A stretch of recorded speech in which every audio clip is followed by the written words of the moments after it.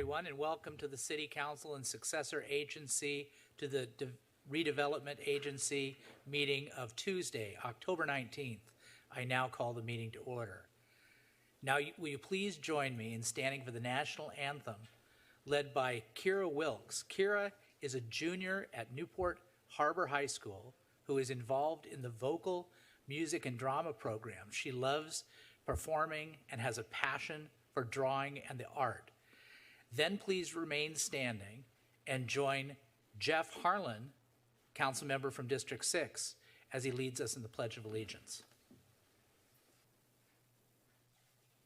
Oh, say, can you see by the dawn's early light what so proudly we hailed at the twilight's last gleaming, whose broad stripes and bright stars through the perilous fight o'er the ramparts we watched were so gallantly streaming, and the rocket's red glare, the bombs bursting in air, gave proof through the night that our flag was still there.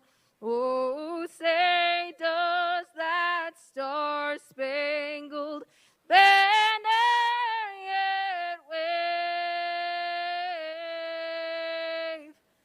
o'er the land of the free and the home of the brave? Thank you.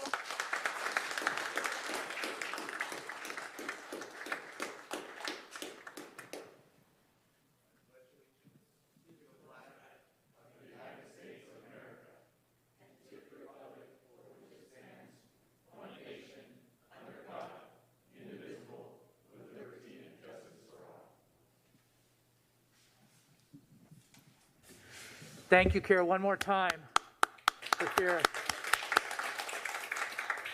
That mask could not contain your beautiful, powerful voice. You did terrific. Thank you very much.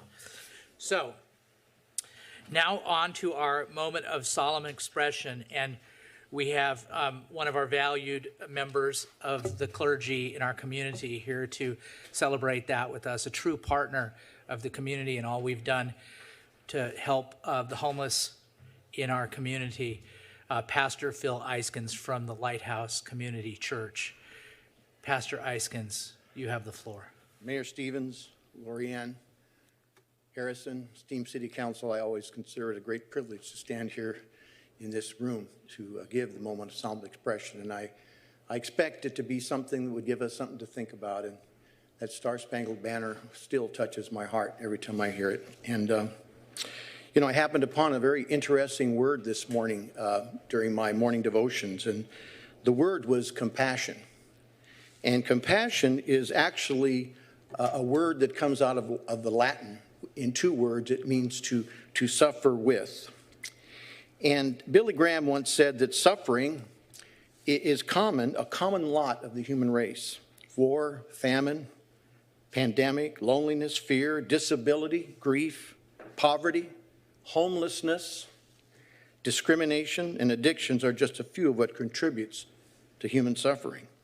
On the other hand, having compassion is that ability to come alongside our loved ones and our neighbors, which we all are each other's neighbors, and make decisions that help to alleviate suffering and make life around us just a little bit better.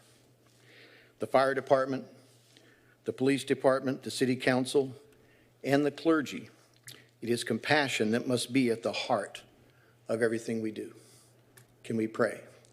Dear Heavenly Father, we come to you tonight so glad to be here, so glad to be a part of this grand thing called government, that you might bless all of those who sacrifice their time and their service to do better and good to their communities. Lord, I lift up the fire department and the police department that we might do our very best to show compassion in all the decisions that we make. And bless this city council, Father, and everything that's said and done this evening.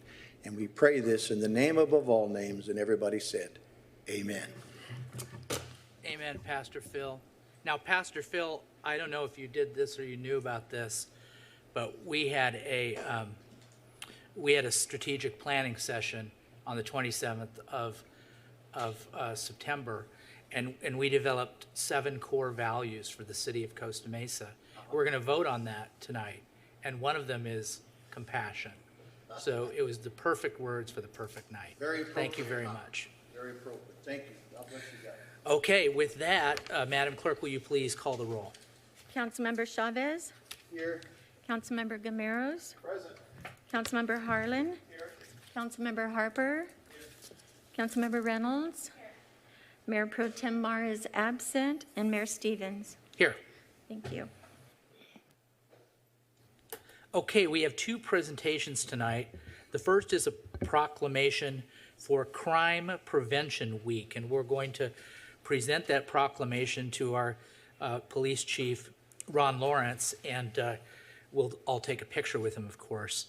The city of Costa Mesa has made welcome progress in its efforts to combat crime. Even though we have had great success at stemming rising crime rates, we know that any incident of criminal activity impacts the victims in profound and personal ways. Our police department, working in partnership with our community, will continue to make Costa Mesa a safe city to live under Chief Lawrence's steady leadership. And just reading a little bit of excerpts from the proclamation before we present that to Chief Lawrence. In 1984, President Ronald Reagan declared October to be observed as National Crime Prevention Month. The Costa Mesa Police Department works together with residents to establish neighborhood watch programs around the city and to reduce crime in their neighborhoods. Voluntary programs like crime prevention through environmental design, CPTED, empower greater vigilance and oversight in our neighborhoods. I call upon all Costa Mesa residents to observe this month with appropriate programs and activities designed to encourage greater public involvement in crime prevention. And with that, Council, let's present the proclamation to Chief Lawrence and take a photo with our chief. And don't forget your mask.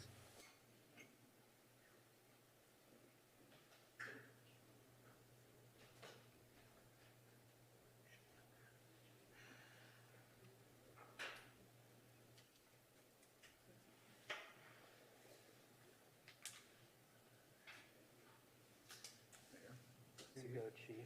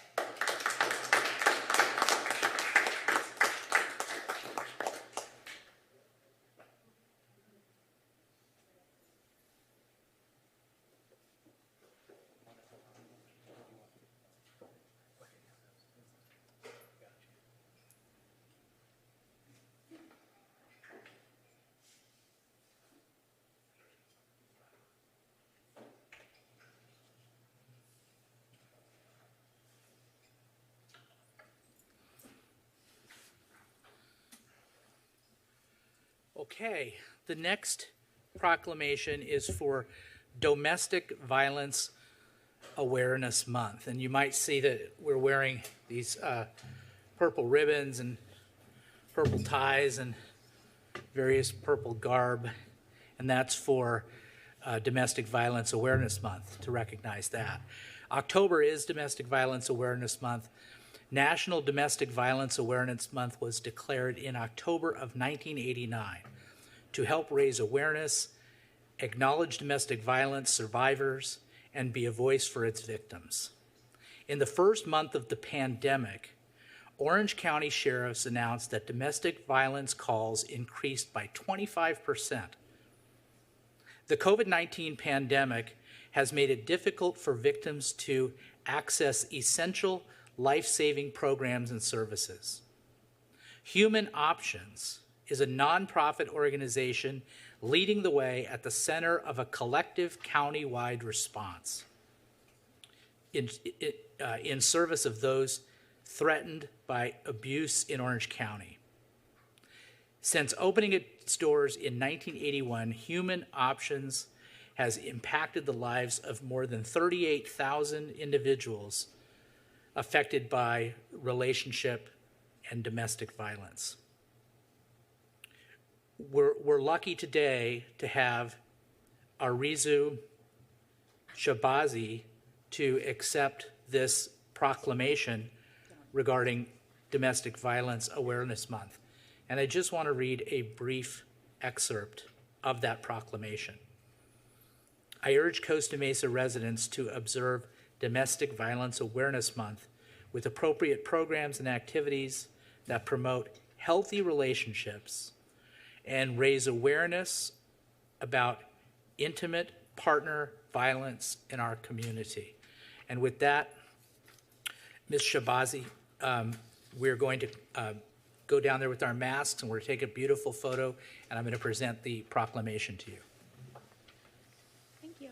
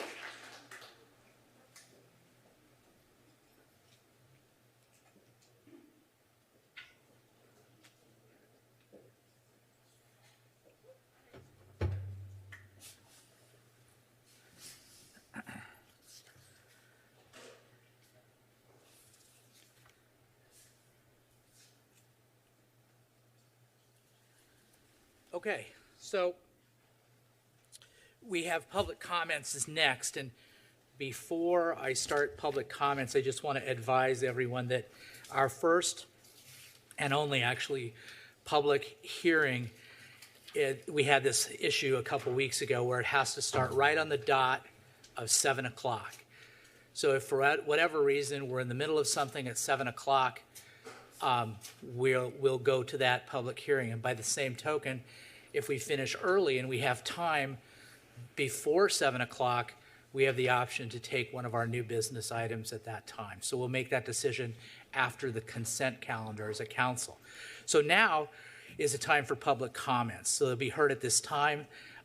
You can only speak on items that are not on the agenda. You have 3 minutes in which to speak. We take the people from the chambers first. Please line up on both podiums. We'll go back and forth between the podiums. You have 3 minutes. Once the 3 minutes are up, the mic will cut off, so there's no grace period, but you will hear a ding at 1 minute. Once we're done with everybody who wishes to address the council in public comments in the chambers, then we'll go to Zoom. And for Zoom, if you want to raise your hand, you use the raise hand function or *9 on the on your phone, and then when you're called on by Madam Clerk Brenda Green, you can press *6 to be able to activate your microphone. So I'm very excited to recognize our first public comment speaker, Jay Well, Humphrey, good who evening, has Council. apparently Jay has a Humphrey, gift. Go ahead. Costa Mesa resident. Yes. I'm sorry. Good have the evening, floor. Council. Jay Humphrey, Costa Mesa resident. Didn't mean to run over the top of you there. First, I'd like to thank Council Member Reynolds for asking the city manager to bring back a report on the status of the write-up for the public for the upcoming ballot measure on One Metro West. As we know, it's a complex issue, and it needs to be, it's not just a simple 5-minute right. So I'll be looking forward to that report. I'll be looking for it to be made public. But secondarily, the Great Pumpkin out of this pumpkin patch basically recognized that you guys give a lot of presentations and a lot of gifts and what have you to people in the community. And the Great Pumpkin recognizes that being a governing body is stressful. It's tough. And you get to a lot of things that become difficult. And you just finished giving 2 promotions, and now we're going to try to do something a little for you because you guys deserve something back for your efforts, for just being here, because local government is probably the most important phase of government we have. And the truth is that governing is stressful. It's hard. And the Great Pumpkin wants everybody to recognize the importance of good humor in the way they conduct their lives and their future, especially in the way they conduct their council deliberations, to think both on the positive, not only the negative part of me, but also the positive side. So with that, the Great Pumpkin asked me to provide to you tokens of good humor for all of you. First, there's a token for the mayor that we need to have the mayor get. I'll do all these, then we'll just pass them out.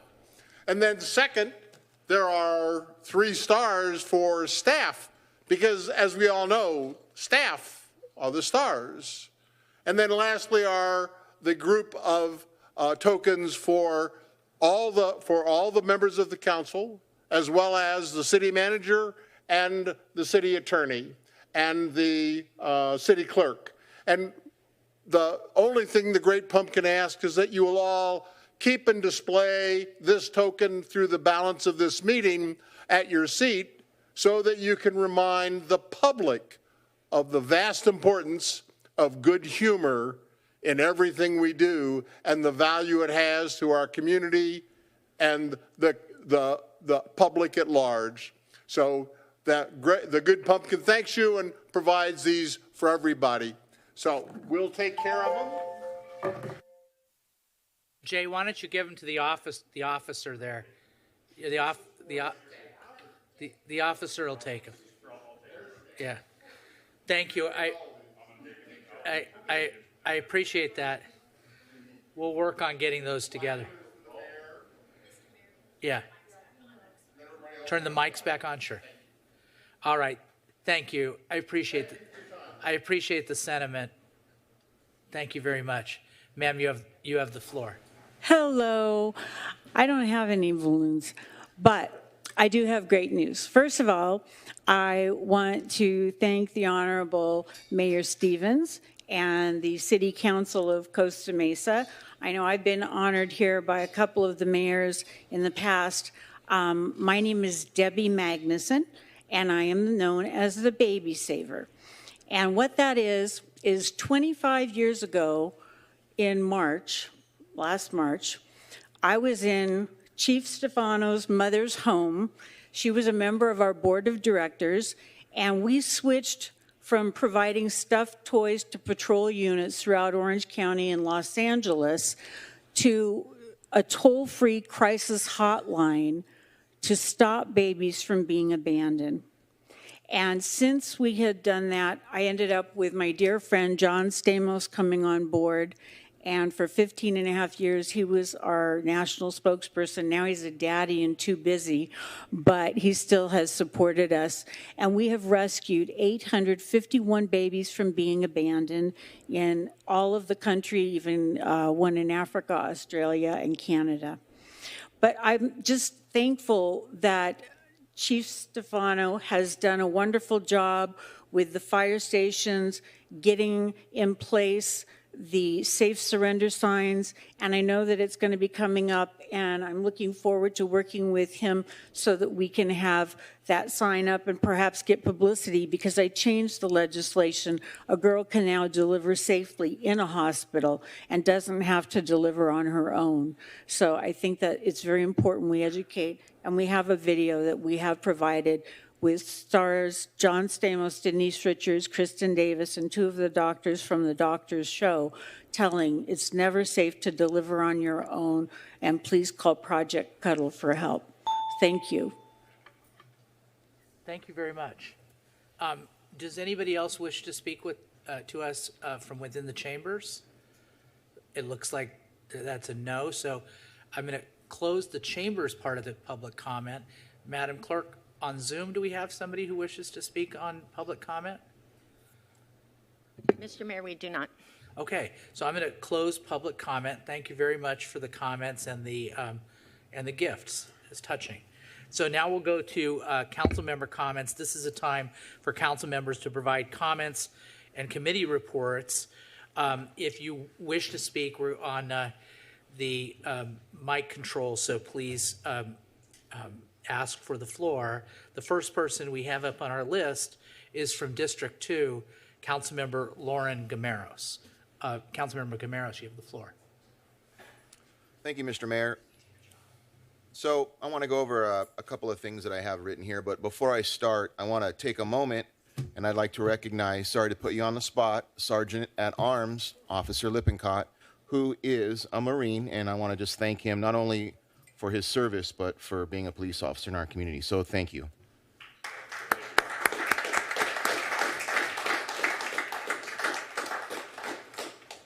Okay, so let me see here. Let me get started here. Not only Costa Mesa is home to some of the best award-winning cuisines in the region, but we have some local chefs that are serving up hospitality with a hearty side of compassion.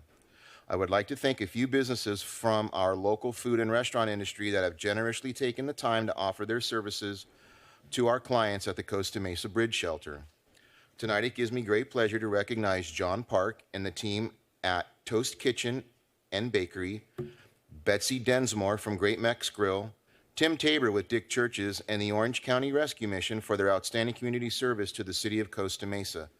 Each of these partners stepped up to regularly provide meals to our clients at the Bridge Shelter.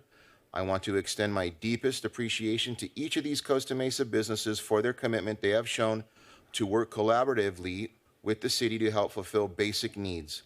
I want to encourage any businesses or organizations in Costa Mesa to consider hosting for those receiving care at our shelter. If you are interested in doing so, please contact John Began from our Network for Homeless Solutions at 714-754-5346. Thank you. That's all I have, Mr. Mayor. Thank you very much, Councilmember Gameros. Appreciate it. I'm now from District 6, Councilmember Jeffrey Harlan. Thank you, Mr. Mayor. So just a few brief thank yous. First, Mr. Humphreys, Jay, thank you very much for thinking of us. You know what kind of job this is, and I appreciate your consideration this time of year. Secondly, I wanted to thank our city staff, and in particular our Parks and Community Services Department for the Scarecrow Festival that was hosted this past weekend at our Civic Center.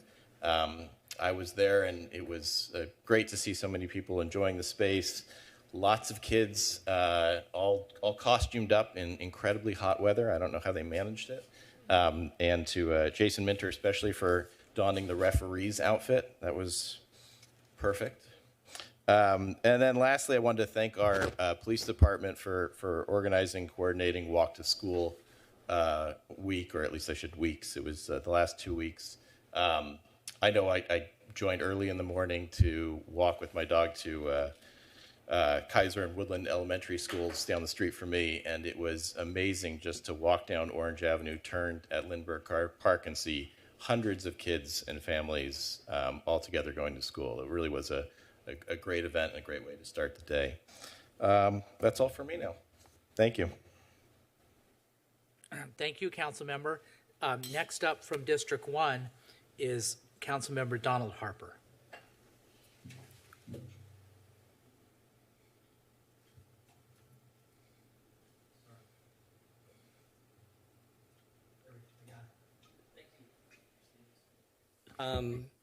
Jay Humphreys, thanks for the balloon. Balloon's always good. And Debbie Magnus and I am the father of an adopted child, so I appreciate the work you do. It means a lot, and it touched me. Several months ago, I mentioned privately to the city manager, and I think I mentioned in public a couple times, my concern for the safety in our neighborhoods and the crime in our neighborhoods. And I see the laws that have been passed over time in the state of California that restrict what police departments can do. I can talk about Prop 47 is one that comes to mind. And I had a robbery occur at our house. A burglary. I'm told a robbery is at gunpoint, so burglary at my house a year and a half ago. Costa Mesa Police Department was fabulous how they handled it. We knew who did it. We had video, but it was in the wrong city, and the laws restricted us from really effectively doing anything, so it went unpunished. And so this week, I had a neighbor robbed about 3 doors down, burglarized during the day. 2 weeks ago, within the last 2 weeks, we've had 2 other houses burglarized. Within 30 or 45 days, we've had 2 other houses burglarized. And then I think about 6 weeks ago, we had a truck stolen, all within probably 3/4 of a mile radius. And obviously, I know all the good things the police department do, and our neighbors are concerned, as they should be, want to know what they can do. We're researching cameras. We're researching something called flock safety. We've found it at other cities. So I sent an email earlier today to Alex and Lorianne and said, what can we do? Give us some feedback, give us some direction, how we can cooperate and support the police department in proactively trying to slow crime down. I think personally, I've been saying it for years, I think crime is going to get worse. Our police department, what our fire does for us is even more important than ever. How we interface with those folks and support them, more important than ever as a community. And we need some real actionable items that we can use. And so I look forward to whatever feedback I can get, Chief Lawrence or wherever it comes from. I've just been working through Lorianne because that's what I'm told to do. So I know that works. So thank you. That's all I have tonight. Thank you, Councilmember. Next is from District 5, Councilmember Arliss Reynolds. Okay, great. Well, I'll start with the chief as well, since you've got a resolution and some thanks already. I just want to appreciate the time we got to spend either last week or 2 weeks ago. Really excited to have you on board. It was helpful and interesting to hear sort of your perspective coming from a different area in what you see in Costa Mesa. And I want to especially thank you for your approach to safety. We had a good conversation about, what the data say and then what our residents say, and I really appreciate you acknowledging that people's feelings of safety are a big part of that equation, right? Do people feel comfortable in their neighborhood? Do people feel safe on their streets? And how they feel about their safety is a really important part of the work as well. So welcome, thank you. Look forward to working with you. Feeding off of our message earlier about staff being the stars, I wanted to give a few shout outs to our staff. The Scarecrow Festival was so fun. It's really great to continue to see Lions Park activated after being shut down for so long under construction and then through COVID. So thank you. I understand that it was Tiana Johnson who was sort of the orchestrator of the show. Got to see our director, Minter, Monique Villasenor, and Kevin Stoddard out there. Really nice nice mix of activities. It was nice to see such a variety of things for people to do of all ages. So I thought that was a blast, and I look forward to that next year. Also, it was really exciting to have one of our first in-person community meetings just last night. Thank you to our public services team for hosting the community meeting on traffic calming and bike facilities on West 19th Street.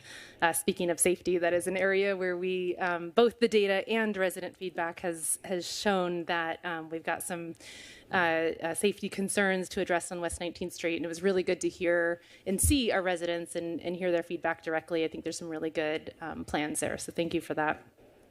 A couple upcoming activities as we head into the fall season. I promised I would share these public open opportunities to continue to get together with community, meet your neighbors, meet other Costa Mesans. So we have on October 21st, a fall festival at Palm Harvest Church. This is 6 to 8 p.m. A couple days later, on Saturday, October 23rd, a fall festival at Christ Lutheran Church, 9 to 3 p.m. And then, of course, on Halloween Day, the famous, I think it's 40 years running now, the famous Freedom Homes Halloween Parade. It's gotten bigger every year. I think it still happened last year. Hundreds of people show up in costume on Halloween Day. 4:15 p.m. meet at Republic and Oak.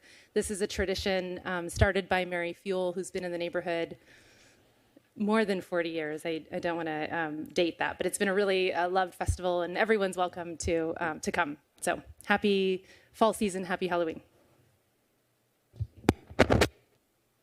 Thank you very much, Council Member. Next up from District 4 is Council Member Manuel Chavez. Thank you, Mayor Stevens. Thank you, members of the audience, those watching at home. And thank you, Jay, for the nice balloons and humor. It's always nice to bring a bit of levity to council meetings, so I appreciate you in that regard. Not much to share today, only one thing. We recently lost a resident these past 2 weeks, so Mayor Stevens, I would just like to add, if we can adjourn the meeting in honor of Jesus Najera, Nejera. Thanks. Thank you, Council Member. We'll definitely do that. Next up from District 3, our Mayor Pro Tem, Andrea Marr. Actually, don't have anything tonight. Thank you. Okay. Next is me. So just a few things. Not last Saturday, but the Saturday before, I gave the commencement address at Pacific College. And I just want to recognize Pacific College. It's on the corner of Red Hill and Paularino. It's a great honor to be invited to give that speech. They've been there for 28 years. And the thing I want to let the community know is during the pandemic, the students, and there were 200 students that graduated, and then they get nursing degrees and also some of them degrees in health administration. But during the pandemic, the students of Pacific College have vaccinated over 40,000 people. So that is a great contribution to the community that I want to bring to people's attention. We had a great time at the Hispanic Heritage Month celebration. That was since our last meeting at Sevilla in the Triangle. So thank you to the Chamber of Commerce and the council members that participated in that. The Scarecrow Festival was spectacular, as others have said. Thank you to our Parks Department and Director Minter. Really, it was wonderful.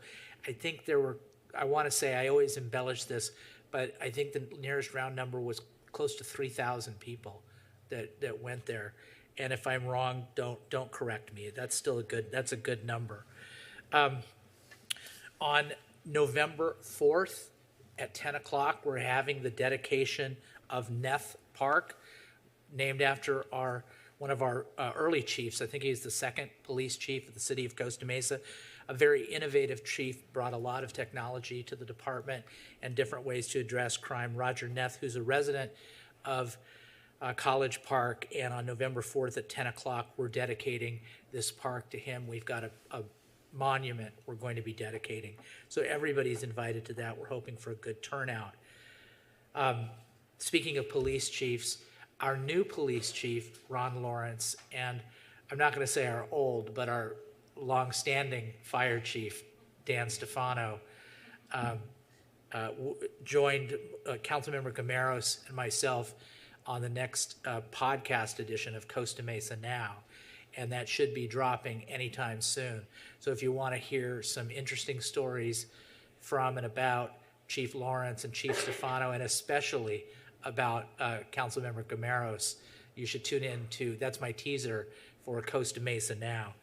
And I've encouraged, it is still Breast Cancer Awareness Month, as well as Domestic Violence Awareness and Crime Prevention Month. And so in addition to Councilmember Chavez's request, I'm going to adjourn the meeting for a good friend of mine who passed away some years ago, Sue Ross, of breast cancer. So with that, I don't have any other comments.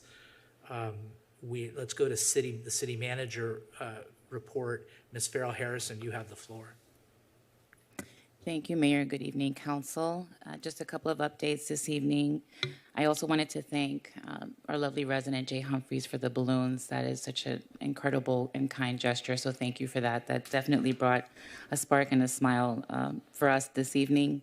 I wanted to just thank also our staff for the great events that we've had. It's just good to be back out and to be able to have our families enjoying the fall season and then, of course, the upcoming holidays. We have a couple of public meetings that we wanted to bring to everybody's attention. First and foremost, the redistricting meeting that will happen this weekend. We're looking forward to the public's help in redrawing district boundaries, as we are bound by law to do every 10 years after the census. And so on Saturday, October 23rd at 10 a.m., please join us at the Norma Herzog Community Center. We'll be holding our first public input meeting and workshop on redistricting. So that's this Saturday, October 23rd at 10 a.m. at the Herzog Community Center. Members of the public will have an opportunity to learn about the redistricting process, data, and some snazzy mapping tools. State law requires that cities engage our communities in the redistricting process and hold public hearings.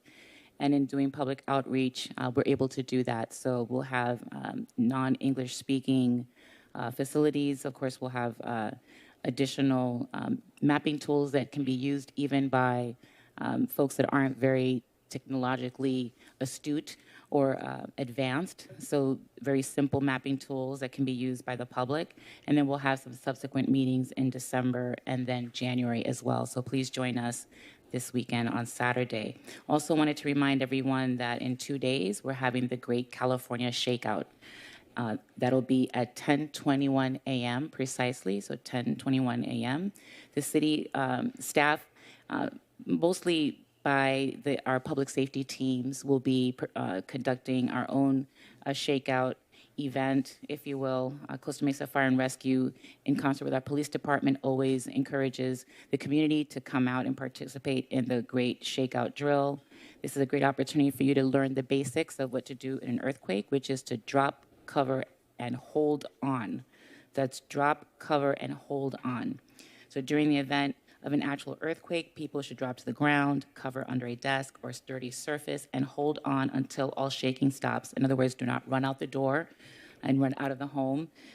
You could get hit with falling debris from nearby structures. In addition to taking part in the earthquake drill, the community is encouraged to prepare and be self-sufficient for at least 2 weeks. So just a reminder to always have 2 weeks of supplies at home for yourself, your loved ones, your pets. Water, meals, etc., ready-to-eat meals, canned goods, etc. And so please update your emergency preparedness plans. Personally, every year when we do the shakeout drill, that's my reminder. Look at my emergency kits at home. Run through a drill. When my children were little, we would run through a drill where I would have them literally just get under a surface that was sturdy, and then also taught them how to use like a regular radio with batteries in case power was out, which of course they would have no idea how to do given today's technology. And so just some handy tools for our young folks.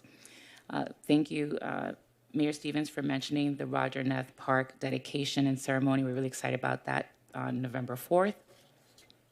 On the matter of public safety, Councilmember Harper, thank you so much for bringing some of your concerns to us. I did share those concerns with our police chief earlier today. And so he'll be working with me to address some of these concerns with you. Of course, public safety is one of the most important priorities that we have as a government. It is one of the City Council's 5 strategic plan goals. We're very much committed to the community safety. It's central to what we do as a government entity. It's part of the reason why I wanted to bring on a chief as qualified and as experienced as, of course, Chief Lawrence, who comes to us with a whole wealth of experience and is a statewide leader in law enforcement. And so we'll be looking into some of the concerns that you have raised, and we'll definitely act accordingly. So you have our commitment on that. And then lastly, I just wanted to, 2 things. One, I wanted to turn over to Susan very quickly for a very brief update on our homelessness efforts. We have exciting information to share about some of the successes there that I just wanted you to be aware of.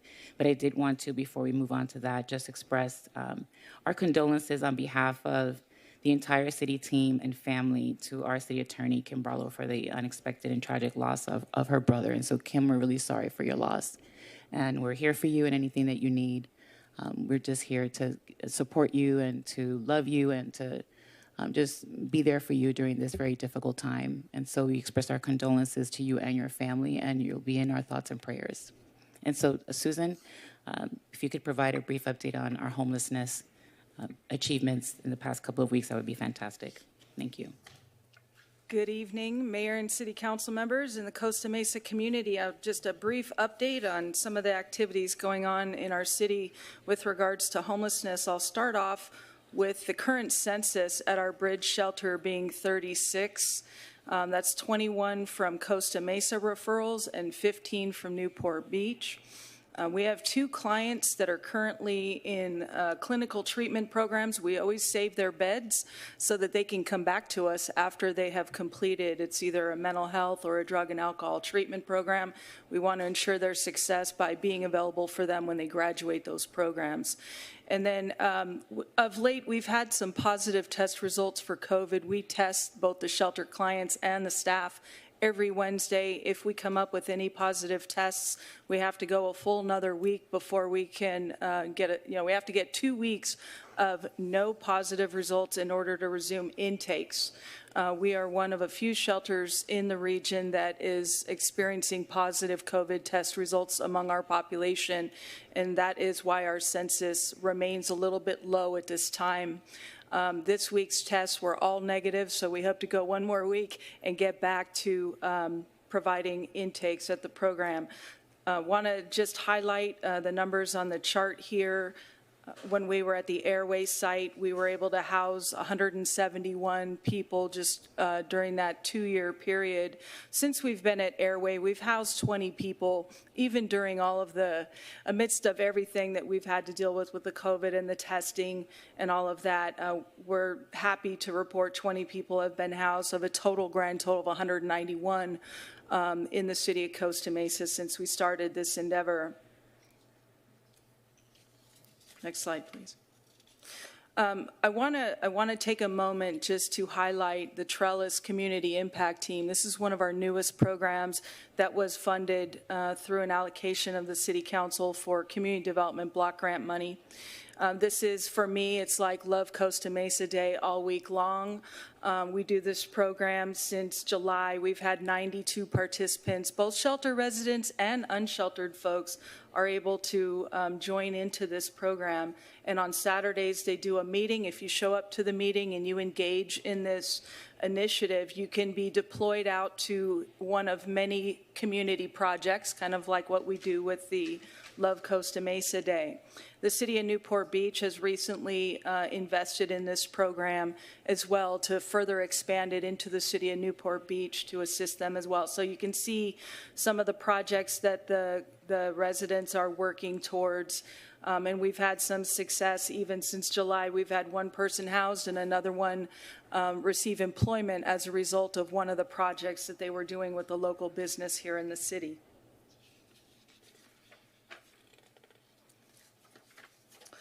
After hours outreach, we've expanded with CityNet Thursday and Friday from 4 to 9 p.m. and also on Saturdays. They are liaison with the Network for Homeless Solutions, and they've had 127 contacts per month which is an augmentation of our existing work. And those are duplicated contacts, not 127 new people, just to allay any concerns. We are contacting people that are on our streets as regularly as possible to get them into the resources that are available. That's why it's so important that we get our intakes up and running at the shelter. Next slide, please. This was highlighted by Councilmember Gameros. We're super excited to be able to bring local restaurants into our facility and assist our clients. They are eating quite well right now with all of the different food options coming from our community partners. We couldn't be happier. This really creates a dynamic environment at the shelter, and we appreciate all the work of the restaurants coming in. And there's many more that have expressed interest that are not listed here, and we look forward to expanding that program over the coming months and years. A quick success story, and something that turned out initially the way it was presented to us was somewhat tragic.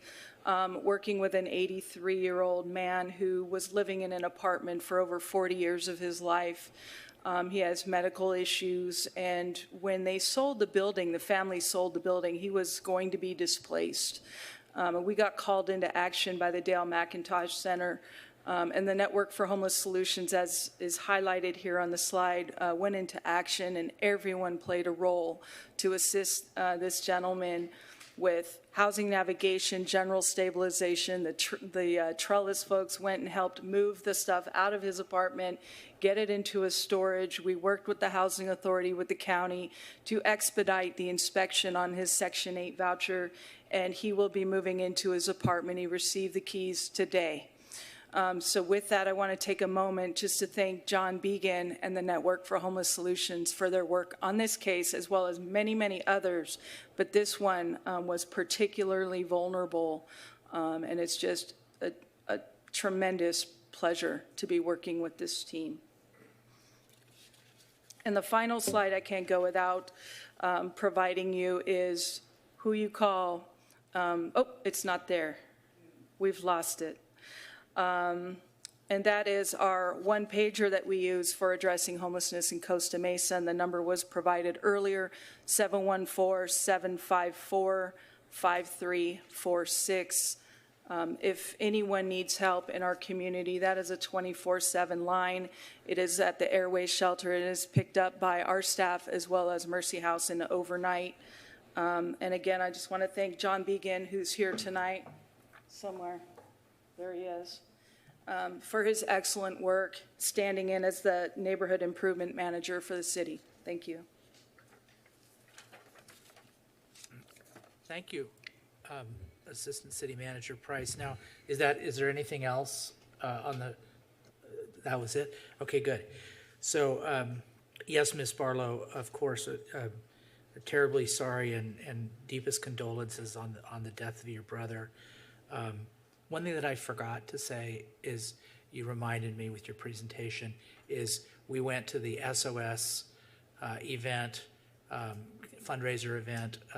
Councilmember Chavez was there, Assistant City Manager Price, Councilmember Harlan. There might have been others there that I'm forgetting, but it was really great, and it reminded us of all the great work that SOS does for the community. So I forgot that. I'm adding it on. We've got a little time. Ms. Barlow, you have the floor for the city manager report. Sorry, city attorney report. Thank you, Mr. Mayor. I was going to probably not mention it because it's been, makes me cry. But I do want to thank everybody here for the support I've received over the last 10 days since my brother died. Way too young. Roller coaster of life, because shortly before that I was blessed with a beautiful new granddaughter. So I'm only sad he didn't get to meet her. But thank you all. And he was a very, we didn't always agree, but he was very, very interested in politics. And so something that hasn't gotten a lot of press, or I haven't seen a lot of press on it, I thought I would raise tonight, which is not only is the city redistricting, but the entire state is redistricting. And there is a Citizens Redistricting Commission, which you can go find on the california.gov website under wedrawthelines.ca.gov. And you can take a look at the they're not maps yet, they're ideas of how lines will be changed throughout California. And if we don't weigh in on whether or not the lines that are being proposed and how they seem to really work in our communities, then we lose that opportunity.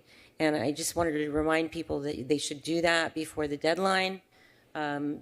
Before they start putting the maps out, please weigh in on your neighborhood and your area and what it should look like from a legislative perspective.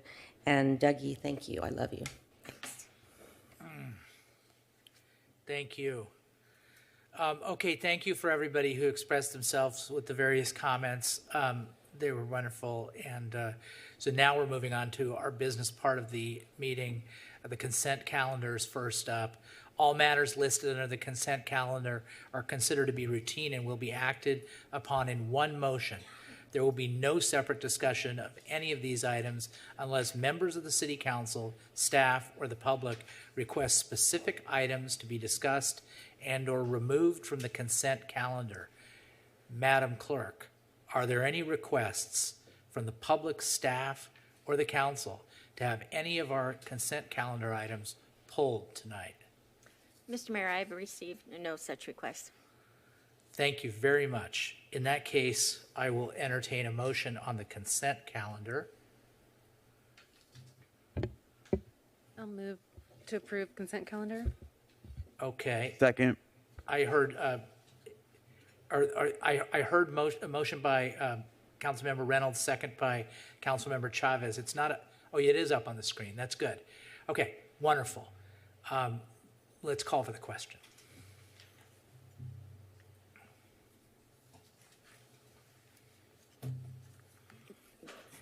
Motion carries 7-0. Okay, so we have 7 minutes before our public hearing item is required by law to start. What I'd like to do, though, is use that time just to make a motion to reorder the new business items, and then we could take a very brief break until exactly 7 o'clock. I'd like to make a motion to take new business item number 3, have that be first, and then move on to new business item 1 and new business item 2.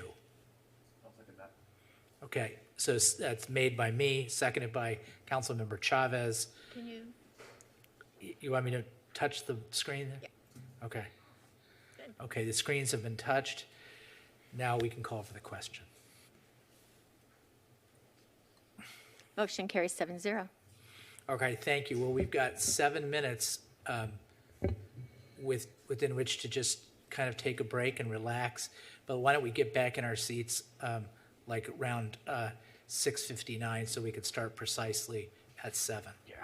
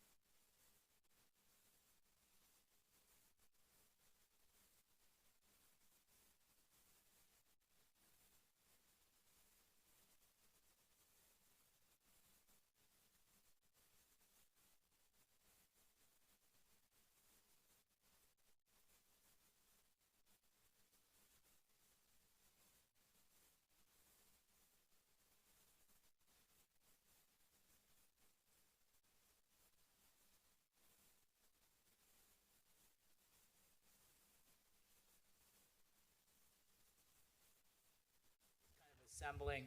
We've got a few seconds before we start. We have to call this. Oh, now it's 7 o'clock.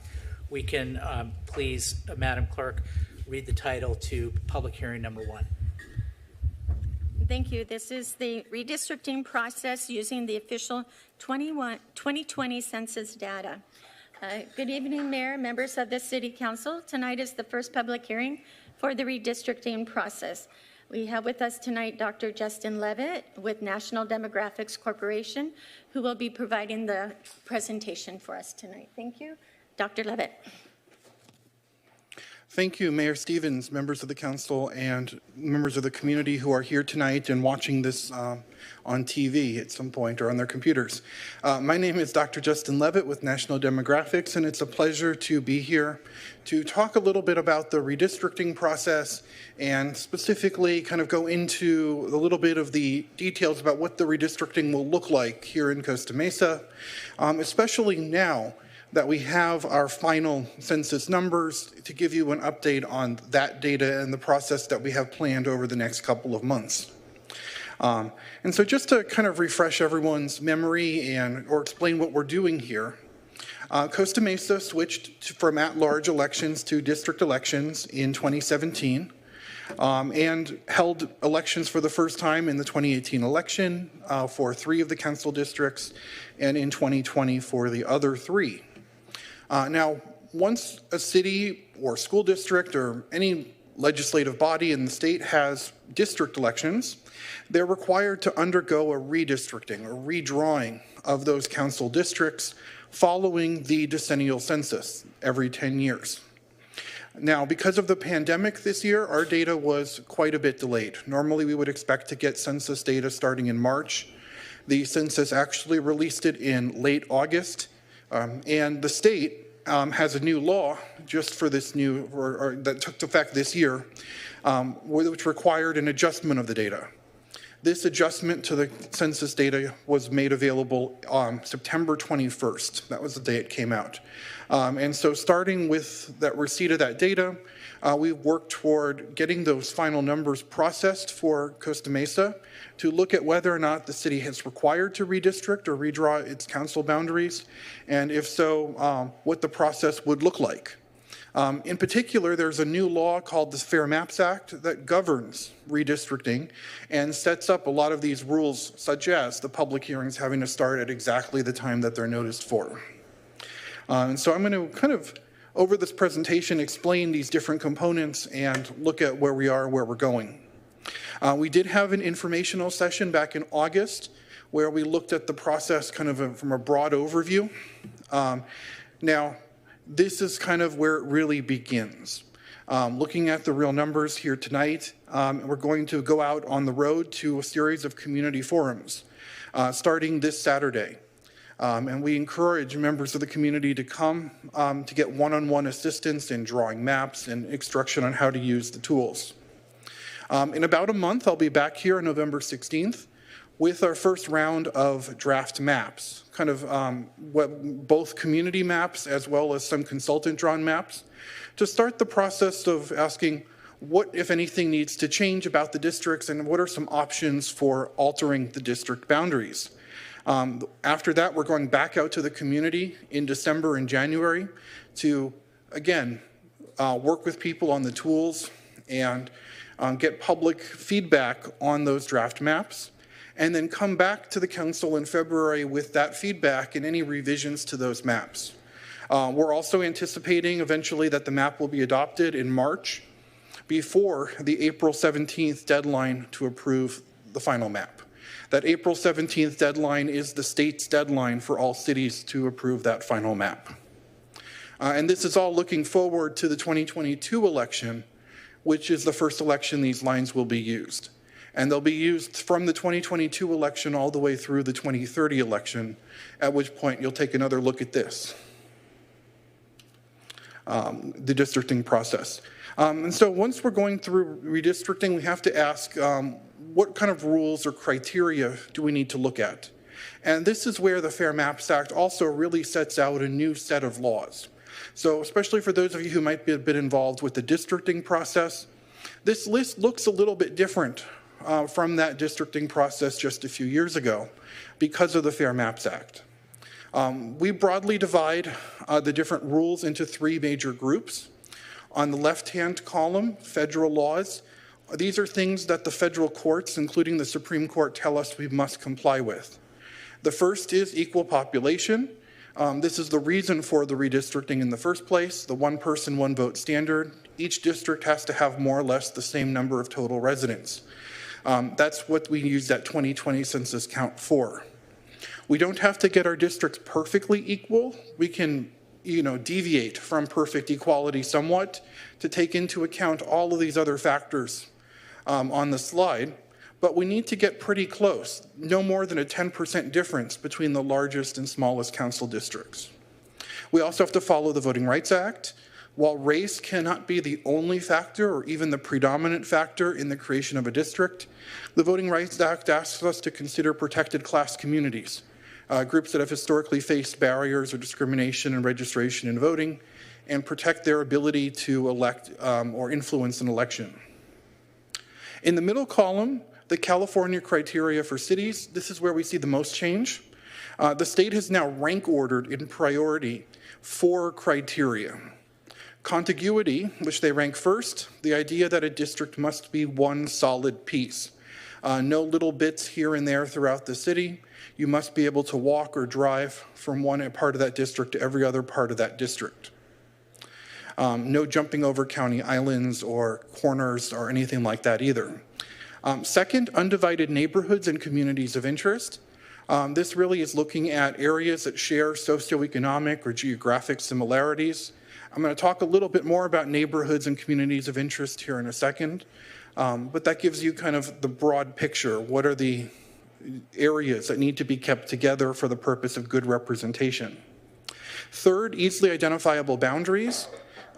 Goes to the principle that it should be easy for voters to understand which district they live in. So to the extent we can follow major roads, natural boundaries like riverways or canals or other features that people would be able to say, oh, if you live west of this street or east of this street, you're in a different district, rather than jogging through a community.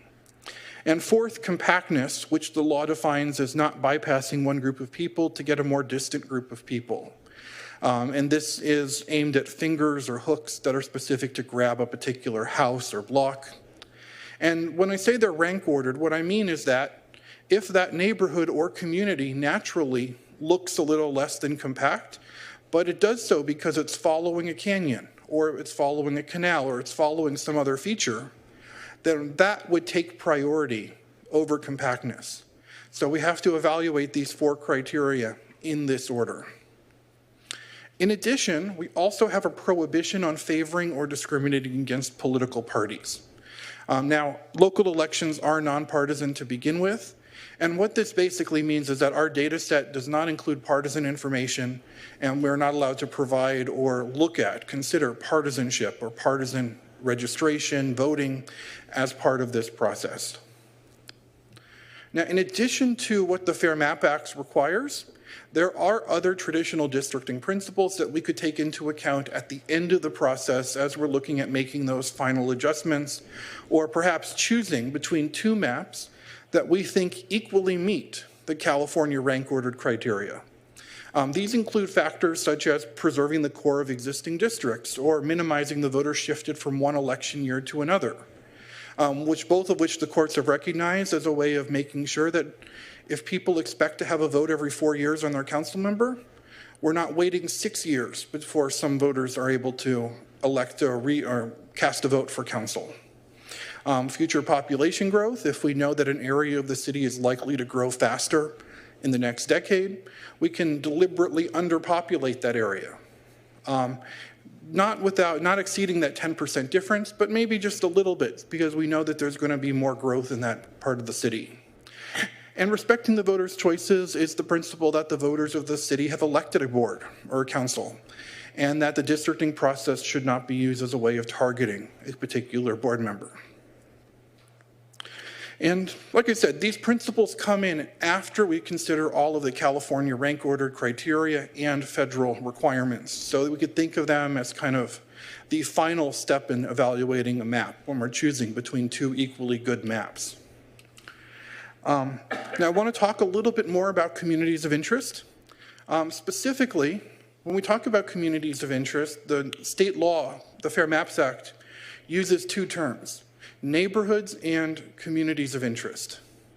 And when we talk about neighborhoods, what we mean are those building blocks that make up your communities. It could be everything from a single apartment complex or homeowners association or condominium complex to a specific business improvement district or a specific plan area, or the area that touches or is influenced within the sphere of influence of a particular park, or a traffic impact zone, or any kind of official, something that we would recognize on a map, any kind of official zone or plan or public area. This might be, for example, all the properties or all the streets that border a particular facility or particular area, or within a specific attendance area. It's another example of how we might define neighborhoods. But the building block picture really comes into play when we look at going from neighborhoods to communities of interest. Because if those are the building blocks, if neighborhoods are the building blocks, communities of interest are the final picture. When you put those building blocks together, it's those little geographic areas and their shared issues, characteristics, concerns, problems. As the law itself says, what areas would benefit from being included within a single district for the purpose of its effective and fair representation? And so what neighborhoods or what areas of the city should not be divided, should not be subdivided? Now, this, of course, comes after equal population, so if a neighborhood is too big, it may have to be divided in some way. And if so, what is the best way to divide that community if it needs to be divided for population reasons? Now, communities of interest are broad, and we might differ on where we would draw the lines on different communities of interest throughout the city. And that's why state law and that's why good practice includes doing workshops, community events, public hearings to hear about communities of interest, to make sure that we can understand the unique communities of interest here in Costa Mesa. It's not as simple as just running numbers, because I can tell you, I go to different cities all the time, and every city has different communities of interest. Different factors matter depending on everything from whether or not the city is in a particular county or a particular part of the state to the size of the city, how many people there are. Communities of interest sure look a lot different in a city of 5,000 people than they do in a city of 100,000, And so this is where we really rely on, the board, the council, the community telling us or helping us understand what factors are relevant for communities of interest here. Because I'm going to show you some numbers, but numbers only go part way to explaining what communities of interest are. But speaking of those numbers, for that equal population requirement, we're looking for that total deviation to be below 10%. Now, looking at the current district map, the total deviation for Costa Mesa is 11.5%, so it's above that 10% threshold. If we're looking at it on a district-by-district level, districts 5 and 6 are fairly close to being balanced. Areas 3 and 4 are more underpopulated, and areas 1 and 2 have too many people. And so part of this process will be looking at how do we remove or move people from districts 1 and 2 to other districts, and where should districts 3 and 4 gain population from? And I'm not saying districts 5 and 6 will remain the same, because as part of moving around the numbers, we may end up touching districts 5 and 6 as well in order to better represent the communities after looking at the map. Looking at that voting rights, and so I guess I'd say before going to voting rights, looking at the bottom, each of the 6 council districts need to contain about 18,690 people. That's sort of our equal population target here. And so if that number is above that, like it is in districts 1 and 2, those will need to lose. And if it's below that, as in 3 and 4, it definitely needs to gain. Looking at our Voting Rights Act analysis, the city does currently have one majority Latino district, District 4, which is 57% Latino at present. And so that's going to play into this redrawing as well, making sure that we continue to represent that protected class community in District 4. And that's something we see as we look at the demographic maps as well. Now, when we look at this map, the areas in purples and blues, that's under 25% Latino by eligible voters. The areas in the oranges and yellow and red, that's over 50% Latino. And so we see that the core of that Latino community currently in District 4 is kind of circled here on the map. There are a couple of other blocks. I'd be careful about over-interpreting some of this. I'm showing you census blocks by their actual physical shape. Just because a block is in pink doesn't mean it has a lot of people in it. And in fact, one of those blocks is circled. It's a large block, geographically speaking. It doesn't have a lot of people living in it. What we do see kind of where we see lots of those blocks in that yellow and pink next to each other, that's currently in District 4. We also look at the Asian American community. While we don't see as many majority Asian American blocks, where we do see slightly higher percentages is kind of captured in District 2 at the moment. And that's just south of the 405 freeway, kind of along the 405. In addition to race, we also look at some of these other factors as part of the numbers. So, for example, we have a data set of over 100 of these different factors that we can look at. I've picked multifamily housing. Where do we see more apartments versus single-family homes? To show you kind of an example of the kind of data we can pull from. Again, just because there's a difference in multifamily and single-family housing doesn't create a community, but it could be potentially one of many factors that contributes to our understanding of community.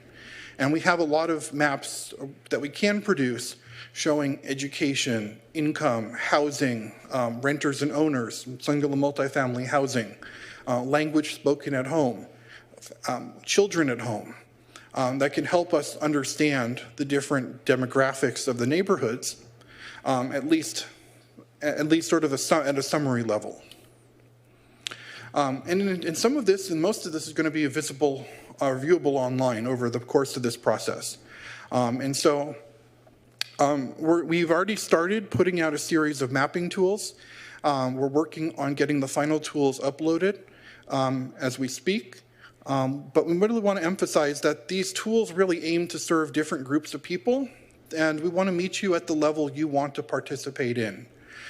So we're going to have everything throughout this process, from simple maps that are just there for you to look and review the draft maps, all the way up to tools that will let you draw your own maps from scratch.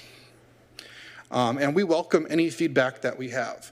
So first of all, we already have paper kits available. And these paper one-page maps, we have 2 versions of. The first version is just got total population. So we've divided the city up into about 100 different areas. And each area, we have its total population. And all you need to do is start, get out your calculators, get out your phone, and add the total populations together until you hit that total population of about 18,690. And this is something that we're going to be going through in the workshop in a lot of detail. So we'll show you how to do it. We'll do an example of this at the workshop. But this is kind of we actually see a lot of people interested in doing it this way because it's something you can do right then and there. You don't need any special tools. You don't need any special equipment. If you have a calculator on your phone, you can just start typing in and adding it. If you have a pen or pencil, you can actually, if you don't want to pay attention to the numbers, you can just color it in based on where you think the district lines should go. Either way, if you turn this in, if you turn City Hall, we also have an address, email address you can email this to. We will draw it in and produce that demographic report on the numbers for it. For those of you who do have Microsoft Office, maybe, you know, I know I teach over at community college, and I know it's a generational thing. If you're used to using Microsoft Office, this is probably the best tool for you. Because what we've done is taken those same population units, but we've created an Excel spreadsheet that will do all the calculations for you. And so all you need to do is open up the Excel supplement, assign each population unit to a district, and it'll do all the calculations for you. You don't have to worry about carrying your ones and zeros, you know. It does it all for you. And it actually shows you more data. It doesn't produce the full data set, but at least it gives you some of the additional information about race and ethnicity as you're calculating this. Both of these tools we have available in English and Spanish and are already available on the city's website. And again, we're going to show you an example of how to do this over at the workshops on Saturday, where we'll set up a time to help you with this if you need help working with it. The tools that we're rolling out over the next week or so, District R is kind of our communities of interest tool. So this is kind of, I said generational, this is kind of the new generation, didn't exist 10 years ago. This is a tool put together by Tufts University. That lets you paint the city to show your communities of interest. What I really love about this is it lets you assign a block or a neighborhood to different communities of interest, so that you don't have to make that decision about whether or not that block or that community only should be in this area or that area. You can just paint it and so it shows up in both areas. And that lets you say, well, you know, I'm kind of ambiguous about which area, which district this community, this neighborhood, this part of the city belongs in. Because I know from doing this, there are going to be areas that perhaps belong in more than one community of interest. And so trying to figure out where we draw the line, understanding that an area might be part of both communities of interest may help us understand where that line could be placed to represent people in different ways. Now, this is, although the base tool is only available in English, if you do have one of those automatic translation features for your browser, it will translate everything in the tool. So the base map, unfortunately, Tufts only produced this in English, but it does work with the automatic translation in Chrome and other web browsers so that you can view it in the 150 languages Google has translation available for. We also are going to be producing Maptitude for online redistricting. This is kind of the most powerful tool. It's a web-based version of the software that we use as your demographers to draw your maps. This lets you go in block by block, starting with the current districts or starting with a blank map to draw the boundaries. And you'll be able to put on those color thematics that I showed you for race, for housing, for other factors. All of those will be available in the tool to go block by block to assign them to districts. Now, this will force you to make a choice. So you won't be able to put that block in two or three council districts. You'll have to assign it to one or the other. And this probably does have the hardest learning curve. So we're going to be walking you through it at the workshop on Saturday as well, using a sample one. Our hope is actually we're going to be producing a video with how to use the tools, and we're going to be placing that up on the city's website as well. This is a really powerful tool. Like I said, it's an online version of the same thing that we use when we're drawing our maps, and it gives you all the data. But it does come with a bit of a learning curve, and what I say is that if you use it, give yourself some time to play around and learn it. We do have a number of help guides already available in addition to the videos that we'll be making, but you know, it will take a little bit of time to get used to how to draw the map if you haven't used an online tool like this before. I like to say this tool was designed for Windows 95 and probably hasn't really been updated since. So for those of us who have been on computers for a very long time, you know, it's a little more intuitive than for some of the younger people who might prefer District R, but prove me wrong, you know. I'd love to see lots of maps submitted with this. And what I often say is people who discover this tool often can't stop at just one. They end up producing 2, 3. In one case, we had one guy who produced 10 maps on Maptitude for Redistricting Online. And all of the maps we receive off of any of these systems, we will draw in and give you the demographics of, and they'll be part of that record that we produce as part of the public and community record for this process. And so today we're just launching this meeting. So we're really here to listen on what the communities of interest and neighborhoods are, what notable areas are in the city and their boundaries, what works and what doesn't work about the current district map, what needs to change, and what, you know, I know the city went through the process just a few years ago. What was valuable from that initial process that we could bring into the maps as we look at them for this time around as well. And so with that, I'm happy to answer any questions, and thank you for your time. Thank you for the excellent presentation. Council, do you have any questions? Councilmember Harper is first in the queue. You have the floor, sir. Hi, thank you, Mayor. Sir, what's your name again? Justin Levitt, Dr. Justin Levitt. Okay. Good evening, Dr. Levitt. Thanks for the presentation. Tell me again what a community of interest is. And sorry, I was listening, honest to God. Sure. Yeah. So let's say that the way that the Fair Maps Act defines communities of interest is areas that benefit from being included in a single district for the purpose of their effective and fair representation. And normally what we think of it is areas with either with socioeconomic or demographic similarities, historical similarities in development or other patterns. So maybe, you know, and this is where we get into kind of examples rather than kind of that abstract definition.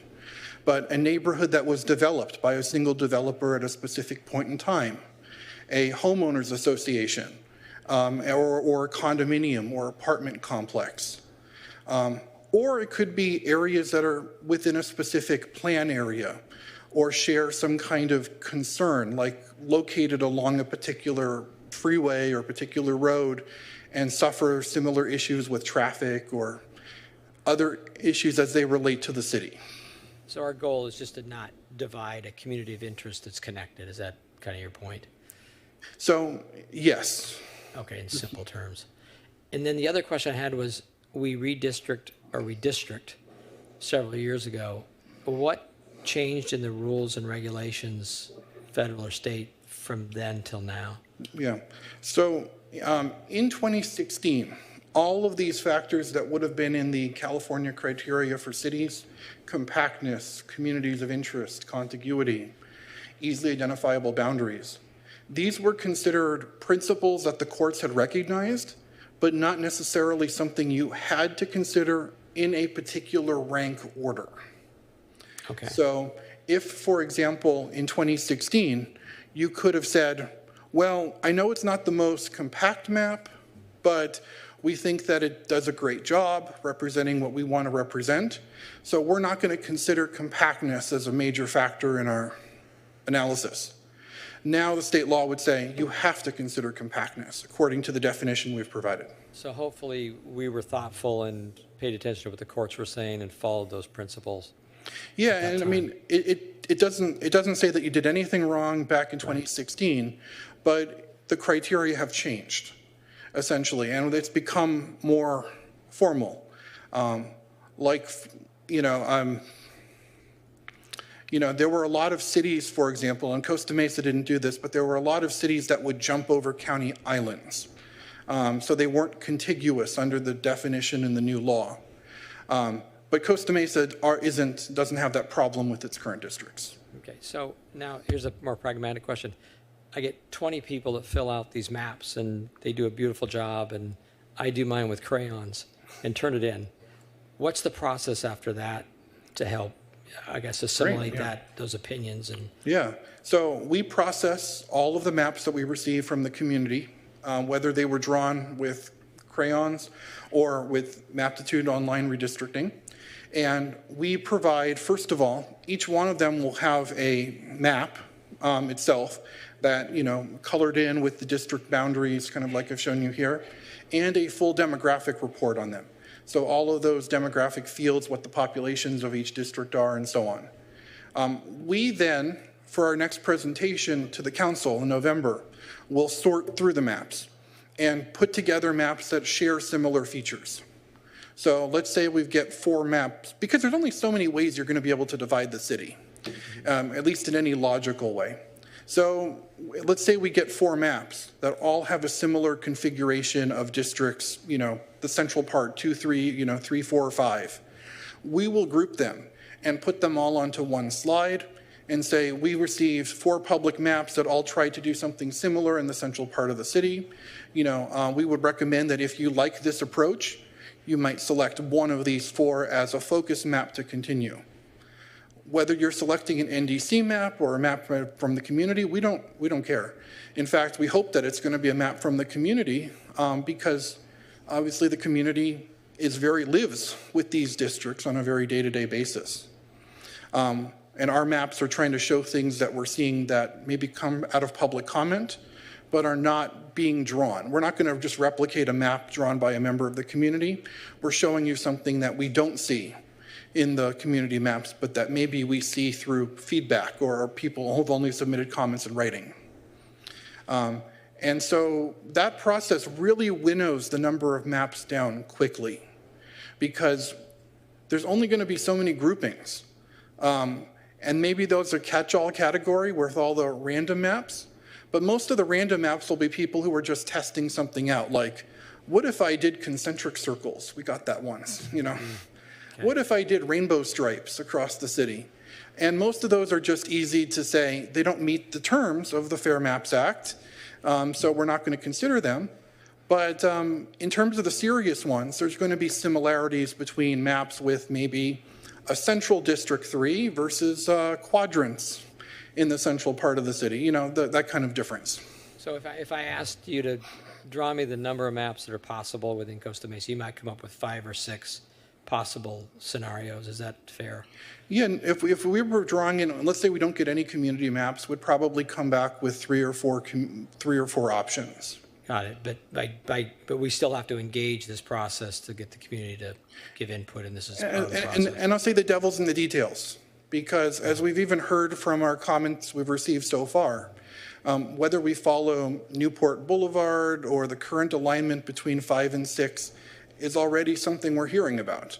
And that's a little shift. It's only 100 people or so, but that is something we're already hearing from people who live in those communities as something to revisit in this process. When they did this districts in 2016, did the population come out equal, or is that due to growth since 2016? It is due to growth. Okay. And we saw more growth in the northern part of the city than we did in the central part of the city, and that's really where the numbers are coming from. I don't think any of the districts actually lost population, Gotcha. But we just saw differences in growth rates. Okay. Thank you, Dr. Levitt. Appreciate it. Thank you. Thank you. Do any other council members wish to ask any questions? Councilmember Reynolds? Hi, thank you. I appreciate the website you've set up online. Excuse me while I get my mask out of my earring here. Okay. A lot of really good information on the website. Thank you for that. I was glad to see an email address up there and multiple options for people to give feedback. I promised I would ask this question every time, so I'm going to ask this question. How are we tracking representative feedback as we collect input through this process? Well, we're working with the city on this, so I will let city clerk answer this. Yes, Councilmember Reynolds. We're tracking every little detail of this process because we have to create a report on everything we do, and those reports have to be maintained on our website for 10 years. So every little piece of media we send out, every flyer, staff dropped off flyers at grocery markets. Those are all tracked, every press release sent out. And then, like at Saturday's meeting, at Saturday's workshop, we will track every single individual that's there, every single comment they make. We will take pictures of their maps. They will submit their maps. And then that'll all be provided in a comprehensive report after every single meeting. And that's required by law. And we will, any map posting, we will post to the website both the original submission, if it was submitted as a PDF or an image, as well as the map as drawn in. If they submit it through one of the online systems, those will be just the maps that we produce, because we're happy to provide the file, but it's not something that we can easily show online.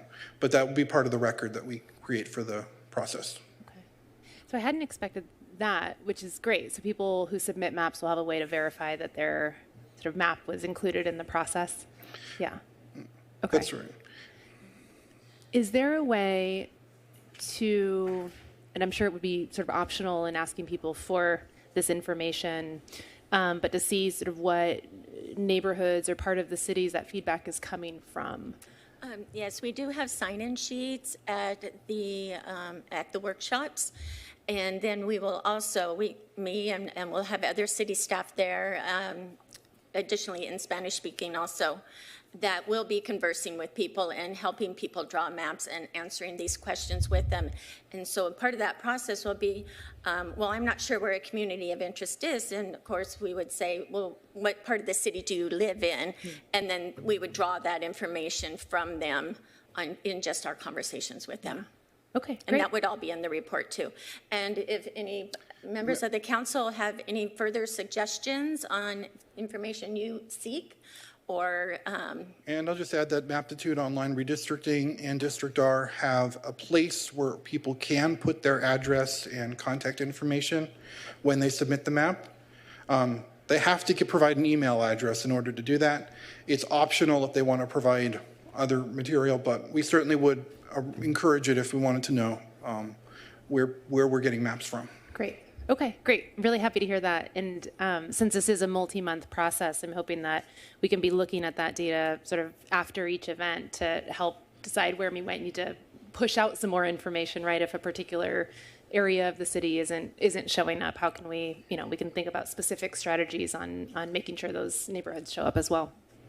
Yes, we will be providing reports, I think, within 2 or 3 weeks after the meeting. We have to post those reports. Because it's only November 16th that we're going to come back. So just in about 4 weeks, we're going to come back, and we'll be here before we know it. And I believe we're at the Norma Herzog Community Center, and so we're right in the heart of District 4 for our first meeting, right down. District 5. District 5, sorry. Right in the central part of the city for this first meeting.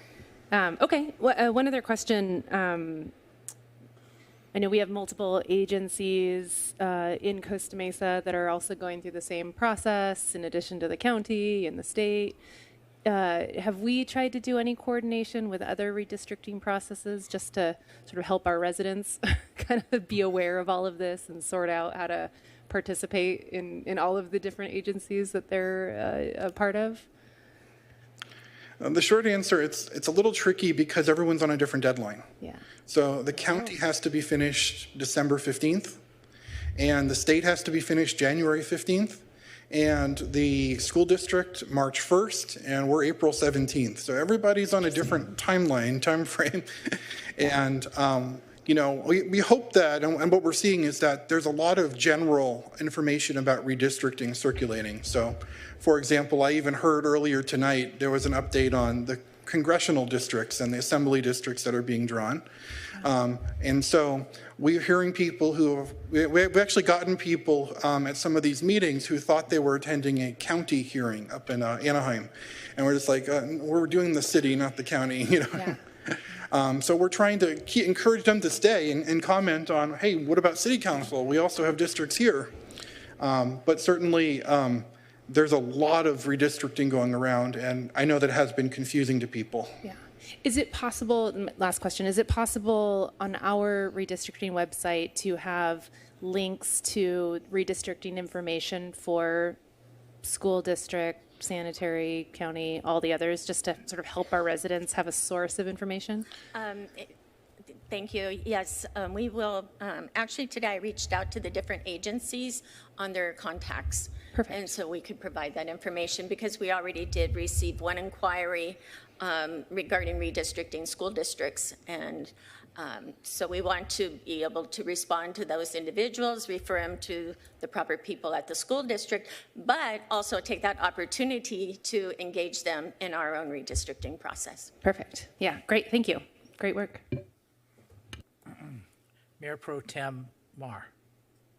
Thank you. This is really helpful and informative, and I had no idea there were so many tools out there, so looking forward to playing with some of them. I don't know how to ask this in a way that doesn't sort of seem self-interested, but I have some feelings about my district, right? I mean, both Councilmember Reynolds and I had this experience of having people who thought that they were walking for us walk in each other's districts because of the southern border being so confusing between districts 3 and 5. I'd sort of like to put out what I think should change, but I don't want in any way to sort of seem to be biasing the process or sort of exerting undue influence or anything else. Is it appropriate for us to sort of put out what we think our districts might look like and encourage people to consider that? Or I want to follow the rules here. No, I think it's a great question, and I think it is certainly appropriate here in open session after public comment to do that. Okay. Because whether or not that is, whether or not, I don't know, whether or not you're the only one who feels that way, or there's a ton of people in the community who feel that way as well. That's information that people can then respond to. And, part of the challenge of this is they want us, especially the demographer, to go in blind and say, I don't know where the communities of interest are. You tell me where they are. But I think the council plays as much of a role as the community does in saying, well, this is where the community of interest I think it should be. And at least it would give people things to respond to as well, if they agree, if they disagree. So I would welcome that feedback. Okay. So we can incorporate that into the round of maps we produce. Excellent. Thank you. Mr. Mayor? Yes, ma'am. I just wanted to weigh in really quickly. I think Dr. Levitt is correct. Your input on, particularly in boundaries of your own district and communities of interest is perfectly appropriate. The risk, of course, is that, for example, if you submit a map, it's part of the public process. Everybody gets to see the map that you submitted, and it can look problematic. It can create Brown Act issues. So we would prefer, rather than you submitting a citywide map, that you focus on your own district and what you think those appropriate boundaries or communities of interest are, rather than submitting a citywide map that may sort of skew the process. Thank you. In that case, I'm definitely going to do the color pencil one where I can just do blotches of where I think things should go. So that seems appropriate. Thank you. Councilmember Chavez. Thank you, Mayor Stevens and Attorney Barlow. I just want clarity on that statement. So you're saying that it would be more appropriate for us to draw community of interest as it relates to our districts opposed to a citywide map, correct? That's correct. Okay. And obviously your focus on communities of interest is more about what makes communities of interest and how or why you think particular pieces, for lack of a better term, of the city should be together rather than separated. You're going to have things on the border of your district where you might think this should be not in my district, this should be in my district, without necessarily judging what district it should be in. Although obviously, given the current boundaries, there's going to be some suggestion there. But yeah, it's not that you can't submit a map. It's just that we prefer that you focus on your own district for Brown Act and just for transparency and public purposes. And I totally agree with that. And I would just say it's even better if it's just a statement you make in open session about the boundaries and where they should be. And then let us, as your demographer, come back and try to draw that in and show you what it looks like. So you don't have to draw anything. Let us come back with something that tries to incorporate that. Okay. That's what I meant. And then a question for the mayor. We will have opportunity to make those comments after public comment, correct? At this meeting? Yeah, we're gonna make a motion, and then if somebody makes a motion, you want to talk to the motion, just like always, you can. Okay. Do we haven't had public comment? We have not yet. I just want to make sure that we have an opportunity on the dais to make some comments Yes, of course. regarding the mapping process. 'Cause again, I don't want to sway anything, but to your point, Ms. Barlow, there are some discrepancies in the current map that I think we better adjust. And one of those I'll ask as a question right now. So, Mr. Levin, in your experience, has it been more common to use the back lot of a property opposed to a street? So, I mean, that's a very interesting question. I can elaborate on why. But we would say that, I have the criteria up, and I would say that easily identifiable boundaries is the criteria we're looking at here with respect to that. So if it's not an easily identifiable boundary, then we would want to make adjustments there. Okay, because I feel like myself, Member Reynolds, and Member Pro Tem Mar have this concern because the current map uses streets and not backlots. And that creates conflicts of shared community interests that may not have actually made sense. But thank you. Councilmember Gameros? Yes, thank you, Mr. Mayor. So it's Dr. Levitt or Levin? Levitt. Levitt. Okay, so thank you very much for that presentation. It was very informative. I do have a couple of very simple questions. You had, in your presentation, you had given us a few tools to use for this whole process. One of them was representable.org. The other one that you mentioned was Maptitude.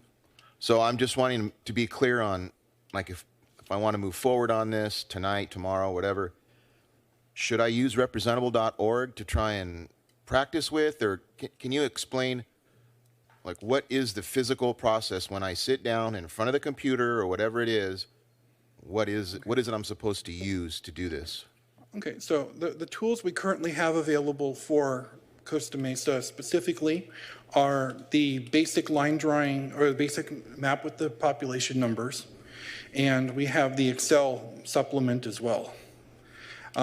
We are in the process of working with the vendors to get District R and Caliper Maptitude online redistricting. Those should be coming out within next week, crossing fingers. They're in the hands of the programmers right now. And if you are looking for something in the meantime, there are a couple of drawmycacommunity.org is the state's community of interest tool that lets you draw, your community of interest.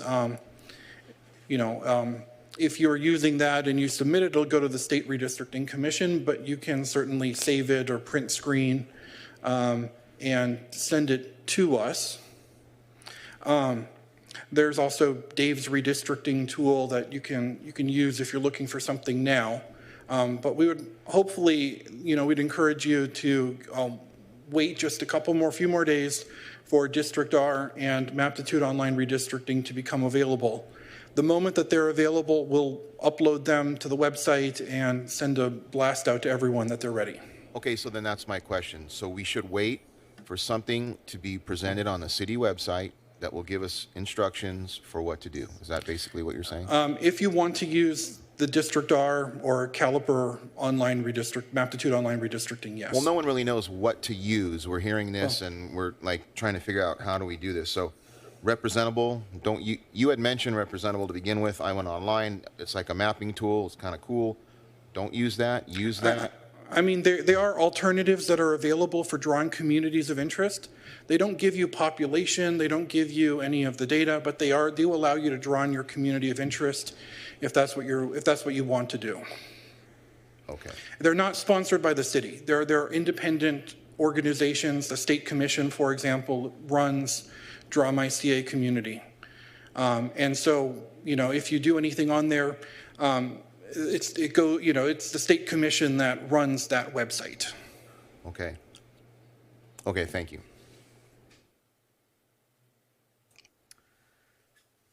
All right, I don't want to be the only one that doesn't ask a question. So Jeff didn't ask a question, I guess. My question to you, Madam Clerk, is this.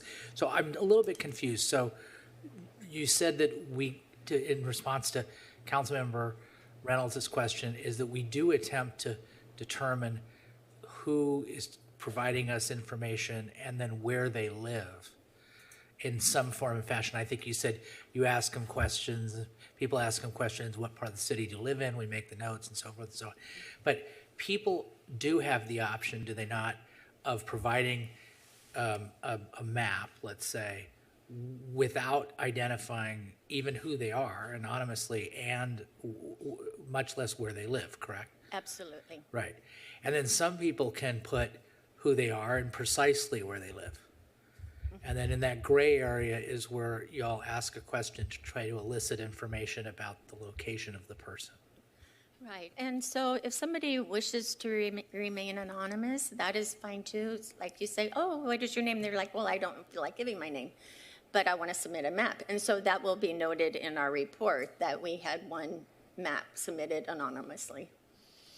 Okay. So, or if they give us their name and their area where they live in, then and provide a map, then that will also be identified. Right. Thank you. Councilmember Harper. So how do I know that that map isn't submitted by my evil twin from Idaho? I mean, why do we accept something that isn't identifiable from someone in the community? And I'm sure there's some rule, right? So go ahead.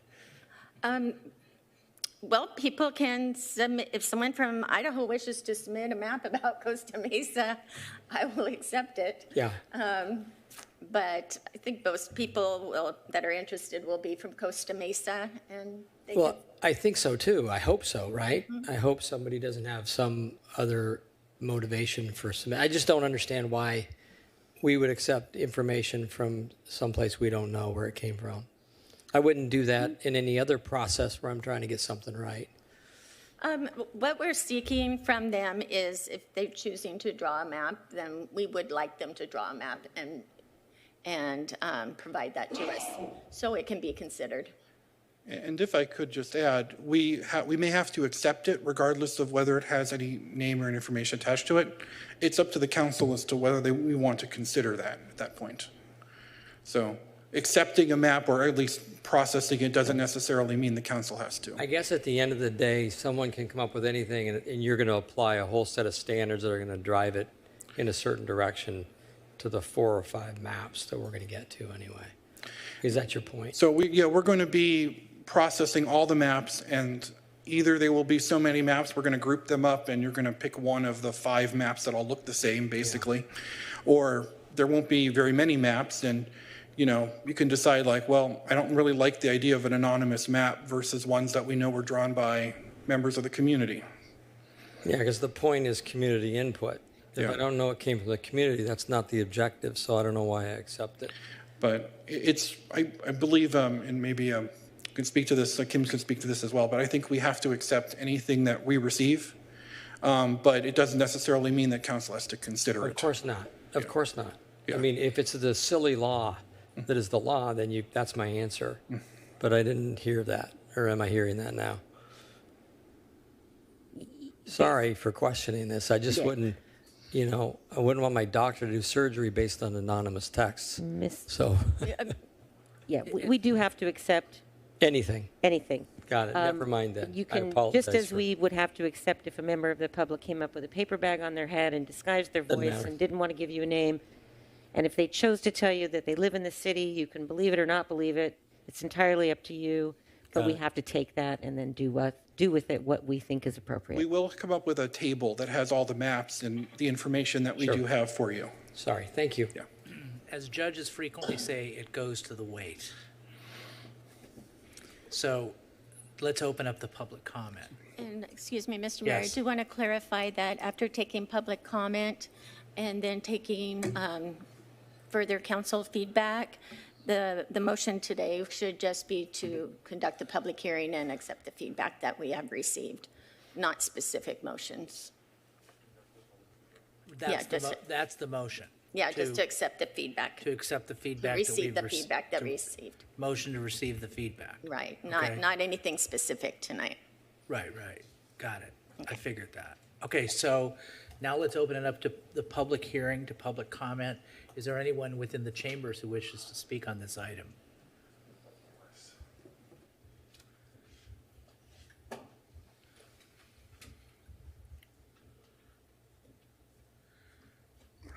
Mr. Humphrey, you have the floor.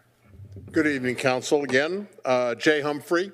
I'm looking forward to participating in this process.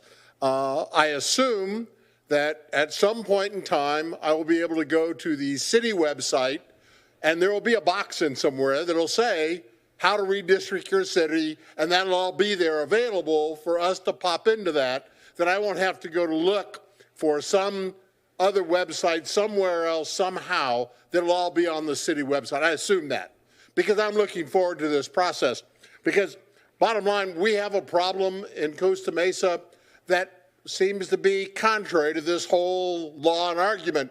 The law is in place to maximize the equality of representation across the board. And Costa Mesa has 6 districts and a mayor elected at large. And therefore, no matter what, one district every day of the week has an unbalanced representation when in fact it comes to a vote of what the council does. No matter what, whether they're good people, bad people, it doesn't matter.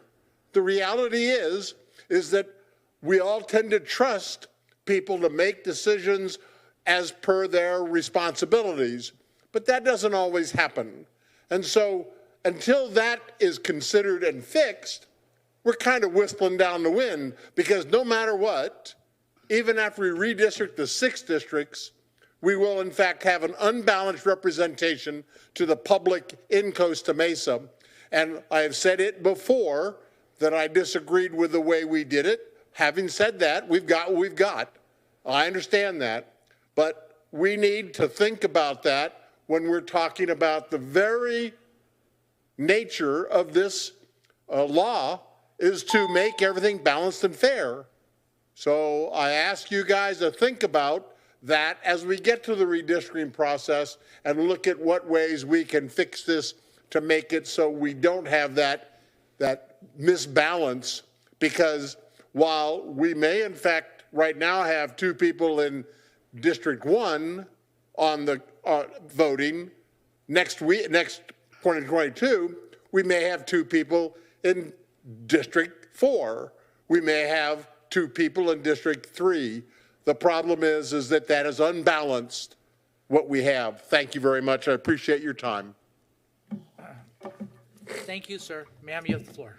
Yes, and carrying on with what Jay just said, 5 or 6 years ago, Costa Mesa was betrayed, and we were discounted for what we wanted. The staff reports, the city manager at that time wanted 5 districts. They didn't want 6 and an elected mayor. However, our council at that time betrayed the public trust and betrayed what the public wanted. So my question to you is, and to Dr. Levitt, thank you very much for your presentation. I enjoyed it as much as I did Mr. Eli that we had 5 or 6 years ago. But my question to the council is this, that if you vote to put it on the ballot, to put it back to 5 with not an elected mayor, since we don't have an elected mayor now anyway, how do we reverse this to make this back to what the people actually wanted, because we were betrayed on that last ballot and that last vote. And I fear that because we were so betrayed last time, that we're not going to have a good turnout, and we need a major turnout. Everybody needs to make a map and get on board with what's going on with this. So can we still have the council make a vote and put this on the ballot to change it from 6 and an elected mayor to 5?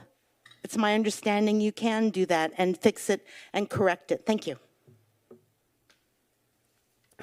Thank you, ma'am. Do we have anybody on Zoom who wishes to address the council? No, Mr. Mayor. Okay, I'll close Sorry, I hung up on myself. I'll close public comment and entertain a motion at this time. So we're not making comments at the motion? You can do let's do the motion, and then people can make comments, and it doesn't really matter. Okay, so it's Mayor Pro Tem Mar beat you, and so then we can make comments afterwards. Go ahead. I'll move to receive the report, accept comments, and conduct a public hearing to receive public input. Second. Okay, Mayor Pro Tem Mar, do you wish to talk about the motion? Yeah, excited that we're embarking on this process. I don't agree that this is necessarily the time to also restructure the composition of council. We just got here. We just got to the point where all 7 of us are actually representing our districts. It took a little while for that transition to occur. We should probably give it a little bit more time before we go making more dramatic changes in terms of the composition of our government. I will say, just from a nerd perspective, that it is super interesting to me that we find new and unique ways to do government all over California, that we've got council manager form of government and strong mayor form of government and hybrid forms of government. And it is constantly the American experiment trying to figure out how we best do democracy. So I'm okay continuing to try this part of the experiment for a little bit longer. That being said, just some of my feedback that I want to make sure I'm sharing publicly. Right now, the flood channel behind St. John the Baptist is my barrier. That's the northern boundary, which is a little bit weird that it's not Baker Street. Most people think it's Baker, and then I have to explain to them that no, you're actually in District 2 because you're on the other side of the dirt channel. So that's probably one of my concerns. The second is the southern boundary. There's a weird zigzag by Wilson Street, and that's where Councilmember Reynolds and I got confused fairly often about whose part of the district was who. The way that line weaves through the neighborhood is definitely not anything that looks like a contiguous community or a community of interest being represented adequately. Yeah, and then the last thing I'll say is sorry, he's getting feedback here.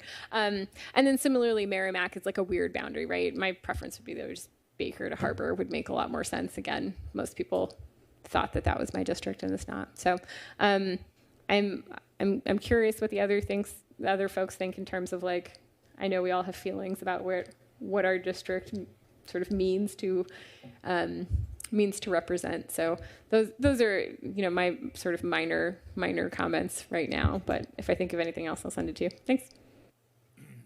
Excellent, thank you, Councilmember Chavez. Thank you, Mayor Stevens, and thank you to members of the public for giving your feedback on this first of many community meetings regarding redistricting Costa Mesa. I have 3 big chunks of comments. So the first chunk is on our current structure of governance. I, for one, like the idea of an at-large mayor. I think it's nice to have someone that everyone in the city of Costa Mesa votes for, considering we have districts. It's a nice counterbalance. The mayor runs the meetings, so typically they're last to speak always. Their voice to be heard is always the last to be heard. And their job really is more to facilitate the discussion between districts. So I, for one, like the idea of having an at-large mayor. Secondly, I like the idea of having smaller districts. I think it gives more of a voice to the community because they're able to more easily run for office. It's easier to knock on more doors. It's easier to know all your constituents. It's easier to get by without big money supporting you.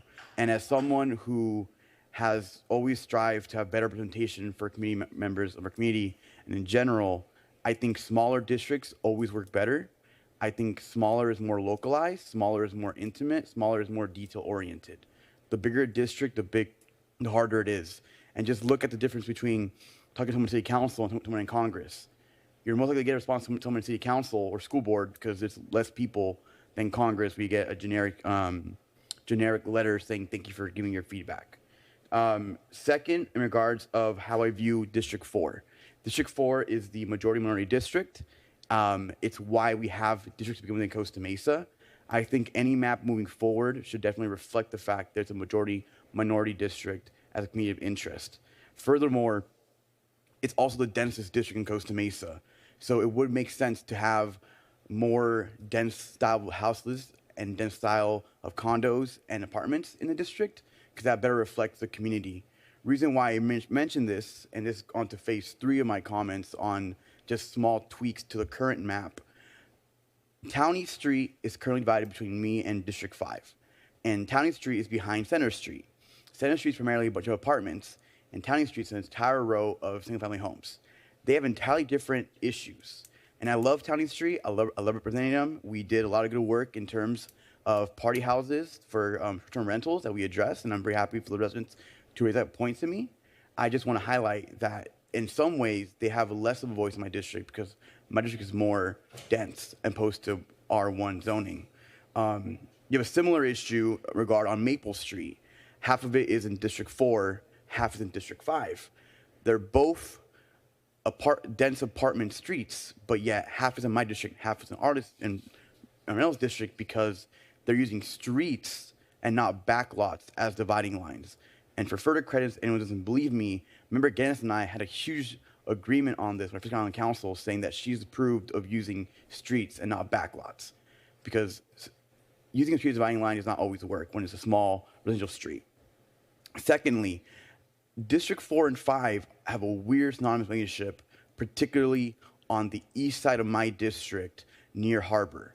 There's so many jagged lines that a lot of times when I explain my district, I usually say it's south of the golf course, west of Placentia, east of Harbor, with a few weird caveats, because Harbor's a big street, but yet we're dividing the district on Maple and on other smaller streets. That doesn't make sense. It's the same community. They all go to the same schools. That to me is very, very weird. And the last point I want to make is more of a thing for staff to keep in mind. My district is the densest district in Costa Mesa, the smallest one, but yet somehow in Mesa Water's map, there's 4 districts in my 1 district. That in my eyes is cracking of Latino votes, and I think as we move forward, to Member Reynolds' point, we have to be looking at other maps to see that there's a continuity for our representation, because it makes no sense that someone would crack my district, that there's 4 representatives for one board, when every other body, school board, council, etc., sanitary has similar looking maps. So that's one thing I want to challenge our city on, is to make sure we're being proactive for our residents, make sure that they're not being diminished in other boards. Apart from that, thank you all for hearing my general comments, and again, I look forward to hearing everyone's feedback moving forward. Really good comments, thank you. So, Councilmember Reynolds.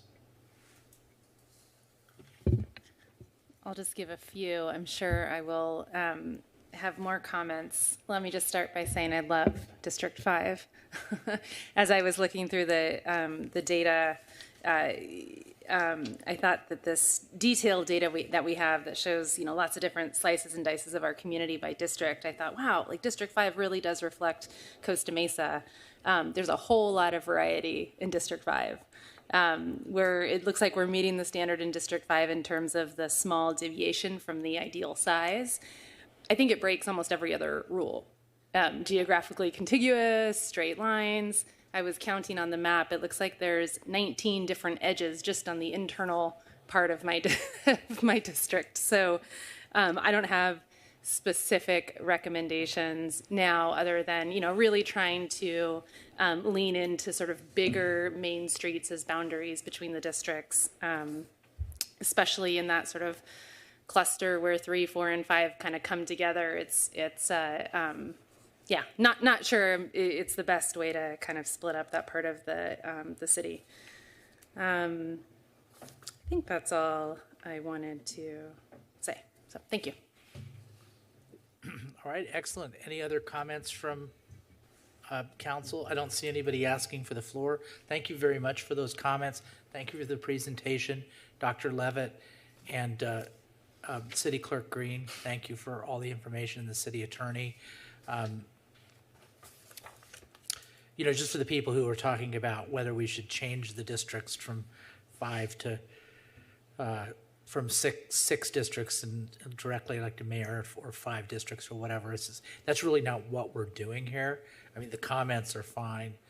We'll listen to everything, but that's not what we're doing.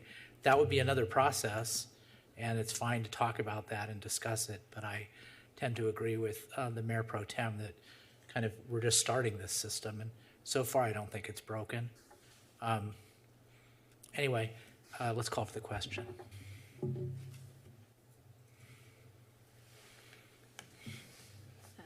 Mayor Pro Tem Marr, please. Motion carries 7-0. Thank you. All right, well done. So we're done with our public hearing item. Let's see. How does everybody feel about taking about a 15-minute break before we go on to the next one? That could be 15 minutes. So let's get back at 8:25. 8:25. So everybody who's watching, we'll see you at 8:25.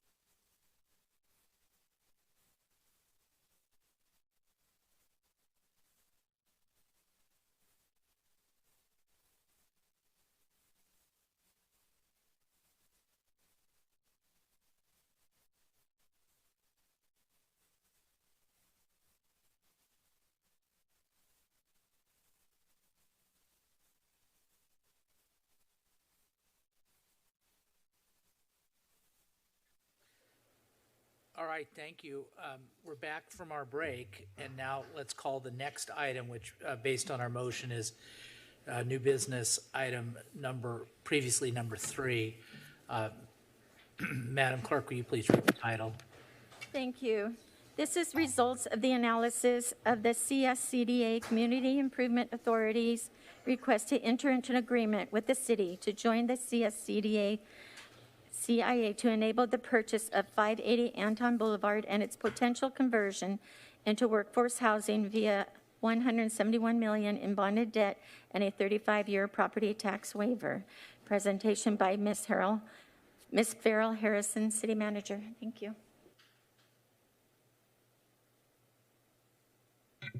Good evening, Mayor and Council members. Thank you. Tonight, the presentation will actually be by Carol Molina, our Finance Director, but I did want to make a couple of opening comments. First, I wanted to thank staff for their analysis of this proposal.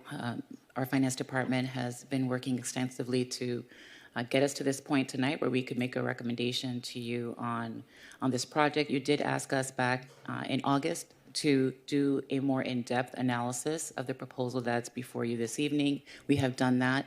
You also authorized, and we wanted to thank you for this, authorized for us to bring on some experts and consultants that would assist us in this analysis to make sure that the analysis is objective, that there is independence in the analysis, that it's thorough, comprehensive, and takes into account all of the different facets of the program, from a housing standpoint, from an affordability, workforce, housing development standpoint, and of course from a financial standpoint. And we have done that. And so you'll hear tonight from our esteemed finance director, who's also our city treasurer, and also from 2 firms that we have hired to assist in this process of analysis, a housing expert firm, and then a firm that serves as our current financial advisor on all major financial issues that the city is undertaking or considering. And so you'll have a comprehensive report this evening on our findings and our results and our recommendations. And again, thank you for giving us additional time on this. And we know that the applicant is here as well. Thank you to them for all of the information that they've provided. There's been a lot of exchange of information back and forth, many meetings, conversations, data, questions. And so I just wanted to thank them for their responsiveness and their assistance in putting together some of the data that we're presenting for you this evening. So with that, I'm going to turn it over to Carol Molina, our Finance Director. Thank you, Lorianne. Good evening, Honorable Mayor, City Council. It is my pleasure tonight to present to you the findings of CSCDA's request to convert 580 Anton Boulevard into workforce housing via a $171 million bond and a 35-year property tax waiver. Before I start, I would like to take a moment to thank all of the individuals who assisted in their independent analysis, which would include the city attorney, Kim Barlow, both consultants that Lorianne already mentioned, as well as some of the staff on the finance department. For our overview tonight, we will be talking about CSCDA's request for the city to join into JPA, thereby converting the 580 Anton into a workforce housing program.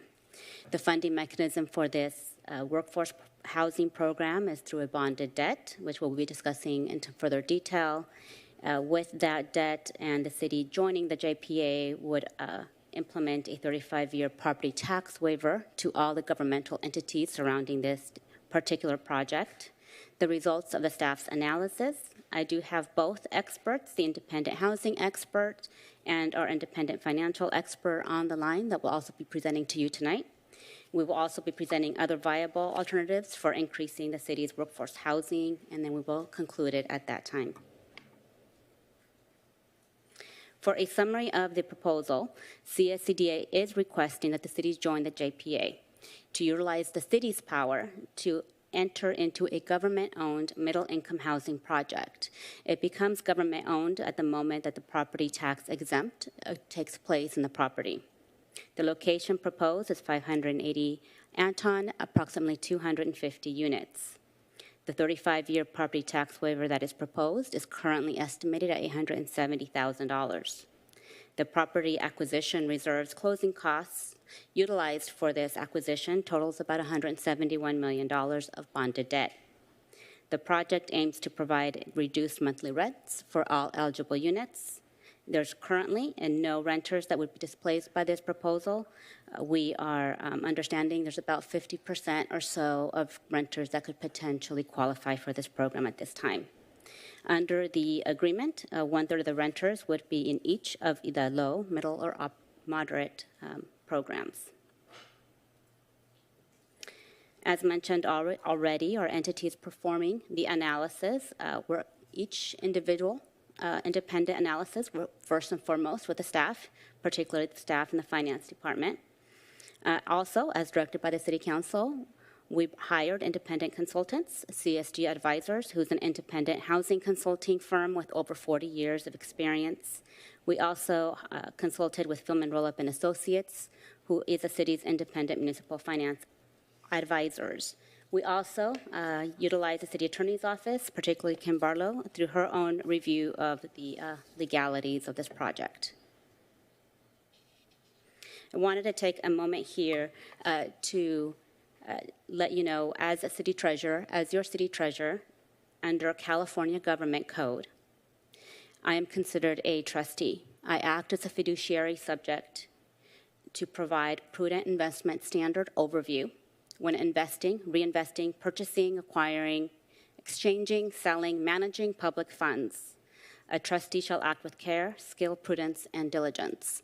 This was emphasized in the California Government Code as a result of the 1994 Orange County bankruptcy. Made it clear that city treasurers must act with high excellence and prudence in reviewing all financials as it relates to public funds. And in this case, public funds would be utilized because of the property tax waiver.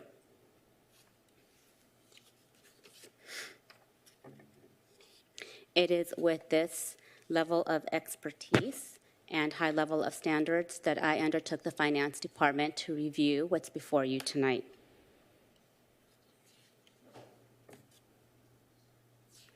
So let's talk about the 580 Anton Boulevard project. 580 Anton is an upscale Costa Mesa residence and luxury. It is in close proximity to the Segerstrom Performing Arts Center as well as to South Coast Plaza. The 580 Anton sponsorship team include California Statewide Community Development Authority, CSCDA, Opportunity Housing Group, which is a lead sponsor, Legacy Partners, which is the property manager, and Citigroup Global Market, who are the underwriters. At this stage, this is some numbers that CSCDA and the sponsors provided. In particular, you can see how they are projecting the current market rates per unit and what they would occur after acquisition, and they have split it up between low, middle, and moderate units for an estimated annual savings of about $1 million. It is important to note that these numbers, particularly the rental numbers, are different from the city's low, middle, and moderate amounts. However, just for expediency's sake, we went ahead and used their numbers. It's an overview of the analysis. So some general concerns from the city itself: delegating city powers to a JPA for an investment or debt issuance the city would not enter into. This particular debt issuance, these bonds are unrated, and according to our city's investment policy, the city would not be allowed to undertake investment in a bond or any type of an investment that is not rated. Additionally, the agreements does not provide indemnification to the city. As a result, there's no protection or guarantee that the city would not face any potential lawsuit. As a JPA member, in this particular instance, the city would not be a voting member and would not have any rights or authority over the property. The JPA has a sole authority to refinance, issue, and sell revenue bonds. The only authority that the city would have is to force the sale of the property, which would start at year 15. Furthermore, there is additional revenue loss to multiple governmental entities within city limits. For example, Newport Mesa would lose approximately $350,000 a year if this project were to move forward. Additional highlights of this analysis is this does not provide any RENA benefits to the city. The city would not have any authority to monitor or audit compliance, as it would with any type of a housing agreement via the city. We would not be able to look through the cash flows, financial statements, or even discuss their management. We would not have any authority over that at all. Additionally, the purchase price of $150 million is currently out of scale with the current market, potentially leading to other market escalations. We took similar properties in the area as an idea of whether the $150 million purchase price would be in line, and it's about $113 million, a property that's similar to this in scope and size, Baker Block. We have no idea where the difference would be going. The excessive fees that would be presented to you tonight will reduce the cash available to provide more affordable units and or make annual debt payments. As a result, this $171 million unrated bond issuance entails high risk, and therefore it makes it difficult to reach affordability for the net proceeds upon asset sale. At this time, I want to turn it over to Gene Slater, who is independent housing expert analysis from CSG Advisors. He has over 40 years of experience and expertise in this particular field. Thank you. Do you want to advance the slide to slide 15? Carol? Go ahead, Gene. I went ahead and moved it over for you. Okay. Did everybody see slide 15? Okay, great. I don't know if this is easy to read. Let me just give 2 minutes about our background. So we're an independent financial advisory firm. We're registered municipal advisors under the SEC, the Municipal Securities Rulemaking Board.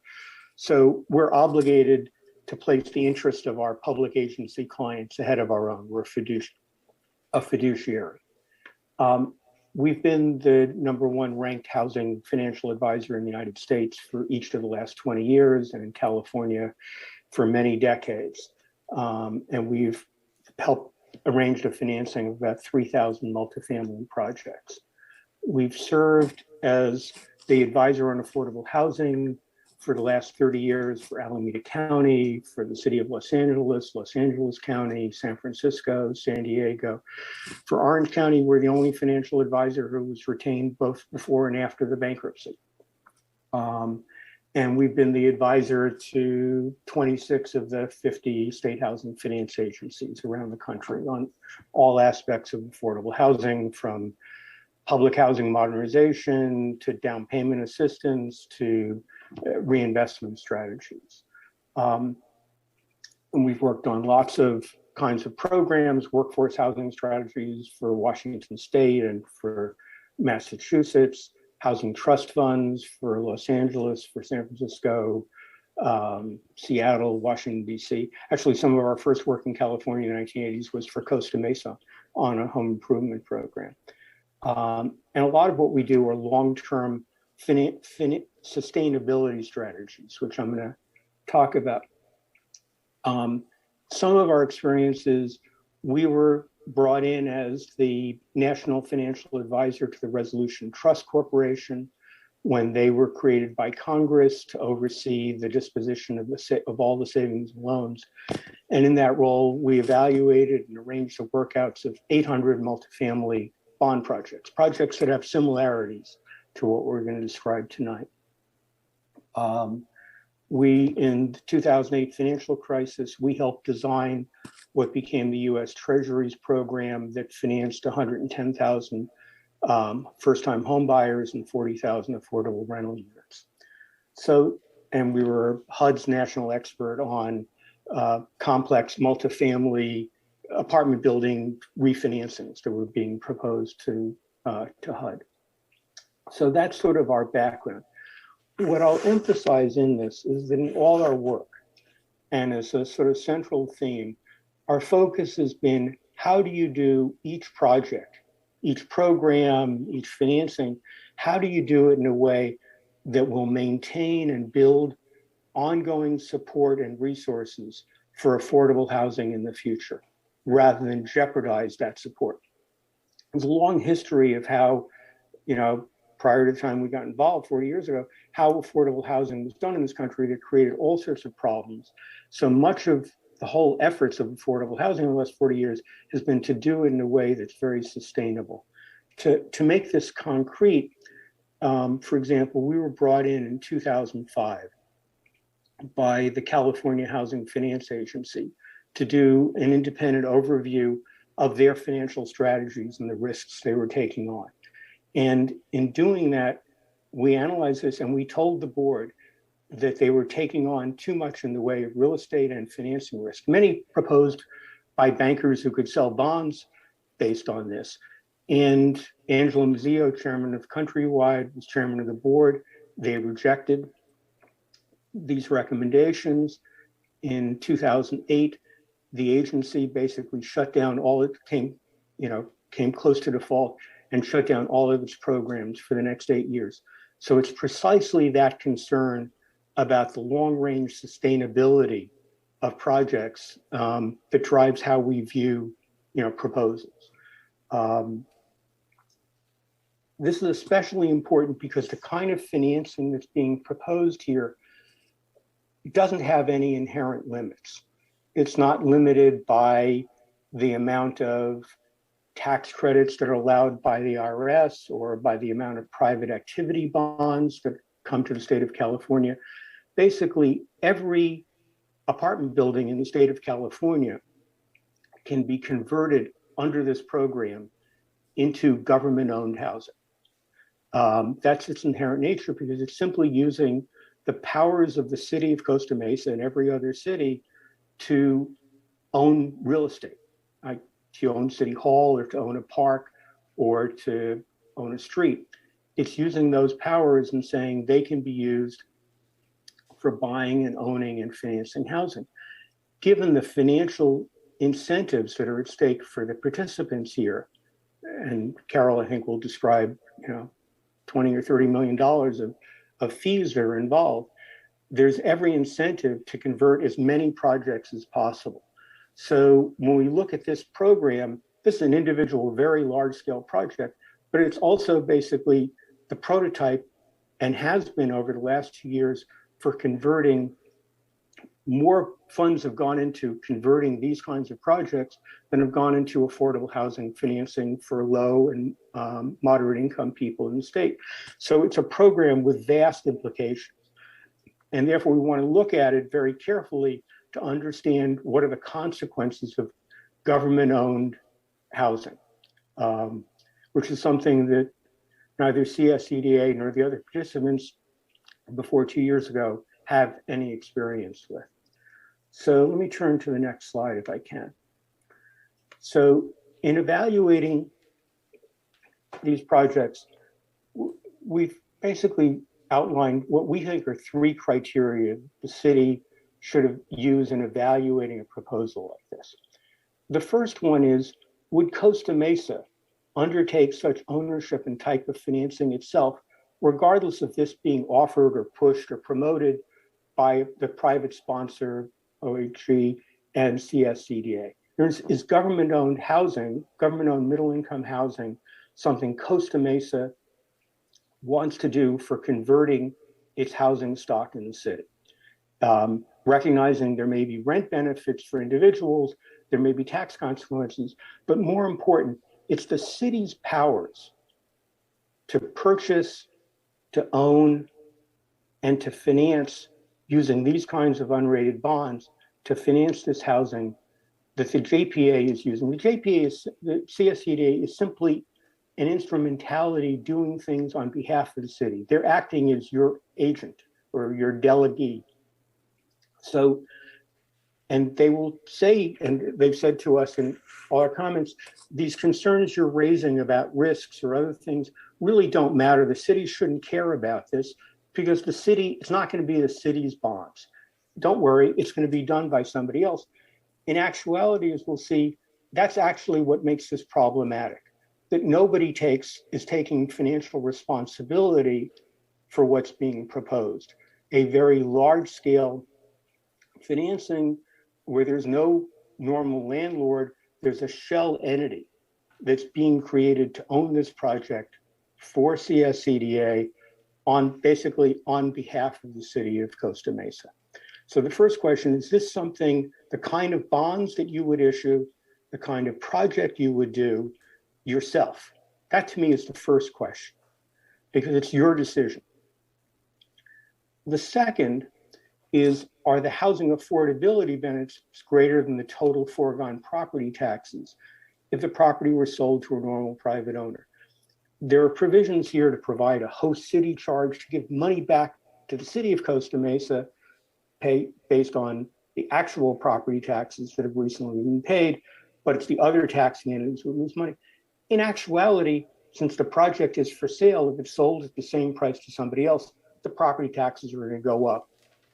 So the foregone taxes aren't simply what's been paid based on the old assessed value, but what is this property being sold for today? And when you see that, and I think Carol will go through the numbers, then the benefits are in fact less than the foregone taxes. But to us, by far the most important issue is the third point, which is, are the financial risks of this project limited and reasonable? So let me go through, it's a little hard to read on the slides. Let me turn to the next page if I can. So I want to talk about the numbers for this project, and then I want to set this in the context of many decades of history of people trying to do things like this. So these are the numbers. This middle column comes directly from the pro forma submitted by the applicant last week.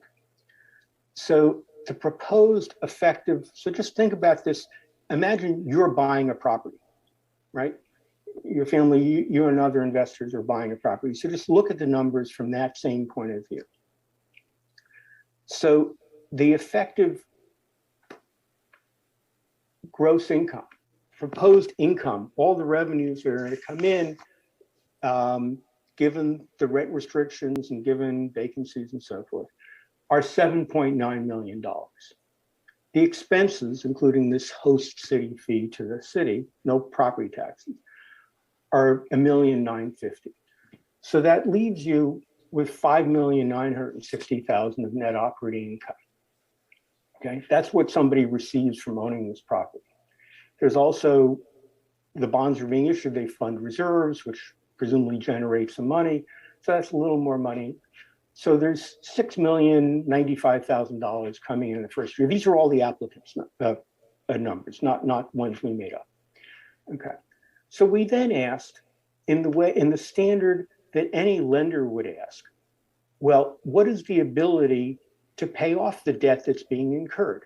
Not just the interest only, but if you think of the run up to the financial crisis, when people did non-amortizing mortgages and all sorts of stuff, the question you're supposed to ask is, what's the ability to pay off both the interest and the principal on all the debt that's being issued, with that based on current income? So to pay off the Series A bonds, the $160 million, and to pay off the B bond interest and principal, $5 million, and to pay the fees that are being paid to these entities, that total cost is $9,694,000. So the money coming in is $6,095,000. The money required going out, if you're going to pay all the debt on the property, is $3.5 million more than you're actually receiving.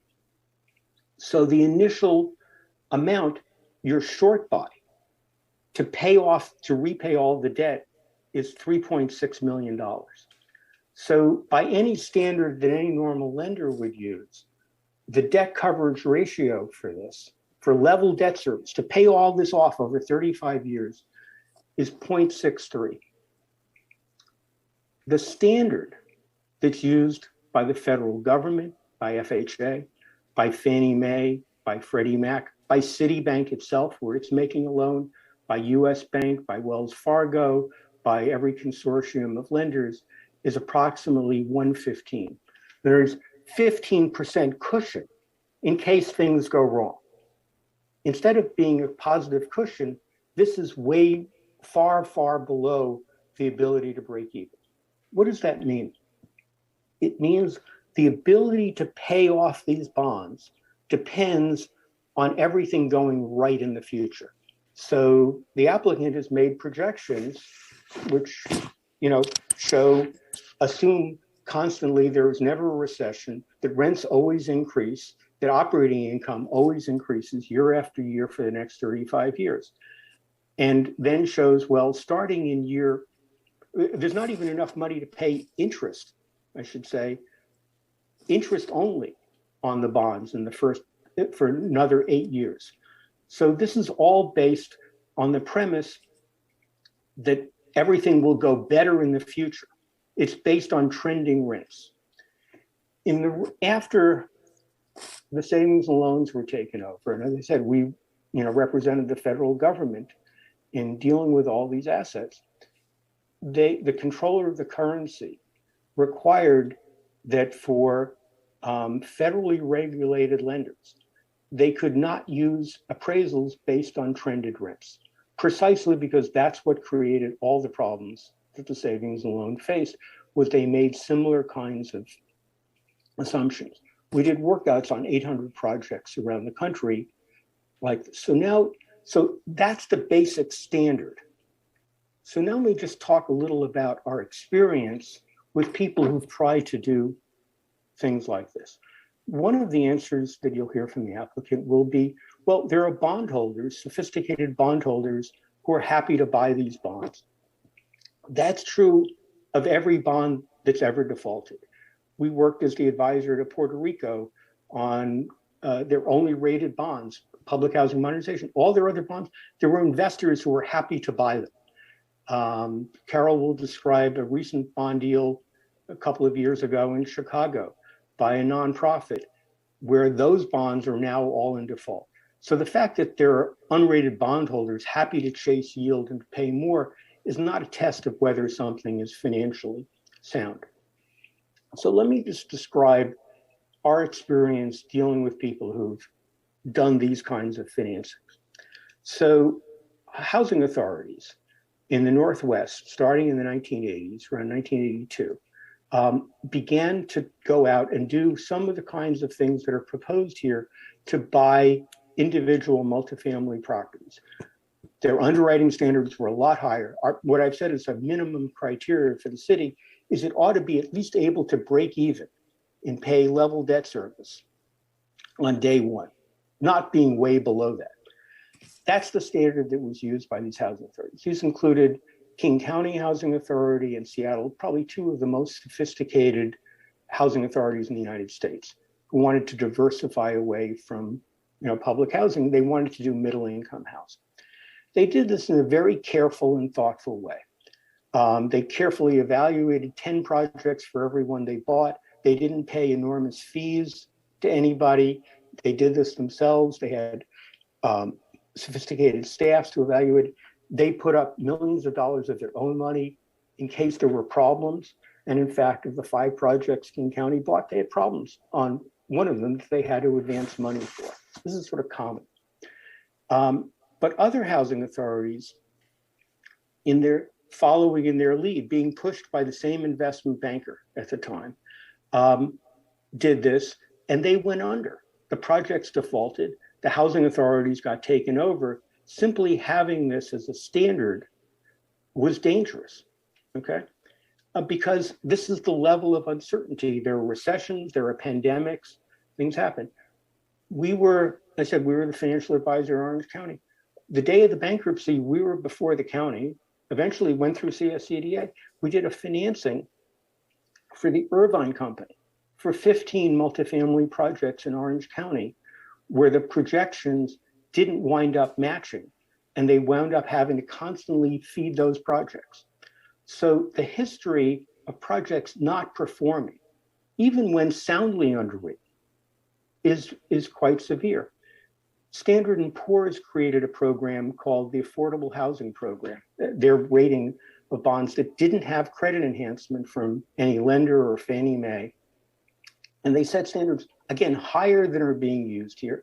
And they found that over the next 15 years, 25% of those projects defaulted, and they suspended that program. So what I'm trying to explain is that there's a long history of people trying to do things like this, and there's a long history of problems resulting. So when you're told this doesn't matter, this is maybe the most important thing I want to say to you. When you create a shell entity as the owner of a large multifamily project with concentrated tenants who all expect a very high level of service, and if something goes wrong, the only party who they're going to complain to is the party who authorized the project, or they're either the tenants or the neighbors or the community, will be the city council of Costa Mesa. This happened to us in projects that were done in Phoenix, in Los Angeles, and San Francisco with government-owned housing developments. That's who will be complained to. That you can wipe your hand of it and say, well, we're not involved. This is being done on your behalf. You have the upside that's being proposed to you to make hundreds of millions of dollars, not your public purpose to gamble in real estate, but that's what's being proposed to you. And so I think when we look at this, we look at it through a criteria.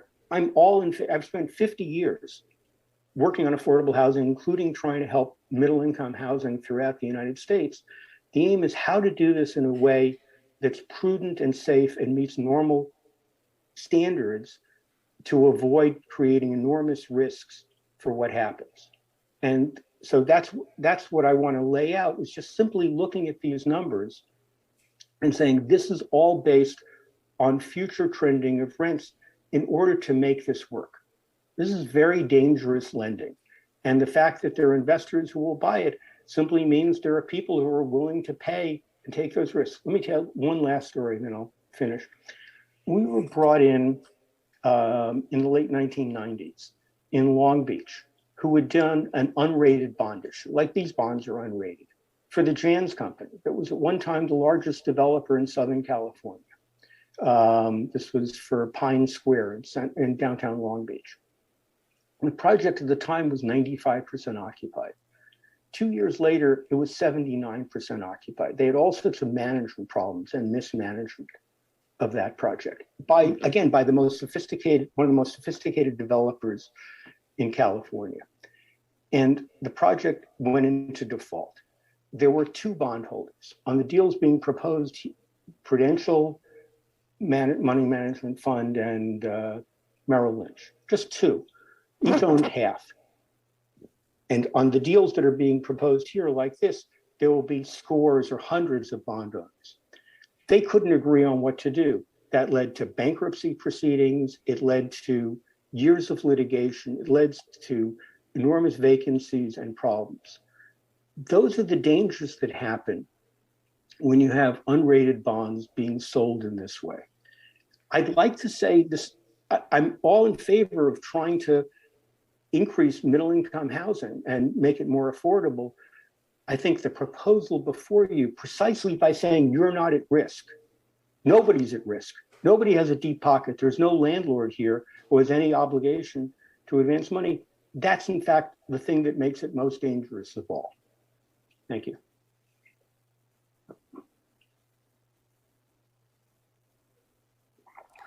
Thank you, Jean. At this point, I wanted to introduce to you Anna Sribian, who is with Philman Rollup and Associates. Philman Rollup and Associates is the city's municipal financial advisors. They have over 20 years of municipal financing experience. So with that, I'll turn it over to Anna. Thank you, Carol. Good evening, Mayor, City Council. My name is Anna Sarabian. I will start similar to Jean with the brief introduction of our forum. So if we can maybe turn to that slide. Fieldman was established back in 1966. So we've been around for over 50 years. Since the founding of the firm, we have only represented public agencies.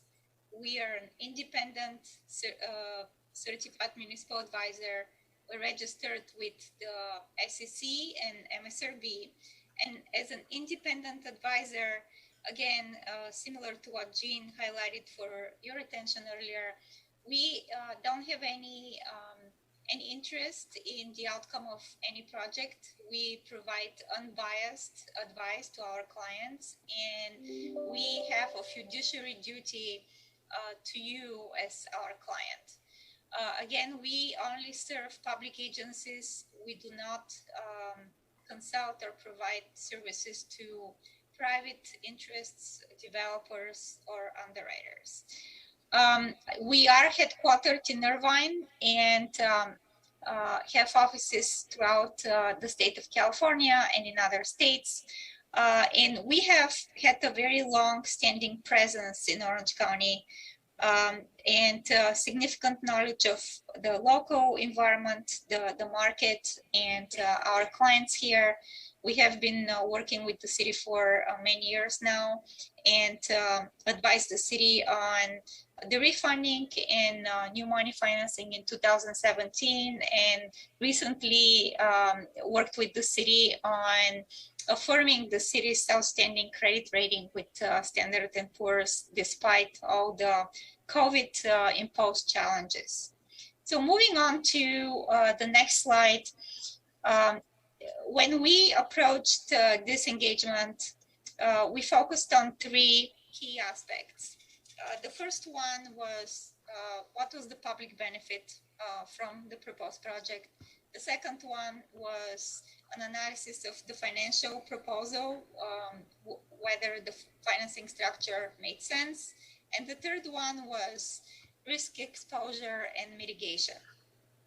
From a public benefit perspective, the notion here is that the city will be delegating and transferring its powers to the JPA for the purpose of establishing and maintaining an affordable housing project at the onset, but also throughout the life of the program. And I wanted to focus on affordability first. In terms of the proposal right now, just because of the structure, achieving and sustaining that affordability is quite uncertain for several reasons. First of all, as Director Molina mentioned earlier, even though the program could allow rent reductions, it's uncertain how many residents or tenants will be able to take advantage of it. The program does not displace tenants right now. And so those who are currently paying market rent and who do not qualify for the income restrictions, they can still remain in the project and continue paying market rate. So from that perspective, it's unclear how many tenants will be able to benefit from affordable rents and what that timing will be for converting the project to a truly affordable project. Carol mentioned that the proposed income brackets differ from the cities, and they differ from what's currently the standard for affordable housing developments. And most importantly, if you compare the proposed rent savings to the average market rents in Costa Mesa, those numbers are higher than what the average rent in Costa Mesa is right now. What's the impact on local taxing entities? So we talked about the city being the only entity that has to agree to this project, but the city, as the steward of public funds, has a responsibility to its residents for the foregone property tax revenue that it will be investing in this project, but it also has responsibility to its other fellow agencies that are serving as local taxing entities serving their constituents, such as the school district, the county, etc. And if you look at a cost-benefit analysis and compare the property tax that will be forgone in exchange for the rental savings. First of all, it's unclear what those savings will be and how long they will continue. And second of all, the cost benefit actually results in cost exceeding the benefit from the foregone investment earnings. And keep in mind that those property taxes can be used by the city for other programs and services that benefit the city of Costa Mesa residents. The other concern as it relates to the public benefit has to do with the subordinate debt structure, which is highly risky and speculative. Because of that structure, affordability is also questionable and may not be feasible. Jean talked about the assumptions of the applicant based on continuously growing rental rates. But also, I want to remind you of the 2008-2009 financial recession and a very recent experience we all had with COVID-19 and its impact on the economy. And if you recall, both of those events had significant implication on property values, rental rates, and the market overall.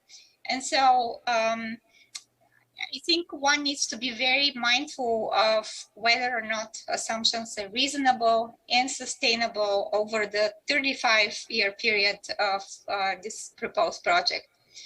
And last point under the public benefit consideration is the way the structure works as proposed currently.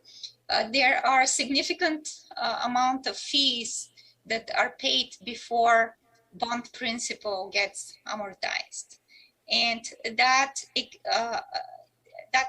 further exacerbates the risk of potential downfall of this project over a longer period of time. In addition, you heard from Jean that in the updated proposal, the applicant included city hall's charge that will somewhat compensate the current property tax loss, assuming the assessed value of the project, not the current market value.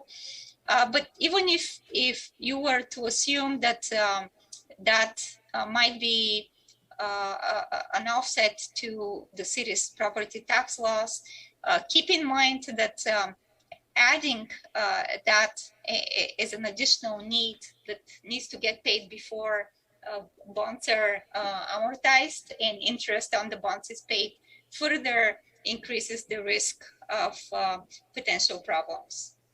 Moving on to the financial structure, we always ask the question whether a public agency considering an investment or financing vehicle finds this instrument suitable. Is it suitable for the public agency? And from our perspective, we strongly believe this is not a suitable project for the city. The debt is currently proposed to be comprised of Series A, almost 166 million, and Series B, 5 million. Let me tell you that the Series B bonds carry 10% interest rate, and they don't pay interest for quite a few years. So no principal, no interest paid on those bonds. And those bonds continue growing, and they're known in the industry as capital appreciation bonds. The Series A bonds don't start amortizing until after year 8. And at the end of the 30-year period, there are over 75 million of principal outstanding on those bonds. And the Series B bonds after 30 years are outstanding in the amount of 8.1 million. So you have almost 83.4 million of debt outstanding at the end of 30 years. The ability to repay is another very questionable concern. At the onset of the proposal, these bonds are assumed to be repaid over 35 years. And after 15 years, which is the first time that the city might have the option of selling the property, 95% of the Series A bonds and 100% of the Series B bonds remain outstanding.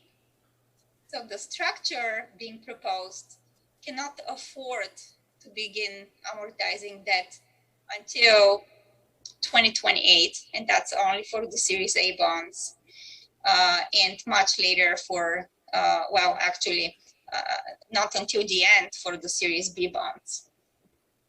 So the question is this prudent and reasonable? Well, there is a potential inability to pay off the bonds at the end of 30 years. And the proposal states that, well, don't worry about it.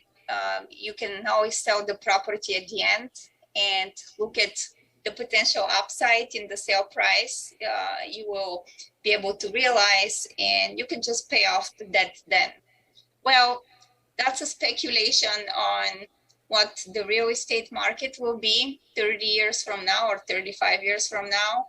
A speculation on the condition in which this project will be. It's unclear how much in ongoing maintenance can be sustained.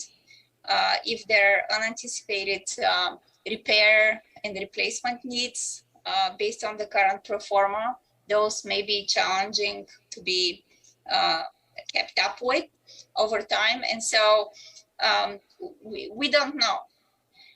The other point is that rents are assuming to grow at 3% per year. And again, as Jean talked about, and as we saw during COVID, the most recent experience, rents actually decline, and they cannot be assumed to be growing forever at a constant rate. So might not be able to pay off the debt at the end of 30 years even, may default earlier and not able to pay debt service earlier than 30 years. The project starts with insufficient net operating income, and the high fees limit really its ability to absorb any changes in the economy that would impact the market for rental housing, leasing rates, if there are any other projects in the vicinity of this one that compete for tenants. And again, provides a lot of uncertainty as to the future value of the project. One other concern, the current bond agreements allow for the issuance of additional bonds without any limits. And so, as you will hear later on tonight as part of the presentation, there was another city that recently had problems with a similar type of project, and they had to issue additional debt to be able to deal with those problems, and that debt was at 10%, and so again, it just exacerbates the risk of kicking down the can and dealing with a major blow up later in the life of the project. And then the last criterion we focused on was risk exposure and mitigation. And yes, you will hear that the city doesn't have any direct financial liability. However, I would argue that by the city being able to take over the project at the end of its life, even if you don't exercise the option in year 15, you will have to deal with the outstanding debt. And so it will be a responsibility for the city to make sure that debt can get paid. The other risk is, again, you would only enter into this project if you can maintain and ensure affordability for the tenants that will be living there. Well, as we discussed, that affordability is uncertain. And even if it could be insured in the initial years, by year 15 or year 30, when you may be able to sell the project, selling the project will mean that you don't know what happens to that affordability going forward. So the project is really not sustainable. And moreover, depending on what the real estate market is at that time, number one, even if you sold the project, you may not be able to pay off the debt and recover the foregone property taxes. Or number two, you may not want to sell the property, the project, because you may want to continue providing below market rate rents for the tenants there. There is also the reputational risk, as Jean mentioned.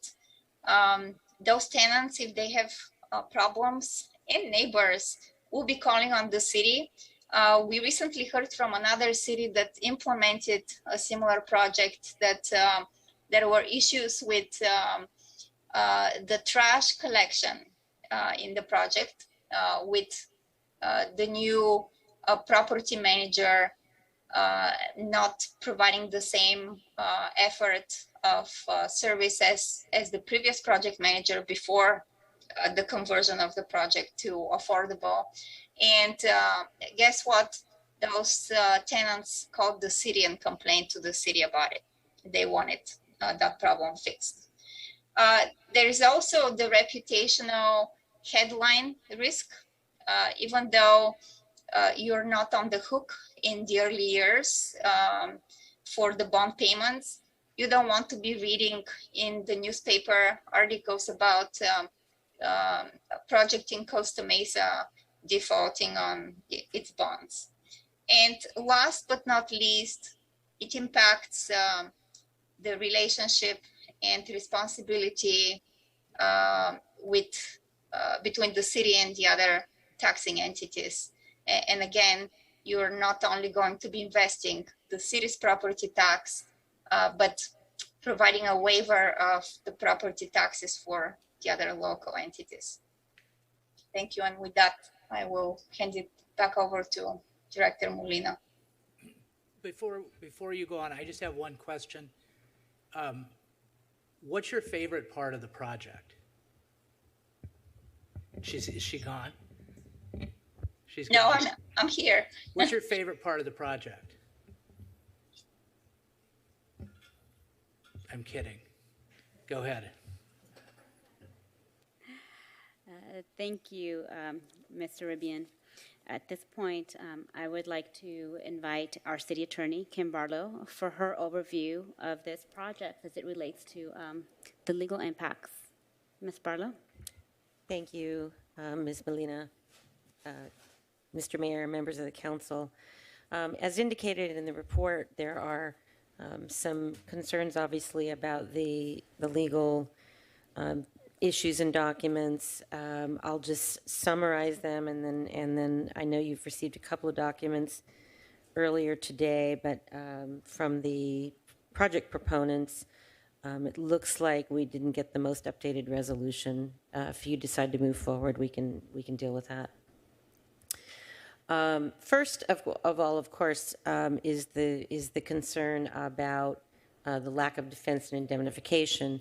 although I absolutely agree that the city, in fact, does not have legal liability on these bonds. I have been on the other end of many lawsuits on behalf of clients that had no liability and nonetheless had to defend those cases.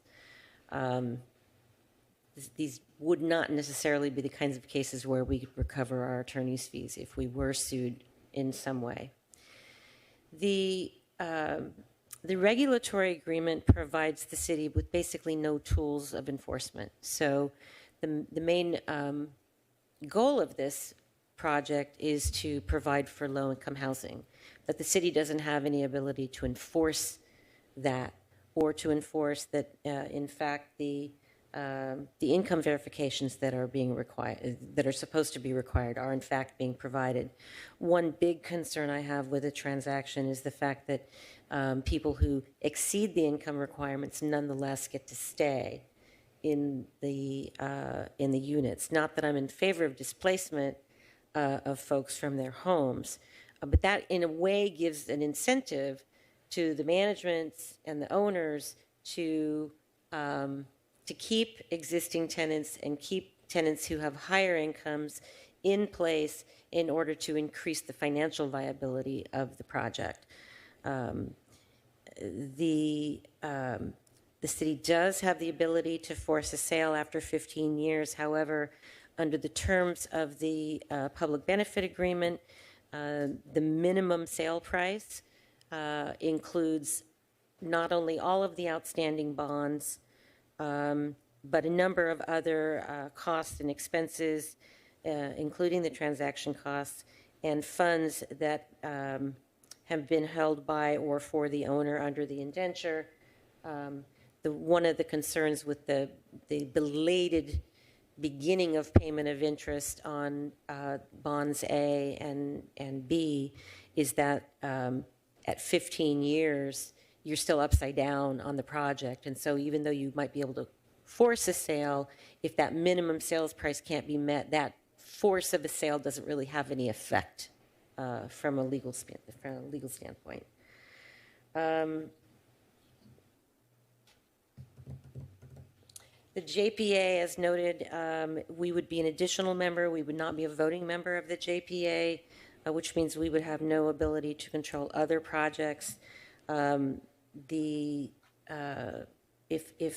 you decide to move forward on this, I would be making a number of recommendations to add into the public benefit agreement the ability to control refinancing or at least limit it, because there is no ability to control that.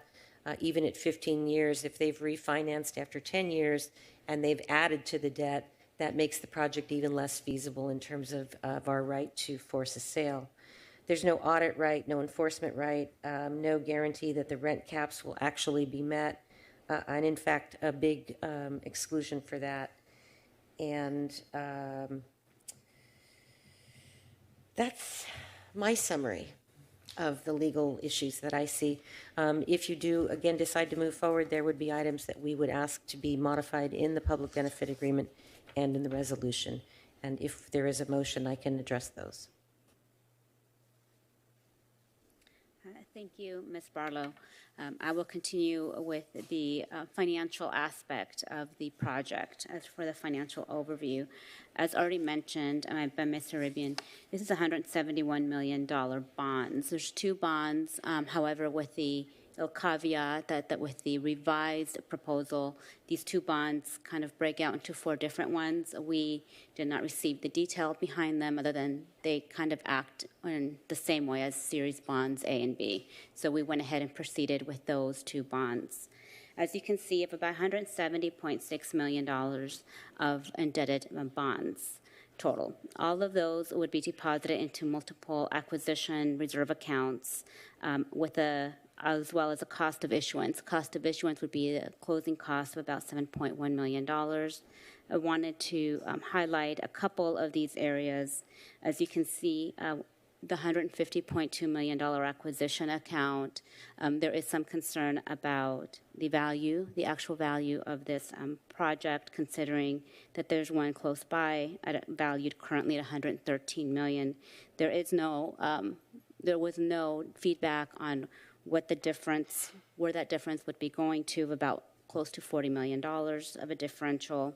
The $1.9 million of the Administration and Authority Reserve Fund was cleared out in the cash flow that was provided by CSCDA and OHG, as these are the funds that would be first dipped into to be able to pay for proceeds for OHG and CSDA for the first 6 years. We do not know if this reserve account would be replenished. And then for the Senior Debt Service Reserve, the $6.6 million, this would be essentially 1 year of interest payments for the bonds. So there are some high-risk features of this particular bond. As already mentioned, the Series A bonds only receive interest payments. Principal starts to be repaid at year 9. By year 30, all of these bonds are still not paid off. At the end of the year 30, there's a balloon payment of $83.4 million still outstanding, assuming the cash flows move forward as projected by CSCDA. There are no payments on Series B bonds. The Series B bonds start at $5 million and balloon to $8.1 million, and those do not get paid off until the property is sold. The Series B bond itself has an excessive interest rate of about 10%. Currently, the market is about 2.2%. And we feel as staff that this is an excessive interest rate. As a result, staff does not believe this program will reach the goal of providing workforce housing in the short term or long term.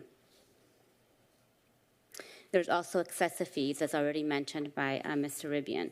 Of the $150 million purchase price, about 25% or so is estimated at the closing cost, about 25% of the purchase price, about $36.8 million for the total fees. The closing costs are about 5%, which is higher than what's normal for these types of bonds. These type of bonds normally hover around 2%. This is 3% higher than what the norm would be. As you can see, the multiple entities, how much they would be receiving in closing costs. There are also fees for OHG in particular.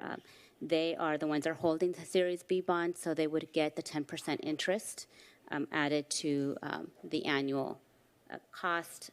So by year 31, OHG would receive almost $24 million. CSDA, $9.5 million, Citigroup, $2.5 million. And that's not including the legal costs and other miscellaneous costs associated with closing, for a total of about $36.8 million of fees and costs.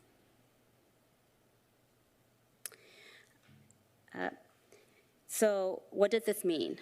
Particularly for this part of a project, this type of a project we have been seeing popping up throughout different areas. It's 10% interest rate, bonds not being, the principal not being paid out until 9 years in, assuming the cash flows hold, that the rents stay stable to the where they're projected. So we went around and started looking at something that's similar, that what could happen. So as mentioned earlier by CSG, there has been financially insolvent workforce housing revenue bonds that was taken on by the city of Santa Rosa in a similar fashion in 2019, just 2 years ago. Since 2019, over the last 2 years, city of Santa Rosa for this particular bond this JPA, had to take out additional debt 3 times. The first 2 times for about $250,000 each in September 2020 and March 2021. This was because the cash flow of the rents did not support the ongoing expenditures, and therefore they had to, in order to be able to pay the interest of the bonds, of the Series A bonds, they had to take out debt. And just a few days ago, we received a notification that they had to take an additional $800,000 of debt at the end of September to avoid a draw on the coverage of, again, 10% interest rate for 30 years. So this would now add on to the original series bonds that they took on back in 2019. So this is the notice of incurrence of financial obligation for the city of Santa Rosa for these 2 types of bonds. Again, workforce housing revenue bonds, series 2019 A and B, similar to what is before you tonight. And the details with the 3 different types of debt that they had to incur after this was closed to be able to pay the interest payment on series bonds A and B. So in another case scenario, which Mr. Jean also mentioned, with the city of Chicago, and the city of Chicago also did similar types of housing bonds that are currently in default. They, as of October 5th, just 2 weeks ago, they are heading into bankruptcy court.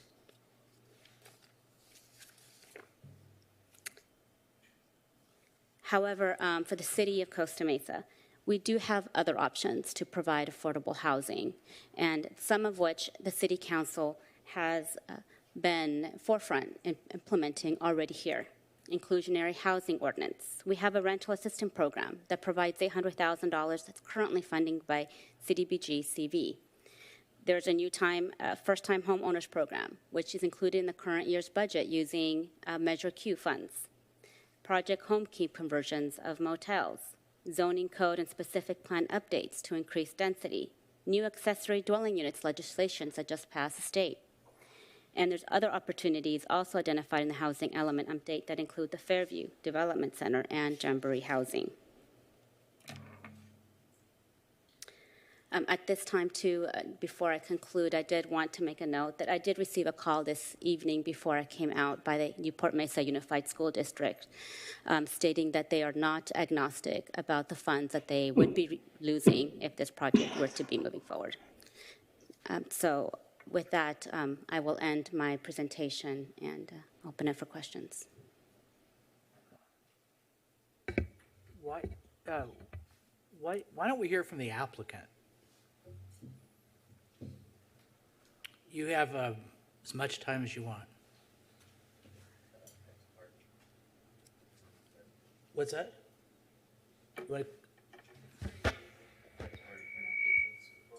Yeah, we can disclose ex-party communications. That's fine. Yeah, I've met with the applicant on Zoom 2 times, different representatives. I can't remember. And I did a tour of 580 Anton.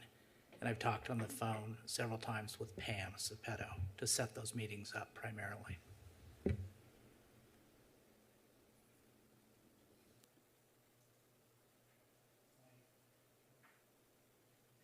Anybody else have any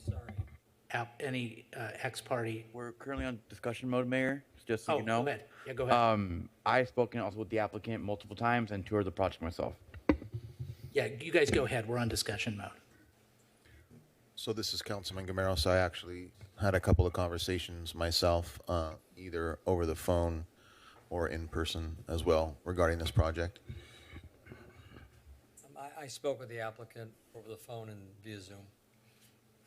And likewise, I had a Zoom conference call with the applicants yesterday. And I've had, I think, 1 or 2 conversations with the applicant since the last time we spoke on this item. Anyone else? That's it. Okay. You have the floor. Thank you very much, Mayor Stevens, members of the council, and staff. We really appreciate your time and efforts over the past months in working with us on this program. We certainly have a detailed response to all the issues that were raised, and we do have a presentation which hopefully we can get up there. But before we do that, I really want to take a step back and remember why we're here tonight, what the point of this whole program is. The point of the program, and what we've been working on with CSCDA and countless other cities in California, is to provide real rent relief to real people in the city. These are the middle-income members of our workforce who aren't able to afford to live near where they work. People are being forced to drive long commutes. They're being forced to spend a lot of time in the car. They're being forced to move out of the city or being displaced as rents are going up 15% year on year, or they're paying more than 40% of their income as rent. So this is a really real problem, and this is a really elegant solution that we've put together, and you have a choice here before you tonight to consider taking a real action that can help those folks immediately in the city. I want to be really clear, too, of what we're asking for consideration of tonight. We're not asking the city to issue any bonds. We're not asking the city to invest in any bonds. We're not asking the city to spend any money on this program. All we're asking for tonight is to approve 2 items The first item is to become a member of CSCDA, it's JPA that issues the bonds. And the second is to approve the public benefit agreement under which the city would receive any positive net sales proceeds from the asset when it's eventually sold. So I hope that helps to clarify, and I do believe, and I know that we can answer all the questions that were brought forward by staff and your consultants. But I think it's really important that we come back to what are the goals of the city and what are the tools that we have to meet them. What tools do we have in front of us to create a meaningful difference for middle income workers so that they can live and be a thriving part of the city? So with that, we'll go into the presentation here tonight. Do we have a clicker?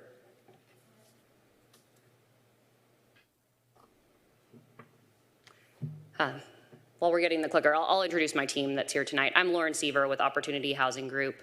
I have with me here Brad Griggs, who's my partner with Opportunity Housing Group. He and our team have over 40 years of experience in the multifamily business, running portfolios of assets throughout California, thousands of assets over our careers in cities all over California. John Penkower with CSCDA is here as well. CSCDA is the largest JPA in California, largest issuer of affordable housing bonds. And we also have our experts from Citigroup here tonight. They're the issuers of our bonds, and they have the real interaction with the municipal or mutual fund investors who are the bond buyer. So they're happy to dive in on those detailed questions as well. So who's our target demographic? We're really focused here on the missing middle, and I've spent the last 10 years in real estate development seeing that it's really only possible to build apartments at the highest end of the rent spectrum, and that's because costs of building and time to entitle projects is so long and so expensive. And then on the lower end, at the low income level, it's possible to create units, but it's a very slow pace as we have to do them as inclusionary units in market rate projects or look for other sources of public funding.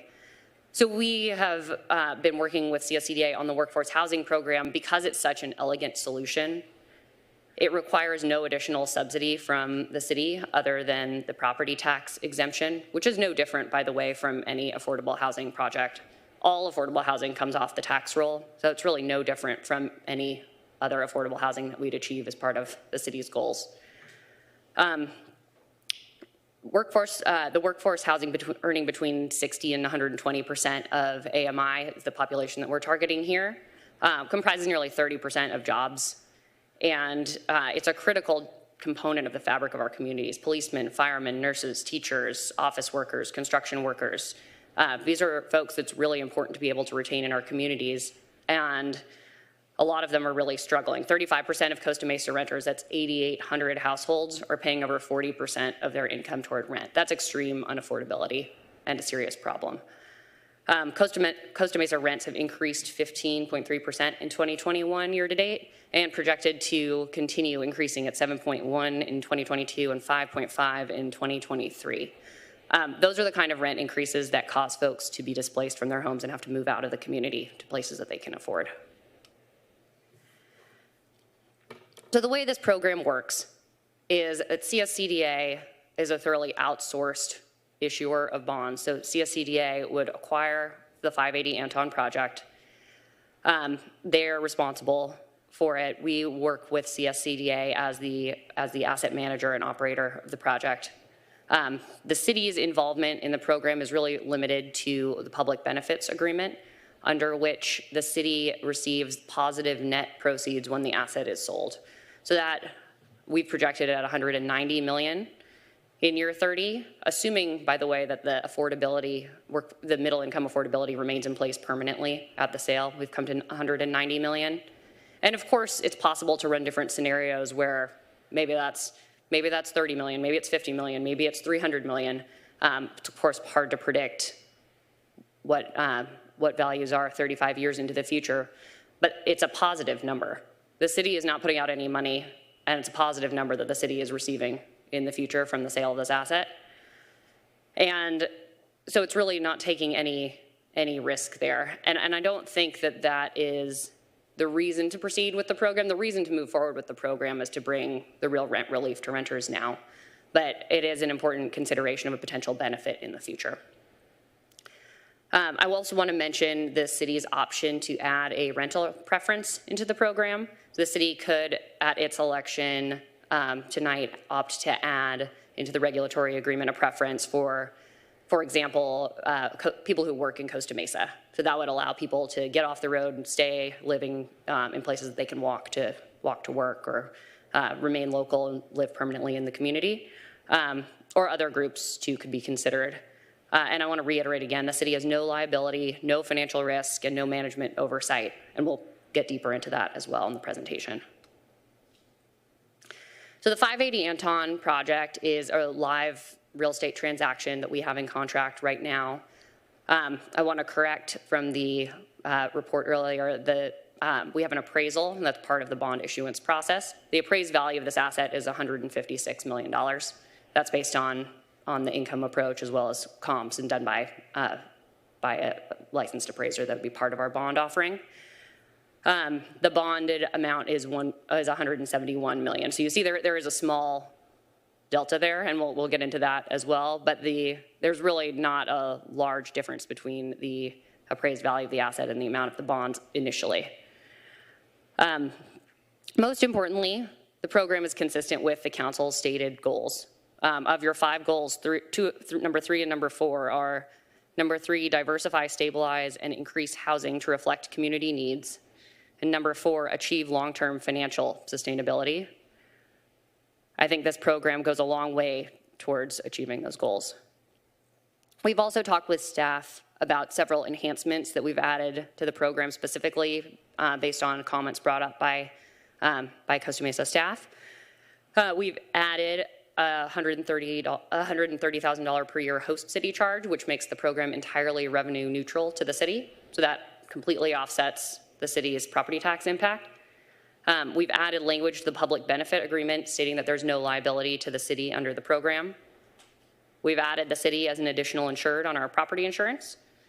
We've added controls and reporting on property management and capital maintenance to the public benefit agreement as well. And I do also want to point out that all of the financial information and all the regulatory agreement compliance reporting is public under this structure. So the bond investors are highly interested in seeing those disclosures, and they're all posted online. We can share them directly with the city as well. So it's really high level of transparency, and we would be happy to share all that information with the city. At this point, I want to turn it over to John Penkower to address some of our comments on the staff report presentations tonight. Thank you. Good evening, Mayor Pro Tem, and council members. John Penkower, it's good to see you all again in person.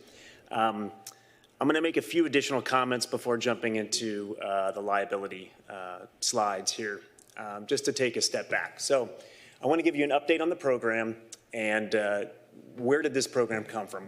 How did we get here? So CSCDA is the largest JPA in the state, 530 members, including the city of Costa Mesa, and for 33 years has issued $65 billion in bonds for infrastructure, for nonprofits, for your hospitals, for 900 tax credit funded affordable housing projects. That utilizes the resources that Mr. Slater referenced earlier, bond allocation, tax credits. There's not enough of those out there right now. In fact, there's a couple hundred entitled projects for low and very low income individuals in the state of California that are not moving forward because there is such a scarcity of bond allocation, tax credits. The state, through HCD, is trying to make a dent in that. They've released this accelerator fund, but we are well underwater. I noticed a couple of the viable alternatives. Project Homekey is fantastic. We've been involved in that. That's meeting a different demographic. ADU's great. It's going to take a lot of years for those to be built. You're talking about 1 or 2 people at a time. So to date, we're approaching 5,000 units under this program. And I know each city is going to make its own independent decisions, but your neighbors are using this program and they're seeing the benefits. Since we were back at council, Anaheim approved its 5th project under the program. City of Orange approved 2 projects. City of Pasadena today at committee approved its 4th project. And they were initially skeptical and they did their own due diligence, but the proof's in the pudding, and they're seeing the results. In Anaheim, we've converted 300 leases in 2 projects just since the month of April. So that's 300 teachers, nurses, first responders, a ton of city and county employees. We see their incomes, we see their occupations. They've moved into those buildings right now. So there's, again, we're interested in all creative ideas to addressing more needed housing solutions. There's not a more cost-effective, efficient way to lower people's rents in this income demographic. I'm going to make some other comments at the end. It was a lengthy presentation. I hope we have a lot to respond to, but I'm going to finish going through these slides, and then it's this one right here. Okay, so liability. That's come up in a lot of conversations with staff, conversations with individual council members. We're going to just put it up on the slide for the public to see. There is no liability to the city whatsoever under this program or any other CSCDA program. And that is the purpose of having joint powers authorities. You don't want to be a voting member or have liability associated with these financings. 530 members of CSCDA are additional members. If you've ever done conduit financing with CMFA, our friends, another large JPA, you're an additional member, you're not a voting member. It's not the way that those are structured. So first and foremost, the city's not a party to the transaction. You could be. You could do this yourself. You could hire the consultants, CSG and Fieldman, and put up non-refundable deposits for market rate properties and do this. Some of the large California cities are exploring that. San Jose and Oakland are looking into it, setting up their own JPA. You would then be taking on those risks. This project might be on your balance sheet. You may be pledging the city's credit rating, and you would be assuming that liability. The purpose of all CSCDA programs are to insulate you from liability. There's only one document that you need to be a party to, or you should be a party to, and that is the public benefit agreement. And that's what confers all of the financial benefits back to the city. If the city wasn't interested in that, we could give it to the county. There has to be some entity that will receive that future value. The JPA agreement is explicit that no member assumes any liability for acts or debts of the JPA that's under the government code. The public benefit agreement is explicit that the city has no liability. We mentioned insurance. That's a creative way, an easy way to add the city as an additional insured.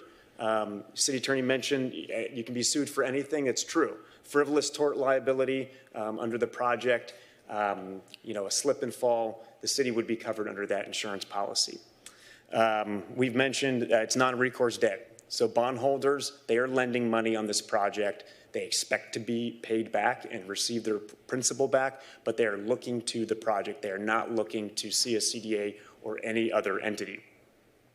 All of the bond documents are pretty explicit in disclaiming any liability for the city. We'll go through them very quickly. This is the JPA agreement, very specific that the members do not assume any liability. This is the public benefit agreement, disclaiming any liability for the host. The host would be the city. This is the bond indenture. This is essentially a contract with the bondholders. In bold, type there, no liability for the city.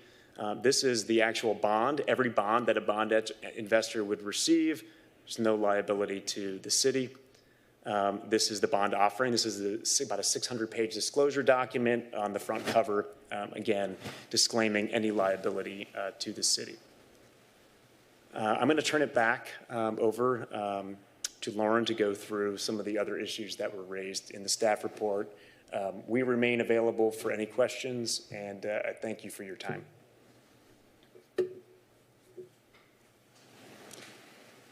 Thank you. So to address the second line of questioning, which would be the financial risk of the debt, and I want to state again, this is not the city's debt, because the city's not party to the transaction, so there really is no risk to the city from this debt. That being said, I do want to address your questions and the reliability of the underwriting, and we do have city here as well, so they're happy to chime in as well to answer any other questions. But the bonds are in heavy demand by 50 of the world's largest and most sophisticated municipal bond investors. These are Vanguard, Fidelity, Nuveen, the largest mutual funds in the world.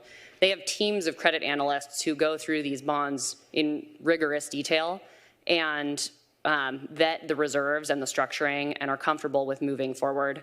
And as we market and sell the bonds, I sit with Citi on these calls with their credit analytics teams and go through all these assumptions, and they ask hard questions, and we're able to answer them. And they then go on to subscribe to the bonds 3x to 10x oversubscribed, meaning they want to put 3 to 10x more money into the transactions than we have capacity to take in these bond transactions.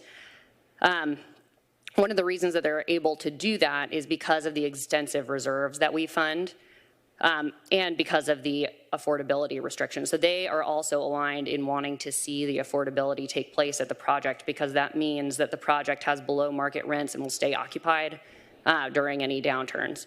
And so that gives them a great deal of comfort moving forward. I want to also address the Annadel transaction, which was brought up by staff in Santa Rosa. That was one of the first transactions in workforce housing that was done in early 2019 with a different JPA, Cal CHA. And the structure of that was quite different from how bonds in the workforce housing space are structured today. The fees were not subordinated.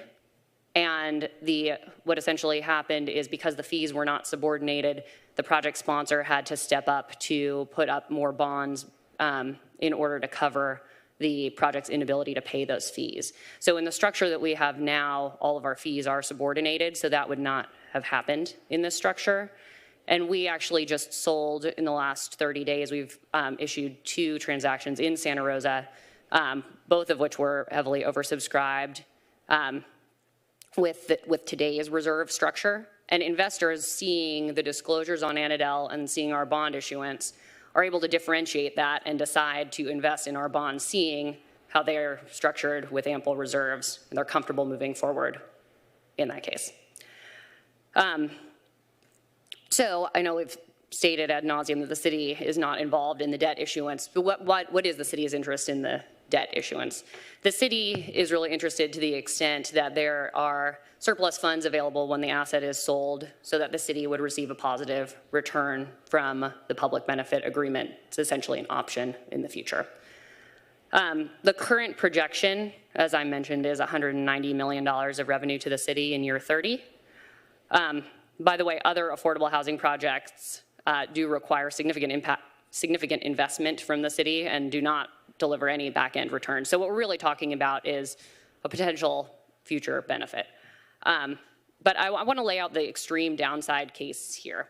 So assume that the apocalyptic scenario here occurs and the $171 million of bonds are not amortized at all over the 35 years. So say we get to the end of the term and the bond balance is still $171 million. The asset value today is $156 million. So the asset has to appreciate by 13% over 35 years in order to be able to fully repay the outstanding bond balance, assuming it hasn't amortized at all. And any profit above 13% would be excess cash that the city has to distribute. And by way of comparison, in Costa Mesa, multifamily sale value per unit has increased 340% in Costa Mesa over the last 20 years. So it's rather inconceivable that we cannot achieve a 13% appreciation over a 35-year term. Finally, I want to touch on the program costs versus the rental savings. This is a highly efficient way to produce affordable housing at minimal cost to the taxing entities and no cost to the city. Property tax bases have been increasing drastically. Home prices in Costa Mesa are up over 20% year on year. So all the taxing entities are seeing a boost on their property tax revenues due to that. What that's causing is severe lack of affordability for housing. So it's two sides of the same coin. Now, all affordable housing takes property off of the tax roll. There is an impact to the taxing entities, and it's shown here at $624,000 per year. But that's no different from any other affordable housing project. If the city's goal is to maximize its tax base by taking affordable housing projects and converting them to market rate, then that's a different goal from creating affordable housing. But I definitely want to be sure that we're clear on the point that this is no different from any other affordable housing project. On the rent savings side, initial rent savings in year one are $1.1 million. And as you see, market rents grow at a faster rate than affordable rents because we have a rent control component in our program. So market rents grow at an average of 4%. So that's what we're projecting here versus 3% in our program. And you can see that over the 35-year term, you generate a really significant amount of rent savings. So it's $1.1 million of savings today, but that grows over time. Such that at the end of 35 years, residents in the project are receiving a 40% rent discount to market rents. Now, what the rent control component also does is it provides stability. Stability is what enables people to stay in their homes over the long term. It enables them to get involved in the community and participate without the fear of having 15% rent spike in the next year.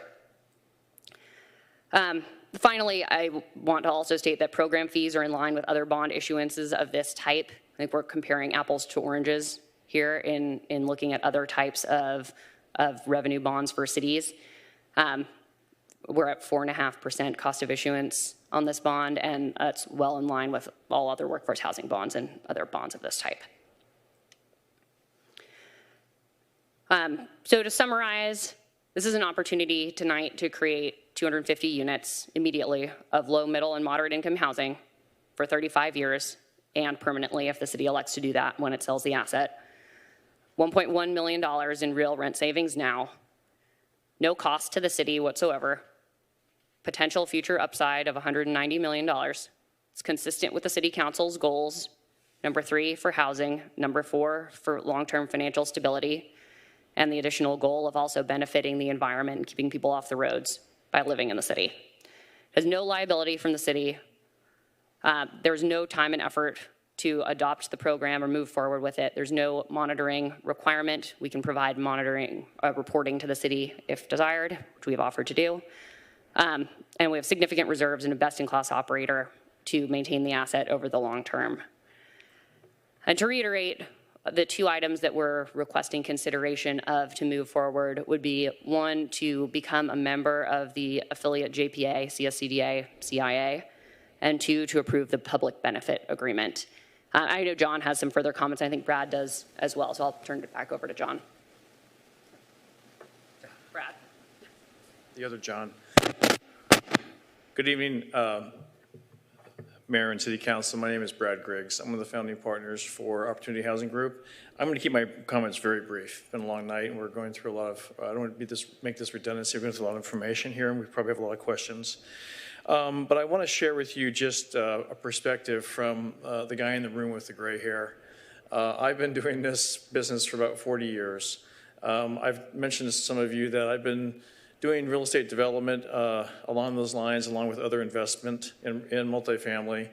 When I first was doing the business, the first units I was able to build were cost about $60,000 a unit.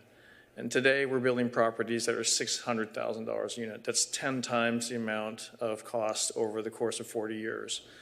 And I'm telling you, rents are not staying up with that to be able to afford that. And what's happening is we're finding that the people that were once we were serving in terms of the policemen, the firemen, the essential workers that needed the housing are no longer able to afford it. And so for me personally, where I am in my career, when we got to a point when we were looking at how can we really help in terms of really going back to try to find a way to help people, this program came along, and we are known for doing our due diligence. I'm going to tell you that we went through and we created all the performers. We went through and did a full dissection of the entire program. We talked to city, our experts. We went to other parties as well. And in looking at the way that the program was both structured, the simplicity of it, the lack of investment from no investment from cities to that matter other than the tax abatement, which now we've given you the opportunity to get that back through the host city fee. The upside of it is tremendous.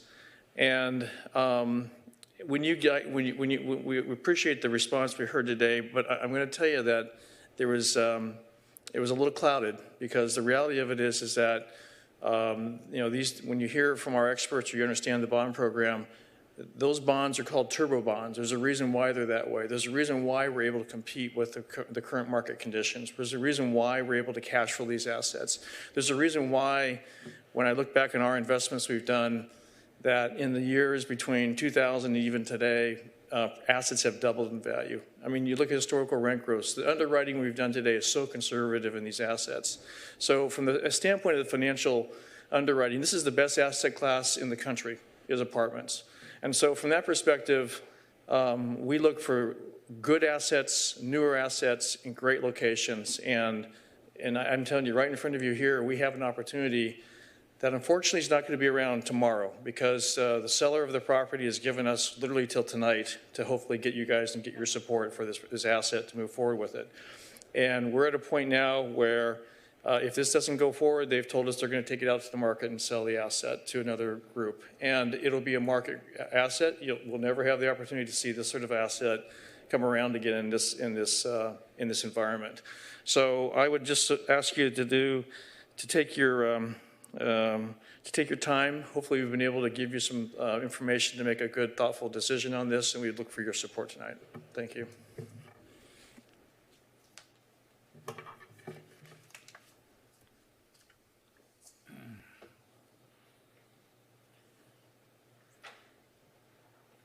Okay, I've got some basic questions just for the city and then some for the applicant. I'll just start. So is it true that there's no recourse to the city on the bonds? It's true the city would have no authority over the bonds. No recourse. We wouldn't have to pay back the bonds. That's true, right? Technically, it's true. However, we don't know where they would stand at the year 30, and if at that point the property would be turned over to the city, and if the bonds were upside down, what that would mean for the city. Because at that point, the city would now own the property. So legally, you think that there's a way legally that we would have to pay back the bonds? From my understanding, there isn't. Now let There's not. No. So from a legal standpoint, both based on the law and the contractual documents, we will not have to pay these bonds, correct? Only if we accept the property. What? Accept the property, we will. Yes. But not if we don't accept the property. Right. And we would only accept the property if there's equity in it, presumably, right? So we would pay based on a sale and keep the proceeds. I think there would be no reason for us to accept the property if it was underwater, right? Correct, but I'm not quite sure if at the end of 30 years or 35 years, because the documents state that at the end of 30, 35 years, the property would then come back to the city and the city would own it. So there's no clarification there that if at that point in time, because the city would be now obligated to take back the property, if it would be technically underwater. How does the anti-deficiency rules and the security first rules play into this? Kim, do you want to weigh in on that? Yeah, the anti-deficiency rules would probably play into it, but I'm not sure. Maybe the owner, the project proponent can tell us what happens at 35 years. I just want an answer to my question. Thank you, Mayor. I want to make one clarification. The city never has to own this property. It is not a purchase option. None of your peer cities have ever expressed interest in owning this real estate. That's why you don't want to do it now. You have the ability to force a sale and receive sale proceeds. If you do nothing, there's been a lot of mention of year 30. This is a 34-year amortization. So it's somewhat misleading to say there's $83 million. From year 30 to 34, that's when that last remaining principal gets paid, and then there's a zero balance in year 34. If you do nothing in year 34 and the property has no more debt, CSCDA, it won't be me, but somebody will call you and say, hey, what do you want to do with the property? If you don't answer that call, CSCDA will just sell it and write you a check. You never have to own it. We never have to take any type of fee ownership in the property. Never. Okay. And so getting back to staff, I just want to make sure there's no circumstances where the city would have to pay the bonds.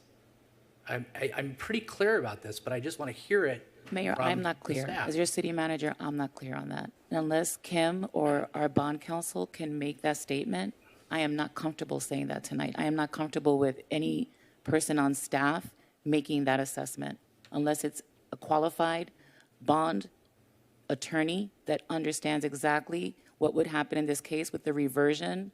If it's not reverting, then some of the agreements need to be reworded because it's our understanding that it would automatically revert. If it does not, then that's a different issue altogether, except that our authority has been used. And so I do think that with the balloon payment of this magnitude, this is a technicality that needs to be fully understood and vetted. And I'm not comfortable saying that that is the case. What is your hesitancy? I don't want 30, 34, 35, pick your number, years from now, for a city council and a city manager to be sitting here grappling with what's going to happen with $83 million in outstanding debt on a now city-owned asset. I'm sorry, Mayor, the public benefit agreement, and Kim, I know you've reviewed it, there is no reversion to the city. The city never owns it. And then as far as liability, we provided a letter from Orrick, Harrington, Sutcliffe. They're the #1 bond counsel public finance firm in the nation, clearly expressing that the city has no liability for the project, for repayment of the debt, or any liabilities of the JPA itself. That was included in our response over the weekend. Yeah, Mr. Mayor, members of the council, the city does not become the owner unless the city opts to purchase the property at the conclusion of the term. Where are you reading from? I'm looking at there's two provisions. There's one to do with the 15-year option and the minimum sales price. That's paragraph 4. Yes, the public benefit agreement. Public benefit agreement, section 4. Section 4. There's the 15-year notice to sell, which requires that it sell at the minimum sale price. What subsection? That's 4, and then Subsection what? it's B. Subsection B, okay. Only if it can sell at or above the minimum sales price, which is defined in section 2, or C rather, in that same section. And then the mandatory conveyance. Hold on one second. Go back to section 4, subsection B. Okay. Direct me to where you think that we have to take title to the property. No, I didn't say that. I said, if the city were to purchase, the city doesn't become owner unless the city opts to purchase the property. So the city would either pay the minimum sales price, which would pay off the bonds, or if we go to section 5 under mandatory conveyance, then we can cause the property to be sold to a nonprofit, or we can purchase it at the minimum sales price. Okay, that's our option. Correct. But we don't have to do that. Correct. Okay. Okay.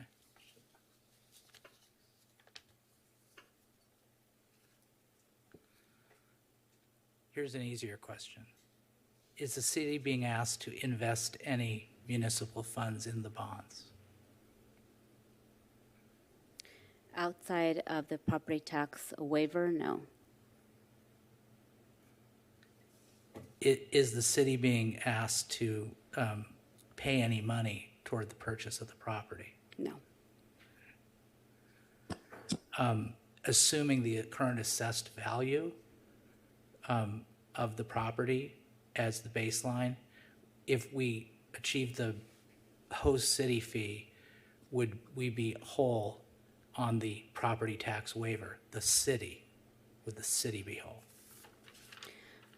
That's somewhat of a difficult question to answer because as a host fee, there would have to be sufficient cash flows in that year to be able to have that host fee amount be paid out to the city. If there's significant cash flows. Assuming it's paid. Assuming there's significant cash flows, then the city would be made whole on the current assessed value, not the foregone property tax value. Okay. Are there any projects that are being considered currently by the city that address affordable housing for this demographic, workforce housing for the demographic that would benefit from this project, specific projects being considered by the city? I would not. Do you want to handle that, Lori Yeah, Ann? so Mayor, Not sure. one of the things that we were talking about internally as staff, aside from the viable option slide that was provided, we would recommend that if the interest from council standpoint is specifically to have a project that's focusing on the middle income housing or the missing middle right now at this moment, we would recommend a much more efficient, streamlined, simple methodology for providing rental assistance for that cohort to the equivalent of 250 units by, if you direct me to go back into our budget and look for an equivalent amount of savings and not have to issue a $171 million bond with a potential $83 million balloon payment in this manner. I mean, if this is something that we feel strongly about, then we will work with every lobbyist at the state and federal level to encourage additional housing workforce housing grants as federal HUD used to do in the past, and we can work with our partners here to facilitate that and come back to you with some other strategies, but that would be our recommendation. So no, to your point, we don't have something at this moment. This is a challenge, but affordable housing is a challenge altogether. Very low, moderate, all of it is a challenge. Just what's the appropriate tool, and not all tools are created equal. Okay. But do we have any current projects, like actual real estate projects, that would, affordable housing that would address this issue?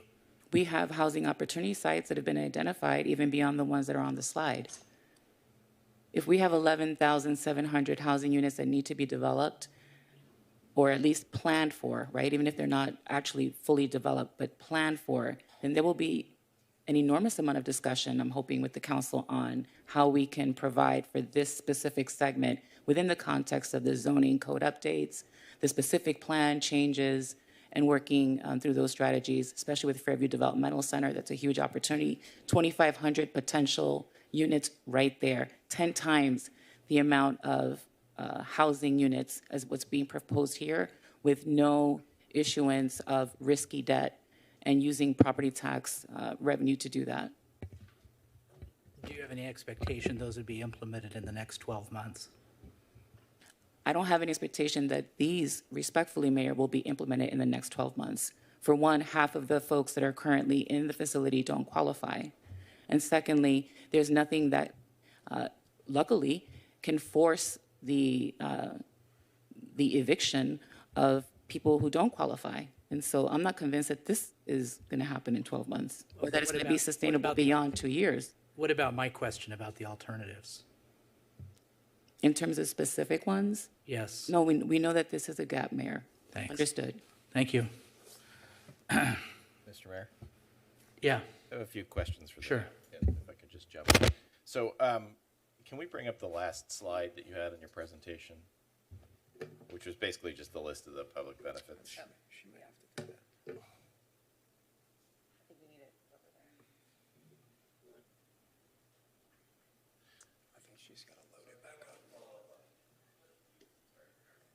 It's not. All right, thank you. I just wanted to follow up on, I think, what our city manager was asking with regards to current tenants and eviction. So I think on the last slide, you had stated that there will be 250 units of workforce housing. Obviously, we're not evicting anybody right now. So I want to get an understanding of what the turnover rate looks like. And when we say workforce housing, what would be the most immediate number associated with that? So we have 250 units in the project right now. The current vacancy rate is 1%, so it's almost fully occupied. Of the demographic income data we have on the current tenants, 55% of them will meet the requirements of this program. And the way the program is implemented is on lease turnovers, and leases are 12-month leases. So within the next 12 months, everyone's lease will come up for renewal. At your lease renewal, you complete the income qualification process. If you qualify, you receive the rent reduction. So we would expect 55% of people would receive the rent reduction at their qualification. If not, and of course we don't want to displace people, we're allowed to stay at market rent. So that leaves 45% of people who may not qualify. And market rate turnover in the project is typically about 50%. So we would expect that over the next 2 years, just by natural attrition, as people choose to leave, they really have no particular incentive to stay or go, given that it's at a market rent rate. We would expect that the project would fully turn over in the first 2 to 3 years. And we're seeing actually existing projects that are turning over much faster than that in other workforce housing programs that have closed so far this year. Okay, so that answers one question. So this second question, and I had a lot of them, but you and staff have answered most of them tonight. Can you explain the program's debt coverage? Because that seemed to be where staff and our consultants seemed to have some heartburn, that it was operating at a negative up through at least year 8, and then moving forward. So I don't know if you had a slide that shows what that looks like, or you can at least explain the difference. So we're going to introduce our experts from Citigroup to go over all of that. I'll just tee it up. There's no equity. We're not allowed to have private equity. These are governmental bonds. We could have other public sources of funding. We wish we had them available. That's the reason why we're comparing apples to oranges, and you don't have immediate amortization in year 1. But I'm going to turn it over to Chris Lebret from Citigroup, and he can further answer your question. Great, thank you for your time this evening. So the way the transaction is structured is there's a senior lien and a mezzanine lien of bonds. The senior lien is structured with the minimum 1.2 times coverage. The balance of the loan is structured on the mezzanine lien. That's a minimum 1.1 times coverage. As mentioned earlier, the bonds are structured as turbo bonds. So there's no fixed amortization. And that gives us a lot of flexibility to the extent there's variation in revenues in the future. There's no fixed principal amortization in a given year. Principal is repaid from excess cash flow after the payment of operating expenses. And so all of these coverage calculations are based on what is the annual maximum interest due on the senior bonds or on the junior bonds. And those are at 120 and 1.1 times. In these projects, we generally do borrow upfront for capitalized interest to cover a portion of the interest for usually the first year or 2. That's generally not on the senior lien. The senior lien has more than sufficient coverage. It's usually for the mezzanine bonds. Okay, so for the municipal finance experts who are not in this room, who are listening, give me a more simplified version of how what the city provided, which was the debt coverage, is different from what you're describing. Sure. So on the mezzanine loan, the subordinate loan, if right away in year 1 or 2, the revenue available to pay the interest, there is a delta there. So we do have to borrow for a portion of the interest. We capitalize a portion of the interest, meaning we borrow for it from the bond, and then we hold that in reserve to cover the interest for the first year or 2, and then after that point, the interest is paying from cash flow from the project. Okay, so I think Lord wants to jump in. But, so is there sufficient cash flow? I guess that's a more simplified question. Yes. Okay. To clarify from the analysis that was put up by the city, what they're doing is we've 0.96 coverage in the first year to cover the bond interest payments, and then below that we have subordinated payment of fees and subordinated payment of the subordinate bonds. And so what is necessary to pay is the A bond interest. And so we come out of the coverage reserve a slight amount to cover the difference between 0.96 and 1. And then the rest of those items below are not necessary to be paid and are deferred into the future. Okay. So it still sounds like there's an operating, a negative cash flow. Is that right?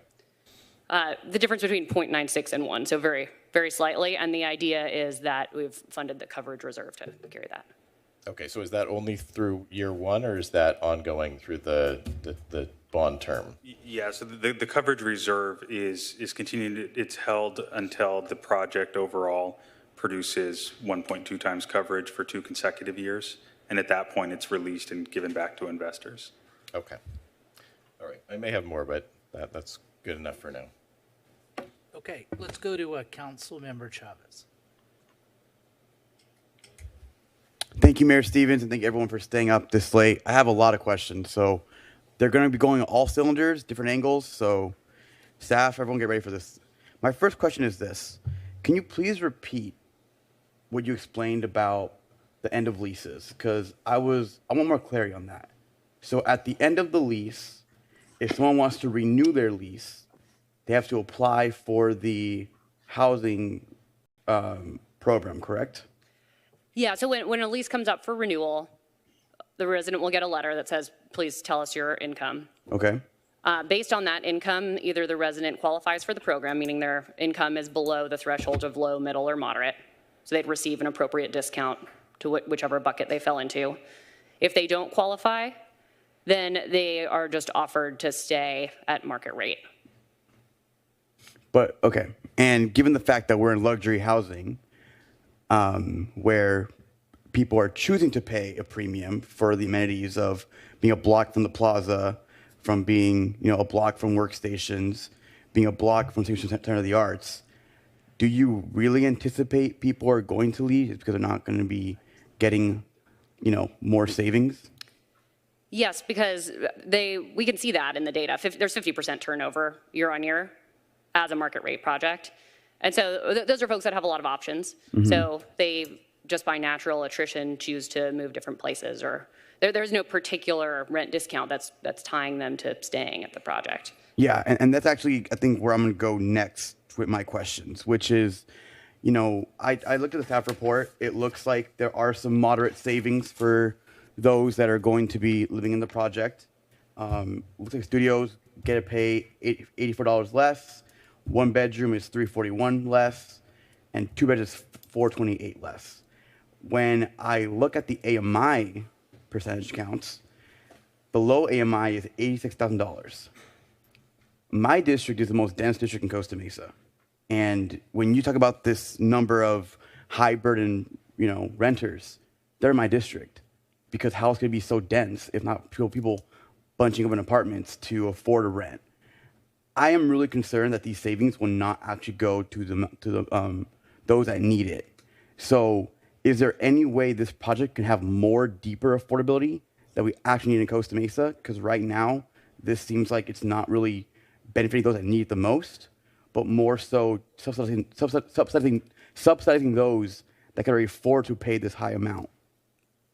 So right now, as I mentioned, 55% of the people who are living there do meet the income qualification. So those are folks that are paying astronomical percentage of their rent to afford to live there now, paying more than 40% of their income to be there. It's certainly one of many housing solutions that Costa Mesa and all cities in California need. What's elegant about this solution is it doesn't at all take away from other housing projects because it's not costing the city any money. So it's helping people who are there now, people who fit the middle income demographic, and it's not taking anything away from helping other demographics as well and other districts and other types of affordable housing. Okay, so to repeat what you said. So 55% of residents that live in 580 Anton currently pay more than 40% of their rent for their apartments. Correct. Okay. So that's a choice being made there, that they're choosing to pay around, for two bedrooms, like around almost $4,000, for one bedroom around $3,000. I know in my district there's apartments that are half that price. So I'm just trying to understand who we're benefiting here. Of course, no project is perfect for everyone. I think what we're seeing here is that people do leave cities because they become too unaffordable. And so the folks who have chosen to live here are struggling to do so. They clearly want to be here. They want to stay in Costa Mesa, but it's hard for them to save money. It's hard for them to afford to invest in the community, to have disposable income. So it's just one tool in the toolkit that's available. And then for city staff, do we have any metrics on, what income brackets the most rent burden in Costa Mesa? Is that something we study?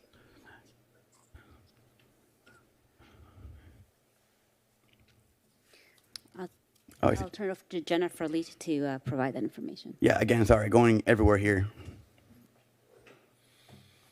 Councilmember, if I understood your question, it was sort of what segment of the population, for lack of a better word, is the most rent burdened.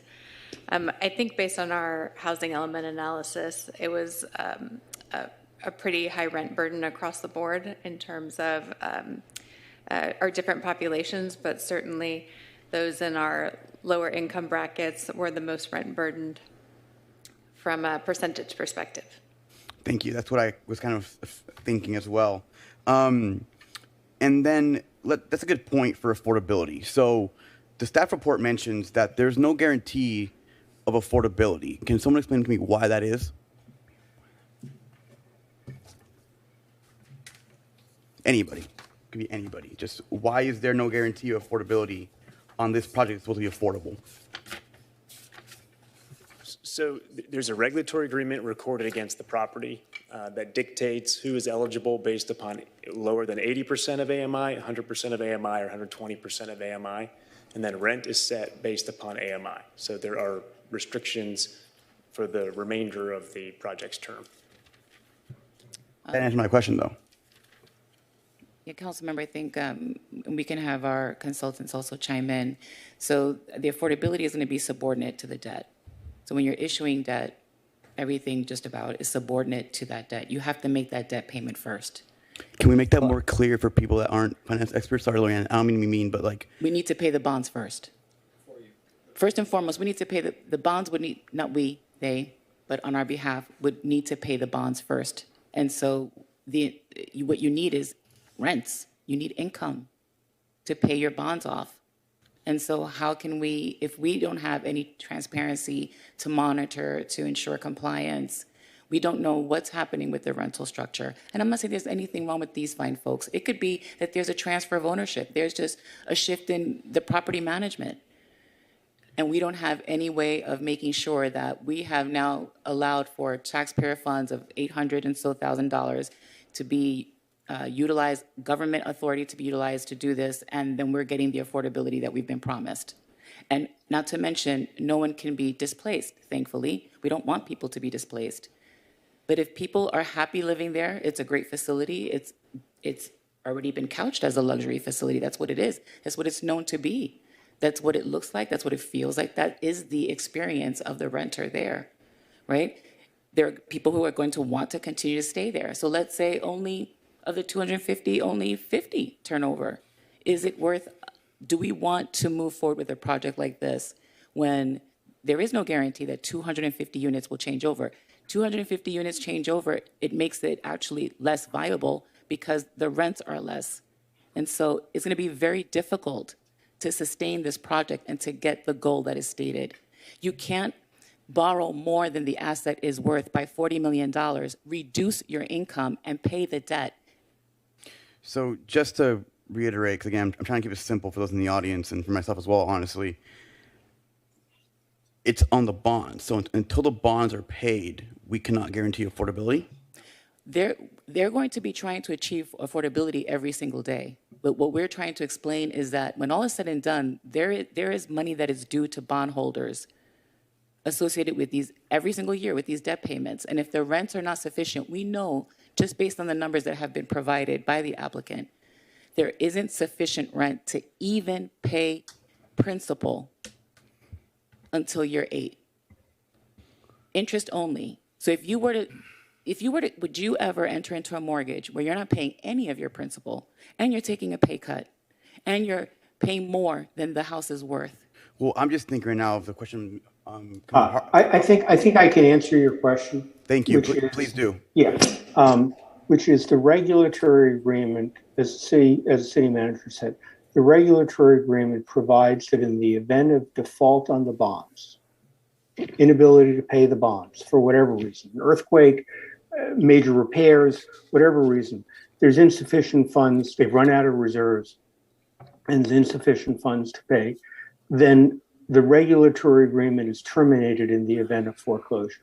So the affordability that the city was bargaining on and that various host agent, other jurisdictions are losing their property taxes can go away in the event of foreclosure. That's what it says in the regulatory agreement.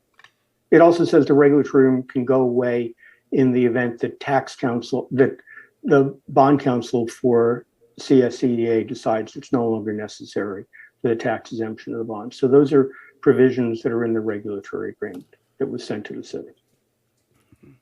Yeah, why don't we get the response? Yeah, if I may, Yes, council of member. course. Okay, a couple things. So the regulatory agreement is not voluntary. It's not we make debt service payments and then we try to get affordability. Turnover was mentioned, 50% a year. We're seeing that. We're seeing that at Ocean Air Apartments in Long Beach. When tenants move out, market rate tenants are very mobile. Life changes. They have disposable income. Different things happen in their life, a new job, a new career. They move out. That only an income qualifying tenant can then move in. So in Ocean Air Apartments, 60 tenants have moved in. I mentioned Anaheim, 300. These are luxury apartments. They're very similar to the profile of 580 Anton. We're at 35% turned over in Anaheim since March. So it's actually happening much faster than we anticipated. There was a comment about a regulatory agreement being terminated upon foreclosure. That's the same for any affordable housing project. Yes, right. Yes, that's all I'm pointing out. Okay. The point is the risk on the project. I'm sorry. Hold on. Council member. I'm not asking them We're gonna, I know, neither am I. And so if I got to take back the floor here for a second. Okay.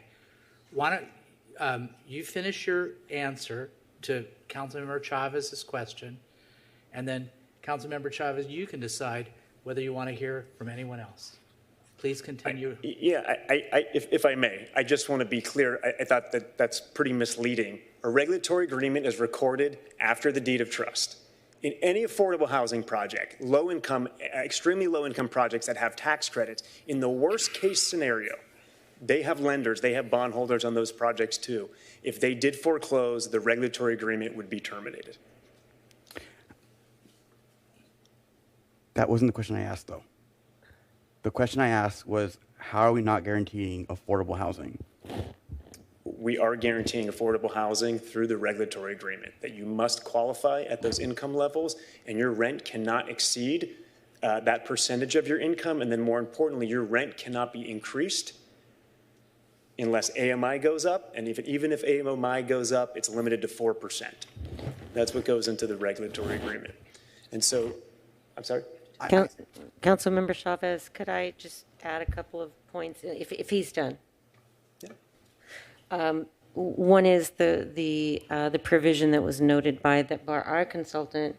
I've never seen in a regulatory agreement a provision that if the bond counsel determines that it no longer is necessary for the tax to be exempt, that they can just make the regulatory agreement go away, even though it's a government-owned and essentially financed program. I've never seen a provision like that in a regulatory agreement. The other is standard. He's correct, that in the event of a default, the regulatory provisions go away. That's a common provision. But there was one other point that I wanted to make. It's not just the existing tenants who can stay indefinitely, in theory, but even if a qualifying tenant moves in and then their income exceeds the allowable rent, they then move up to market rent. So you have a situation where not only do current tenants get to stay in theory as long as they want, but somebody who did qualify at one point can still stay after they no longer qualify. Thank you. From that, I'll move on to other questions I have, just because I want to be mindful of everyone's time and there's more questions in the queue. I still don't have a clear answer on who is responsible if the bonds fail. And I don't know if I missed it somewhere, but I don't think it's been answered at any point. All I know at this moment is that the city's not responsible, which I appreciate, but that still doesn't mean we're not going to get sued regardless, because everyone knows you always sue the city when things goes wrong. So that doesn't really dispel my notion. But for my own sanity, who is responsible if the bonds fail? The sole financial risk is being taken by the bond investors. So in other words, I'm buying this bond knowing that if it fails, there's no backup for me, right? You are. So the largest mutual funds, pension funds, and insurance companies in the world are buying these bonds. They don't want to lose money, but yes, they are taking that risk. If for catastrophic failure, they would lose their principal. Is that why the bond's not rated? No. That's a good, can I answer the rating question? Okay. So the majority of affordable housing bonds are unrated.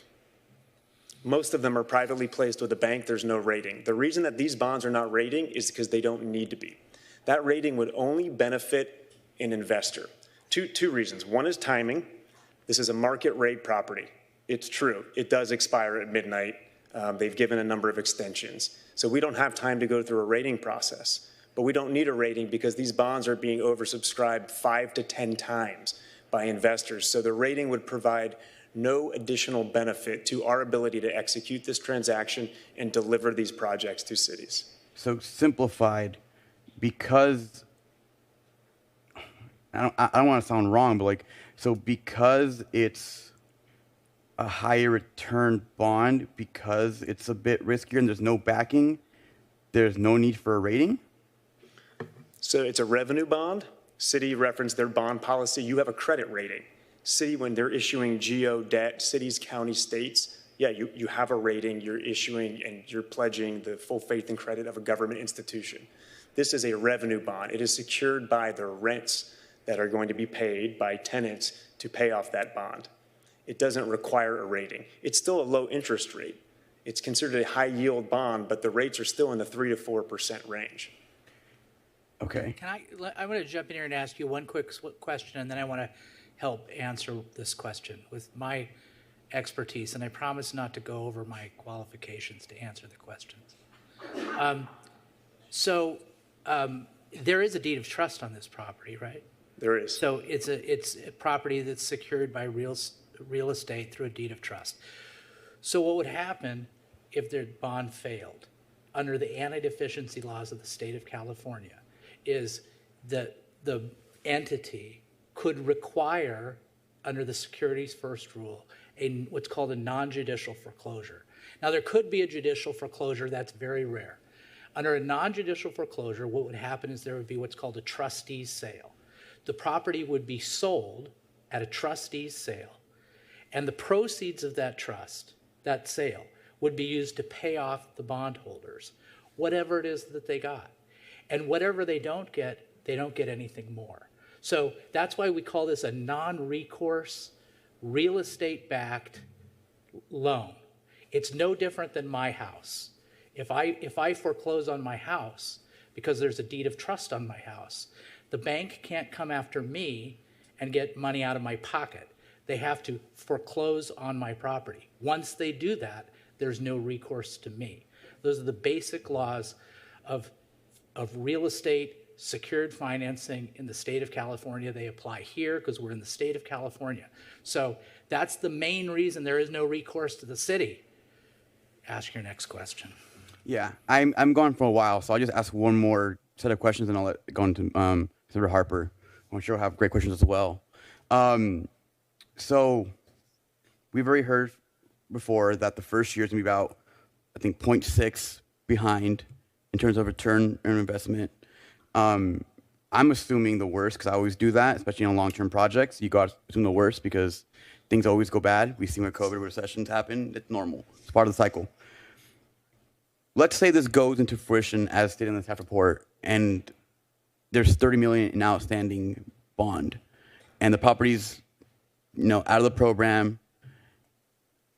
What happens to the city of Costa Mesa? Do we own that property and now own that outstanding debt?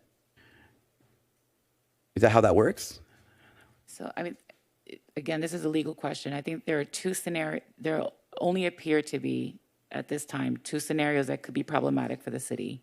And I'm curious to hear from the applicant what their response would be to these two scenarios, because I'm not clear.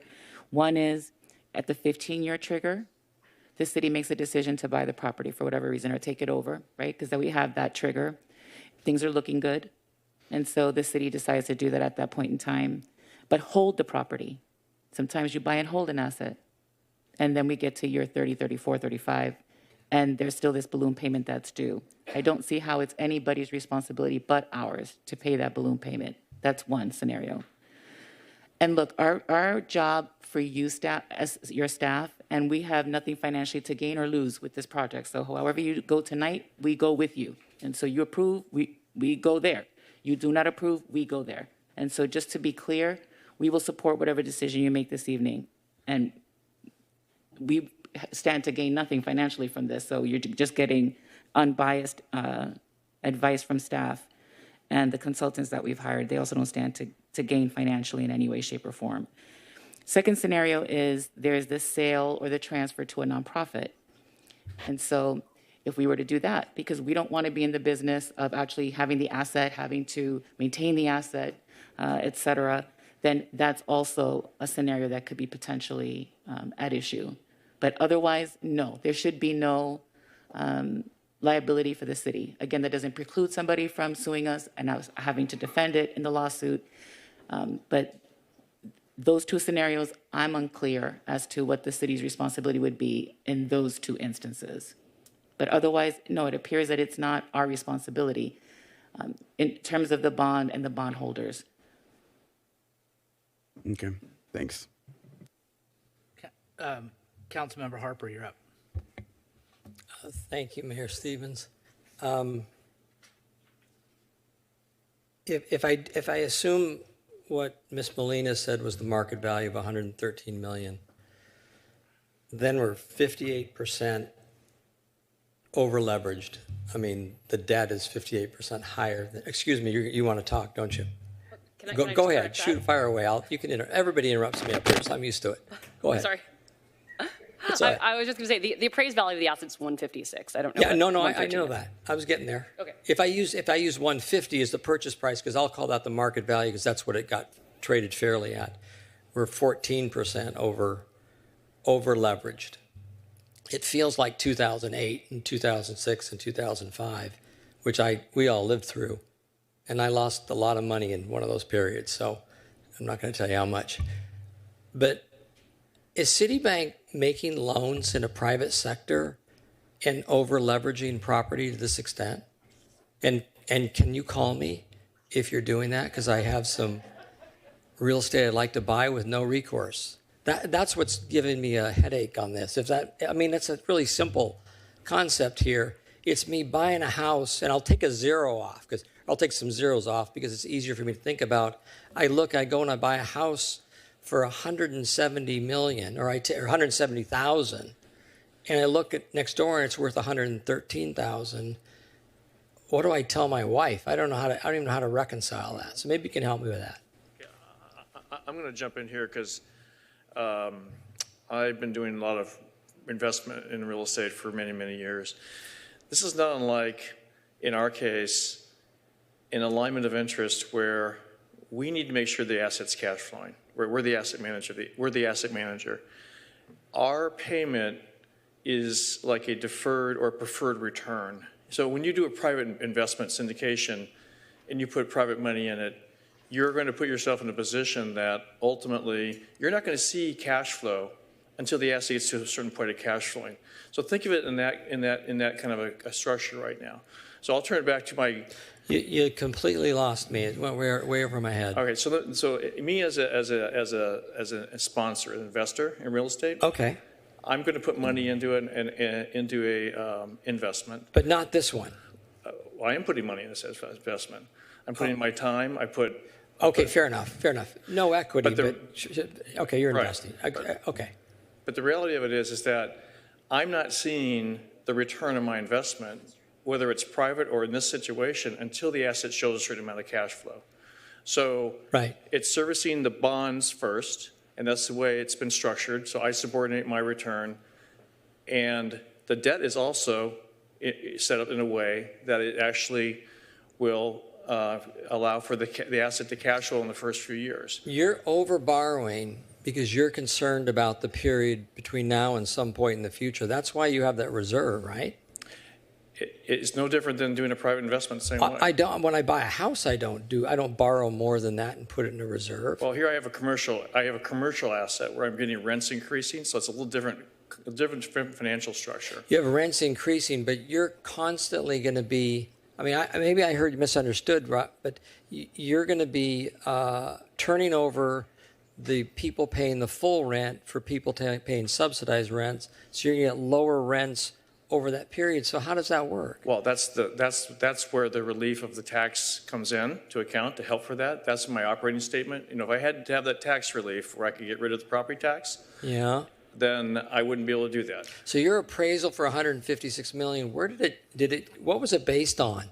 And what was the cap rate? And was it based on current rents or some future increase in rents, or a combination of decreasing rents and increasing rents? Because that's a really complicated, there's a lot of assumptions there, aren't there? Go ahead, Lauren. She can take it. So the appraisal actually does the analysis two ways. The first way is as a standard apartment building as the asset is now. So that's what comes up with 156 million. And does that use comparables, or does that use some income approach? It uses all three approaches. It uses the comparable approach and the What did the income approach. comparable- The what income did- approach is the most important for a what did- commercial property. What did the comparable approach come to? I'm sorry, I don't know the answer to I think that's a comparable really approach. important thing. I mean, you're trying to sell a piece of property, or because there is risk here. Because if this defaults in year 8 or year 10, and it defaults, the city is out effectively, if I use the market value of the property, 1.6, 1.8 million in property taxes every single year. I say city, I'm saying tax revenue that the school district or we get. So that is the risk. Let me add the second way that And the you're appraisal telling does me it. there's risk Hold on, there hold because. on. Do you want to answer his question? Sorry, I do want to I'm answer always the question. moderated by the mayor. So go ahead. No, I please. just That's all want right. I just No, want you're to be right, John. this the question and You're answer perfect, part. John. Go ahead. So the appraisal has to support the total value of the bond issuance. So it underwrites the asset and values it as a workforce housing project as well. What do you And mean that valuation is over What do you 200 mean million. the appraisal has to? What do you mean the appraisal has to do that? It's part of the disclosure requirements in the bond offering. You have to have an appraisal where the purchase price is supported and also the bond offering price is supported. Who ordered the appraisal? We order the appraisal. It's part You of the ordered the bond appraisal, correct. offering process. All right. Mr. Mayor, I want to point out, we did request the appraisal, and we were told that we couldn't have it, and now they're telling us it's part of the disclosures. So I don't know why we couldn't have the appraisal. I still want to know from Citibank. Is that a question? Oh, sorry. Oh, sorry. Do you want to address that question? Go. We don't, because I don't have the appraisal. I'd love to see it. Is there some restriction on us getting the appraisal? I mean, before, was there some restriction on that? It's confidential as part of our requirement with our seller. It gets disclosed as part of the bond offering. But as you can understand, a market rate seller doesn't want that as part of the public record. I understand. Okay. But it's a. You still have the floor. Because it's more than the purchase price. No, because we've been in contract since March and they can sell it for more now, so they don't want to have an appraisal out there for less than what they tried to sell it to a market rate buyer for if we don't move forward. But it's been disclosed tonight. Legacy Partners is the seller, correct? Aren't they in with Prudential? Correct. It's a joint venture. And Legacy Partners also is going to get a management fee for doing something. Did I read that correctly in the staff report? They're separately the property manager. They're hired as a separate contract as the property manager. So they will sell the property and then become the property manager, or they're both right now? I guess they're both. They're both right now. They can be fired as the property manager. They can be replaced with a different property manager anytime. It's a market rate property management fee. All institutional assets have to have a property manager. Okay. What cap rate did you use in the appraisal to come up with 156? 3.25%. 3.25%, and it works. If I'm Citibank and I have a 3.25 cap rate on a property, will I lend 170 million on that property? If I've got one right now I could buy, and I'd like to pocket the extra. Yeah, no, you're exactly right in that the requirements for these bond funds, the mutual funds, hedge funds that are buying the bonds that we're underwriting have different requirements than Citibank would have as a federally regulated bank. And so, yes, we would have different requirements than the buyers, the bond funds and others would have. What would the interest rates be if I put 20% down on a project like this? What would my interest rate be in my borrowing? On a traditional mortgage. Traditional lending. I don't know that apartments fall under the same guidelines as a mortgage, as a home mortgage, as far as recourse. But Mayor Stevens referring to that, but yeah, what would be a typical interest rate? Probably 2.5%, 2%. Okay. And is this 4% rate, is it state tax free? Yeah, so the rate Yes. is generally 3.5% to 4% all in, and it's exempt from federal and state taxes. Oh, federal and state. Right. So if I'm a 50% tax bracket, I'm getting an effective rate of like 6%. So it's pretty attractive. Yeah, but I mean, Yeah. tax adjusted, right? Right. I could argue that. Okay. I think I want to go back to the same question Councilman Chavez was asking. It's a really good one. Why does this evolve into all affordable housing? Why does it evolve that way? What's the incentive for anybody to head that direction? And if you do head that direction, what kind of problem do you get into when you've got all these lower affordable rents trying to subsidize a project that's $170 million that's worth $156 million? How's that work? Sorry, so on the appraisal, just one thing I did want to clarify. So as Lauren said, in the appraisal, there's two values that are provided that we also disclose in the offering memorandum that investors see when they're making their investment decision. The first value is based on the asset as it currently is, the as-is value as a market rate asset, paying property taxes. The second value that they provide assumes the property tax abatement and assumes the income restrictions on the tenants. And so those two values are provided on each one of these transactions. And generally what we find is that the total amount of the debt falls between those two values. So we're not exceeding the value of the appraised value of the asset with the property tax abatement. So you're saying your appraisal exceeds with the tax subsidies exceeds 170. I think that's what you just said. Yeah, the lower value is based on. She's sort of nodding as yes. is. So I got you. Thank you very much. So, okay. Yeah. Fascinating. So this, wow. This has been the funnest agenda item I've ever had in my life, so, but I still have a headache. Does anybody else have any questions? I do have a couple more questions. Sorry. I just want to make sure I've got 20 questions here. I got to make sure they've been,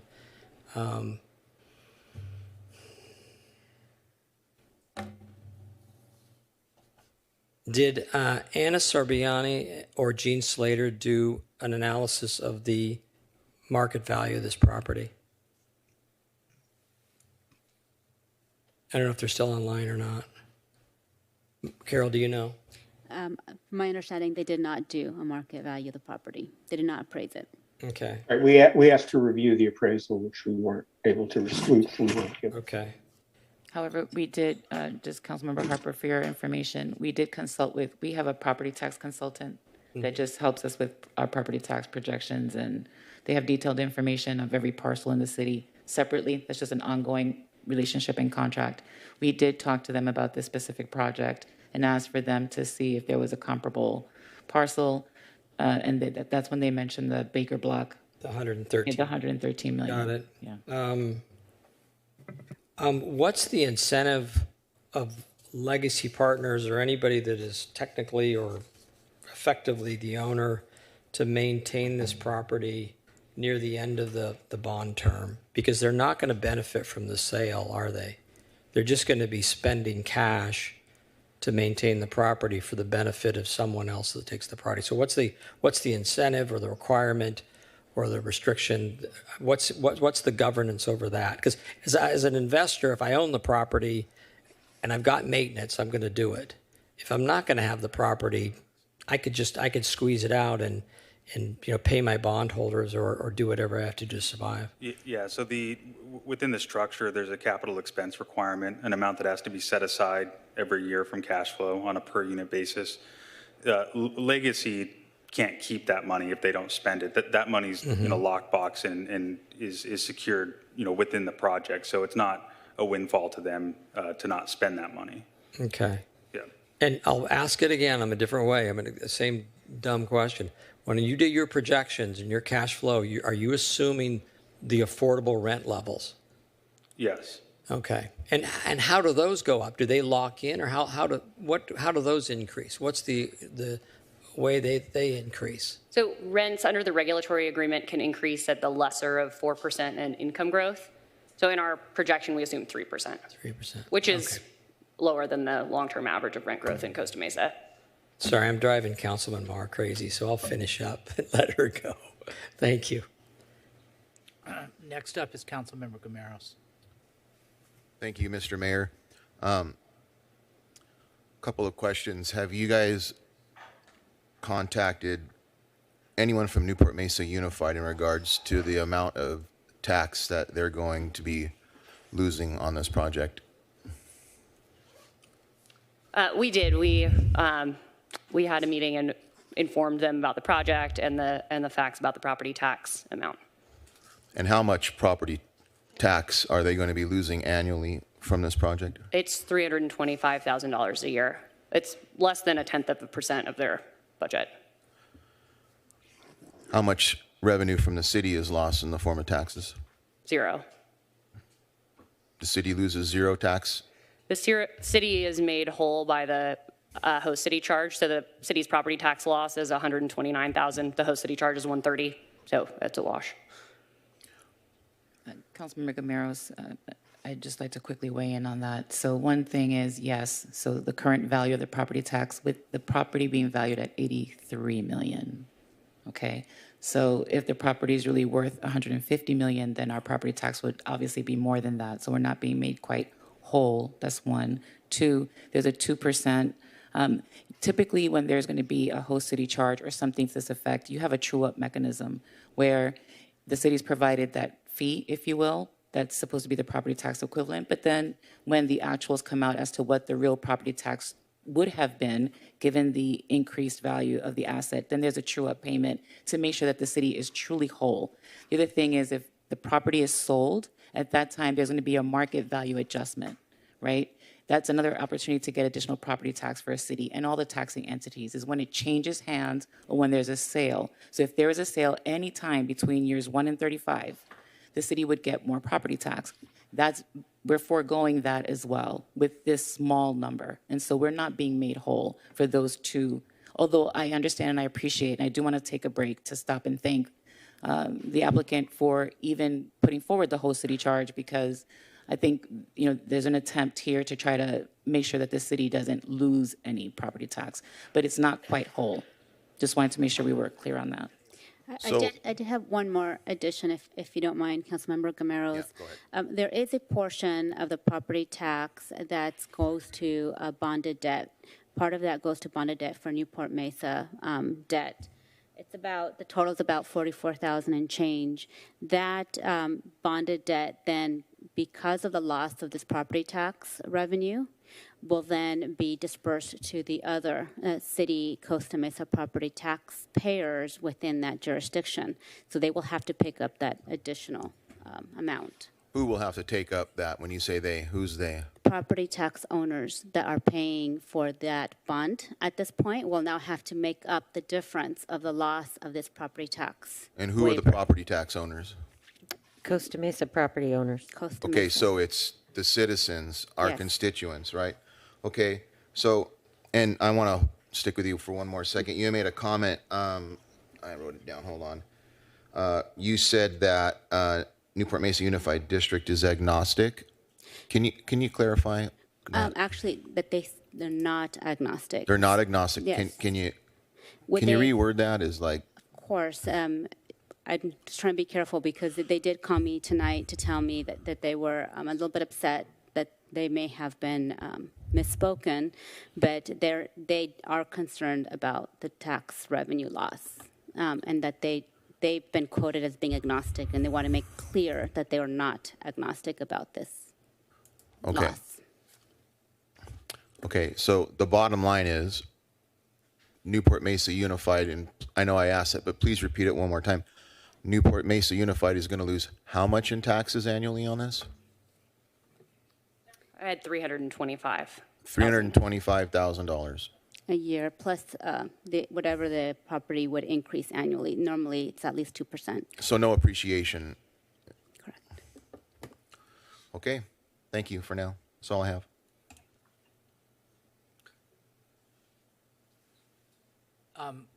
Who'd you talk to at Newport Mesa?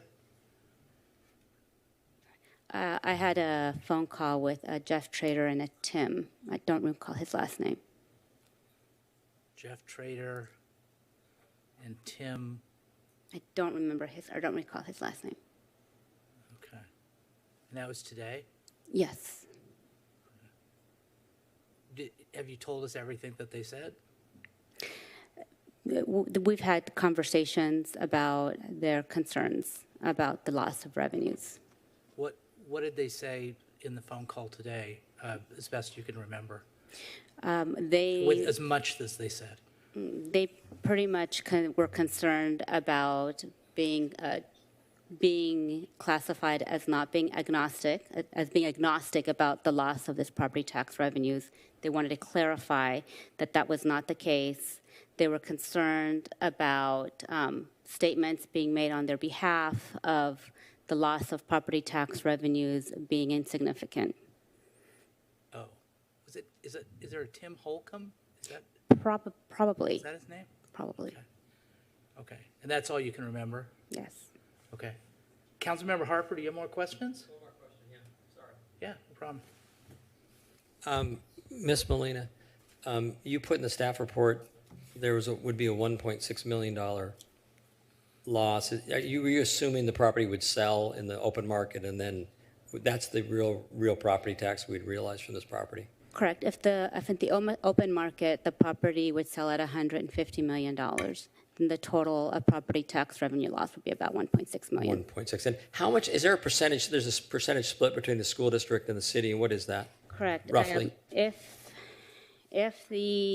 this case, if the projected $150 million loss, property would sell, the school district would get about a little bit over $570,000 a year. And then what would the city get?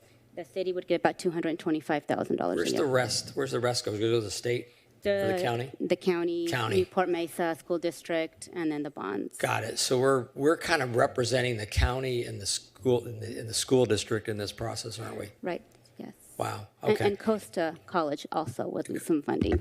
And are we? I mean, I'm uncomfortable with the fact that we're representing them, and maybe this is a question for Kim or someone else, but that feels awkward that they're not at the table here.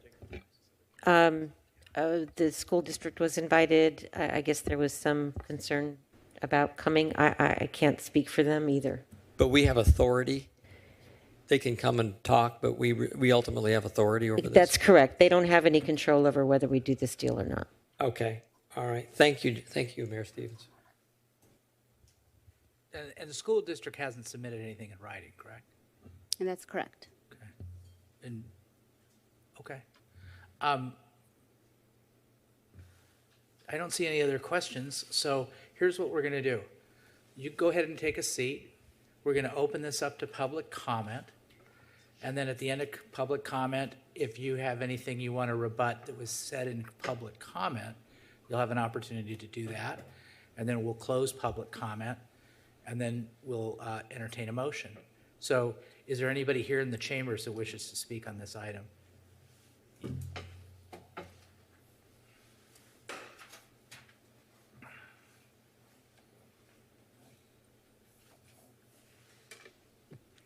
You have the floor. Hello, Mayor Stevens, City Council, and City staff. Such a pleasure to see you all here today. I'm here as a resident, as a renter. There are 60% of your residents in Costa Mesa that are renters. I hope that you remember, as Lauren said, we take a step back and that we are here for affordable housing for the Costa Mesa residents and renters of this city. A lot of the restaurants, the retail, the hotels are losing our workforce at enormous numbers. If we don't get affordable housing here in Costa Mesa, we will continue to see a loss of tax revenues, of hotels being able to stay open, of restaurants being able to stay open. And I'd like to remind you that that is a very significant loss of opportunities that these residents could continue to grow in this city. Another thing that we're going to lose are the teachers and the students, which is already a huge concern. Some of the teachers that I spoke to said that they cannot afford to stay here in Costa Mesa, and they're going to have to consider leaving this city. That's a significant loss. That's something that I feel that we need to refocus all the bond language and all these very important risks to consider, but to remember that these are people, these are renters, these are 250 families that will have their lives changed because they have affordable luxury, because they have laundry facilities, because they have significant lighting and safety in the place that they live. We want to keep people living and working in Costa Mesa. And I don't want to say the sky is falling, but for renters, the sky is falling. This is an emergency situation for our renters and residents. So I ask that you consider those people when you make your decision. While there are risks with bonds, we are not bond experts.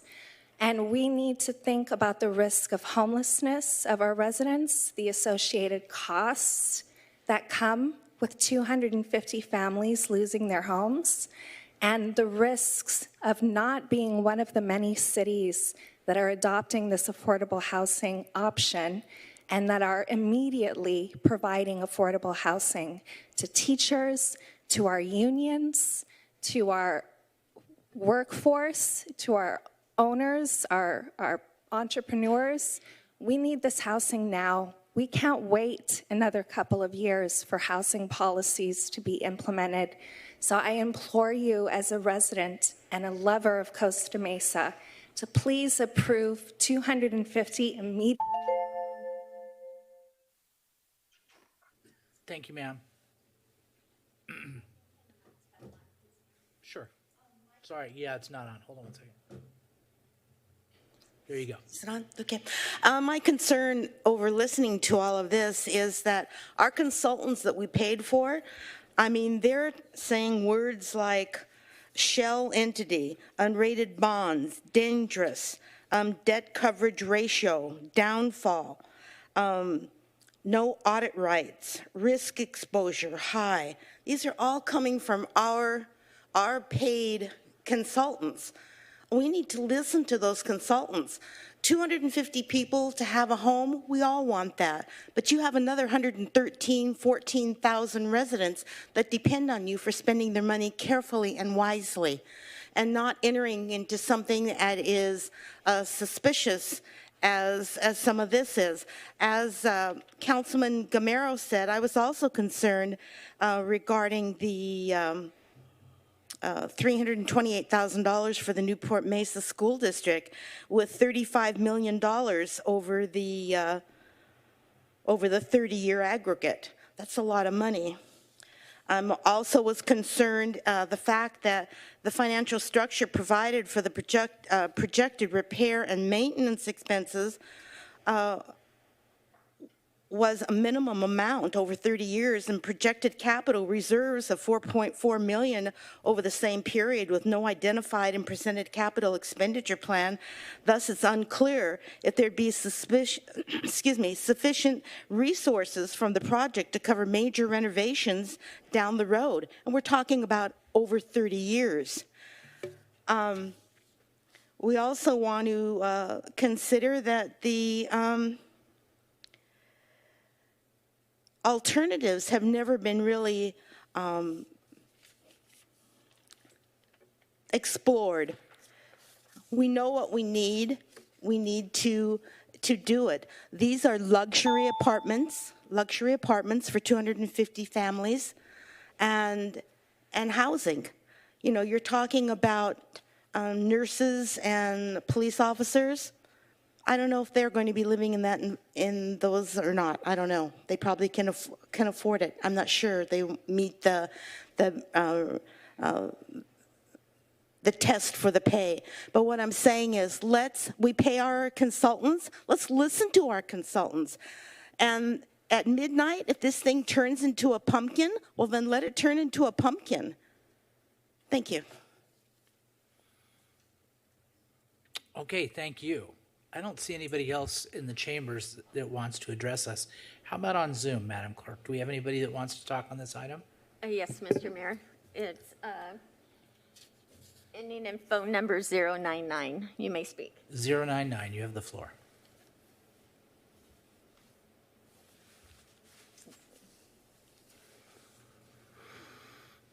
We're asking them to unmute.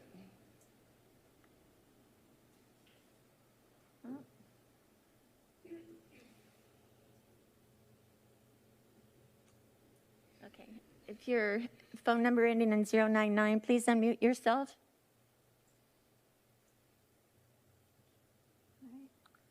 Press *6. There they go. Oh, There's gone? Going, gone?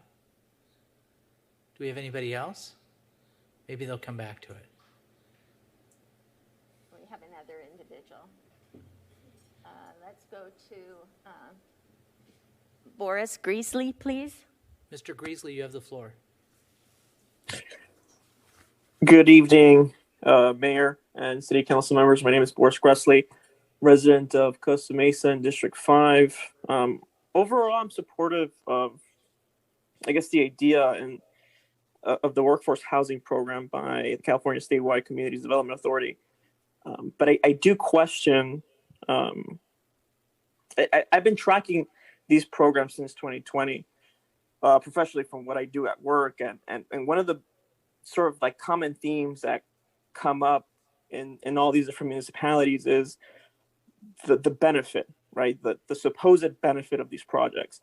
And every single staff report, for the most part, when you look at Long Beach, when you look at San Jose, when you look at all these different municipalities, it's very similar to the City of Costa Mesa staff report, which is we like the idea, but does this really make sense, right? Can we really, can this debt really be serviced? And it's always questionable. And you do have municipalities that have actually refused to move forward with these GPAs, such as San Francisco, Oakland. I think San Jose also decided to opt out of it. And I think part of the reason why is because it's new, it seems very risky, and the perceived benefit is just that perceived. We don't necessarily know if that is actually the case. And so there is a sense of reservation that I have myself, and I think some of the questions that were asked by Councilmember Harper and Councilmember Chavez were very adequate. And the last thing I'll also add is that I know the applicant mentioned affordable housing projects and the cost of affordable housing projects, but affordable housing projects are one of the benefits of affordable housing projects are not only the fact that they create affordable housing for low-income residents, but they also pay prevailing wages, which provides a living wage for construction workers, which is not necessarily the case with a lot of these luxury projects. And so I think moving forward, what the city should do is draft a policy. If this is something that a lot of municipalities are dealing with, I think it's important for the city to draft a policy moving forward and saying this are some of the requirements or guidelines that we want for applicants looking at proposing this type of program. Thank you.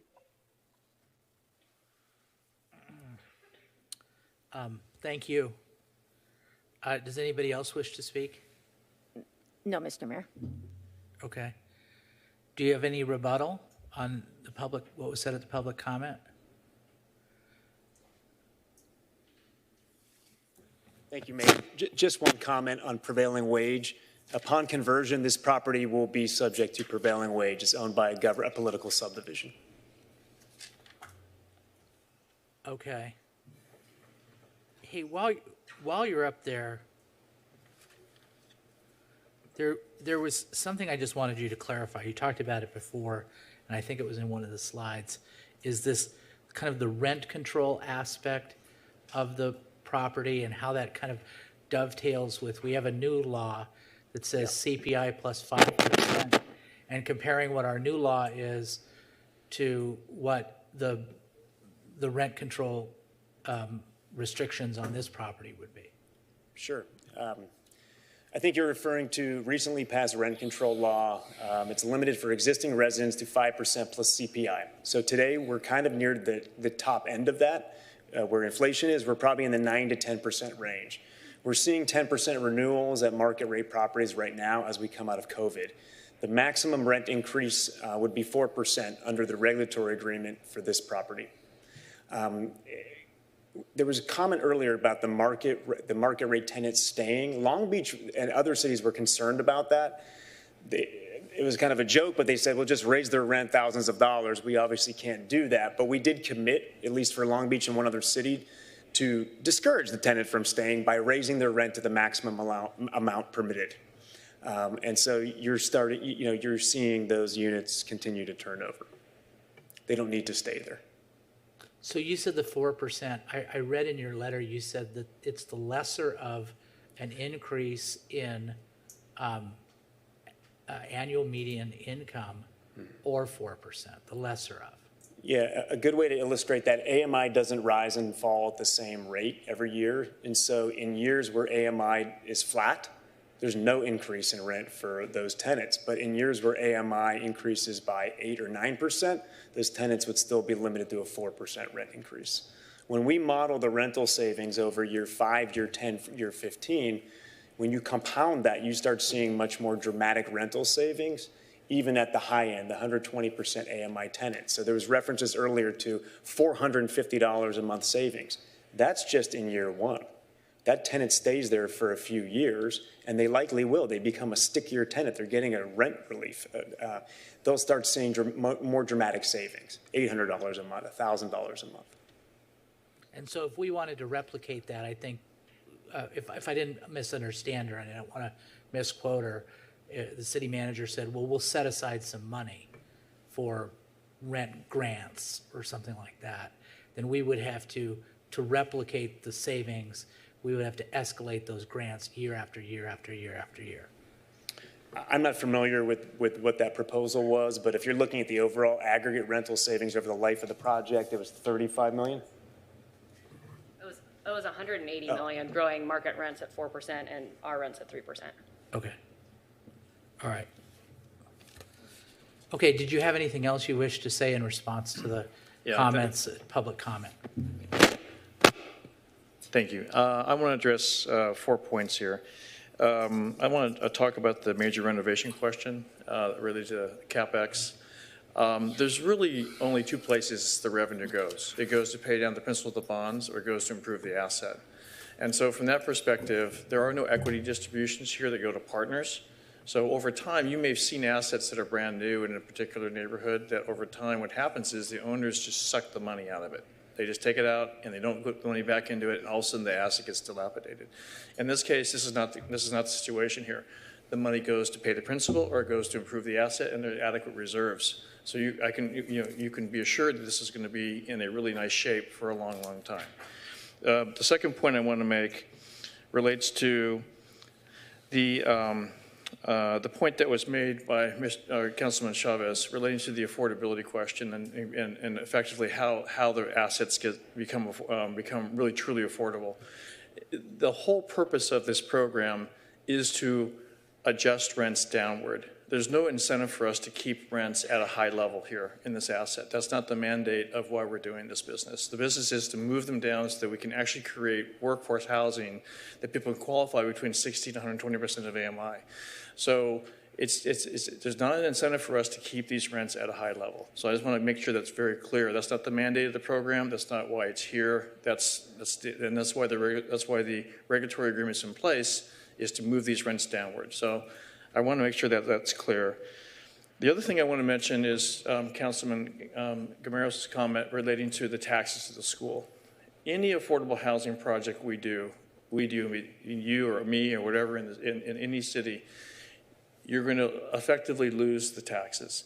That goes to schools, it goes to the state, it goes to the city. So that's the trade-off in terms of why we can reduce the rents. And so, yes, the school district will not see that revenue. But on the other hand, as Lauren pointed out, it's a very small amount. They have to consider this. We're not saying that it's a point where we're not saying that they have their own perspective on this. We appreciate it. But when you look at the overall picture of what's going on right now in terms of increases in housing prices and the offset against to be able to recover that loss of revenue to the city, it'll come back to them and to the school district. And so from that perspective, that's a decision point that you have to make in order to allow this program to go forward. It's going to happen no matter what you do with affordable housing. Finally, I want to talk about this whole discussion we've had on the financeability and the viability of the bonds. Again, I just want to go back to make a point that we have done our own due diligence.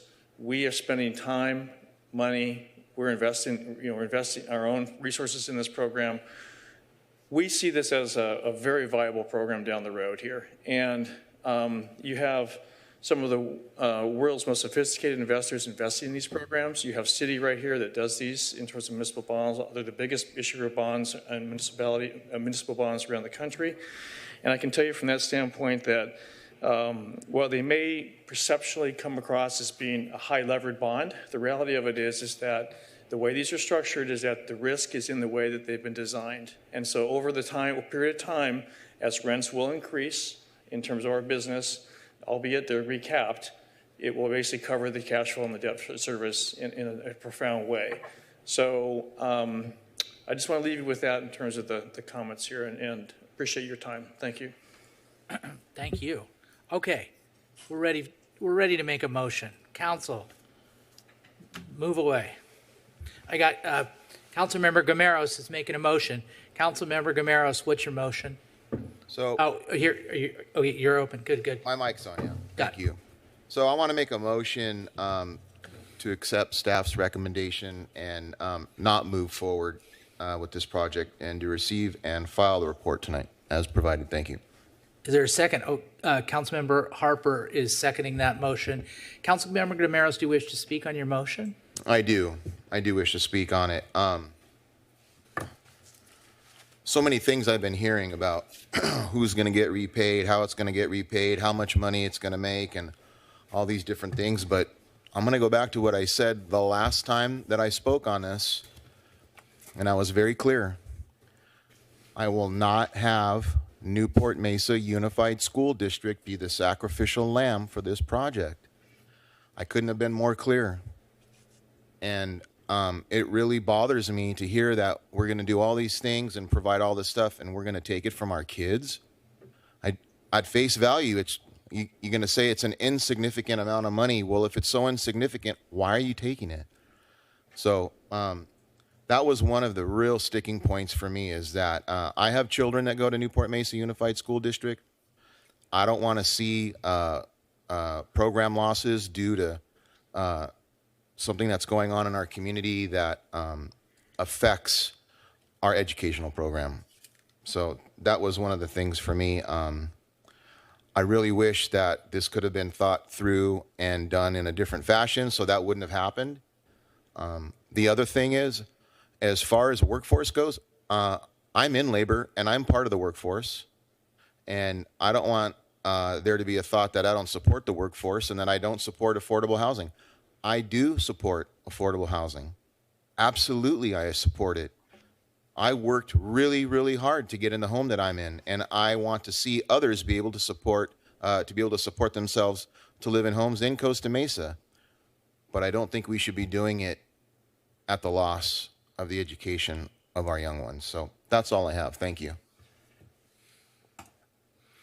Okay, Councilmember Harper, you seconded the motion. Do you wish to speak on the motion? Yeah, sure. I'm going to piggyback on what Councilman Gameros mentioned, and that is, this seems like a really inefficient way to subsidize rents, and we're taking effectively $1.6 million out of property tax revenue, and we're turning into $1.1 million in subsidies. So we're losing $500,000. In my simplest version of this, you take out all the noise, you lose 1.6.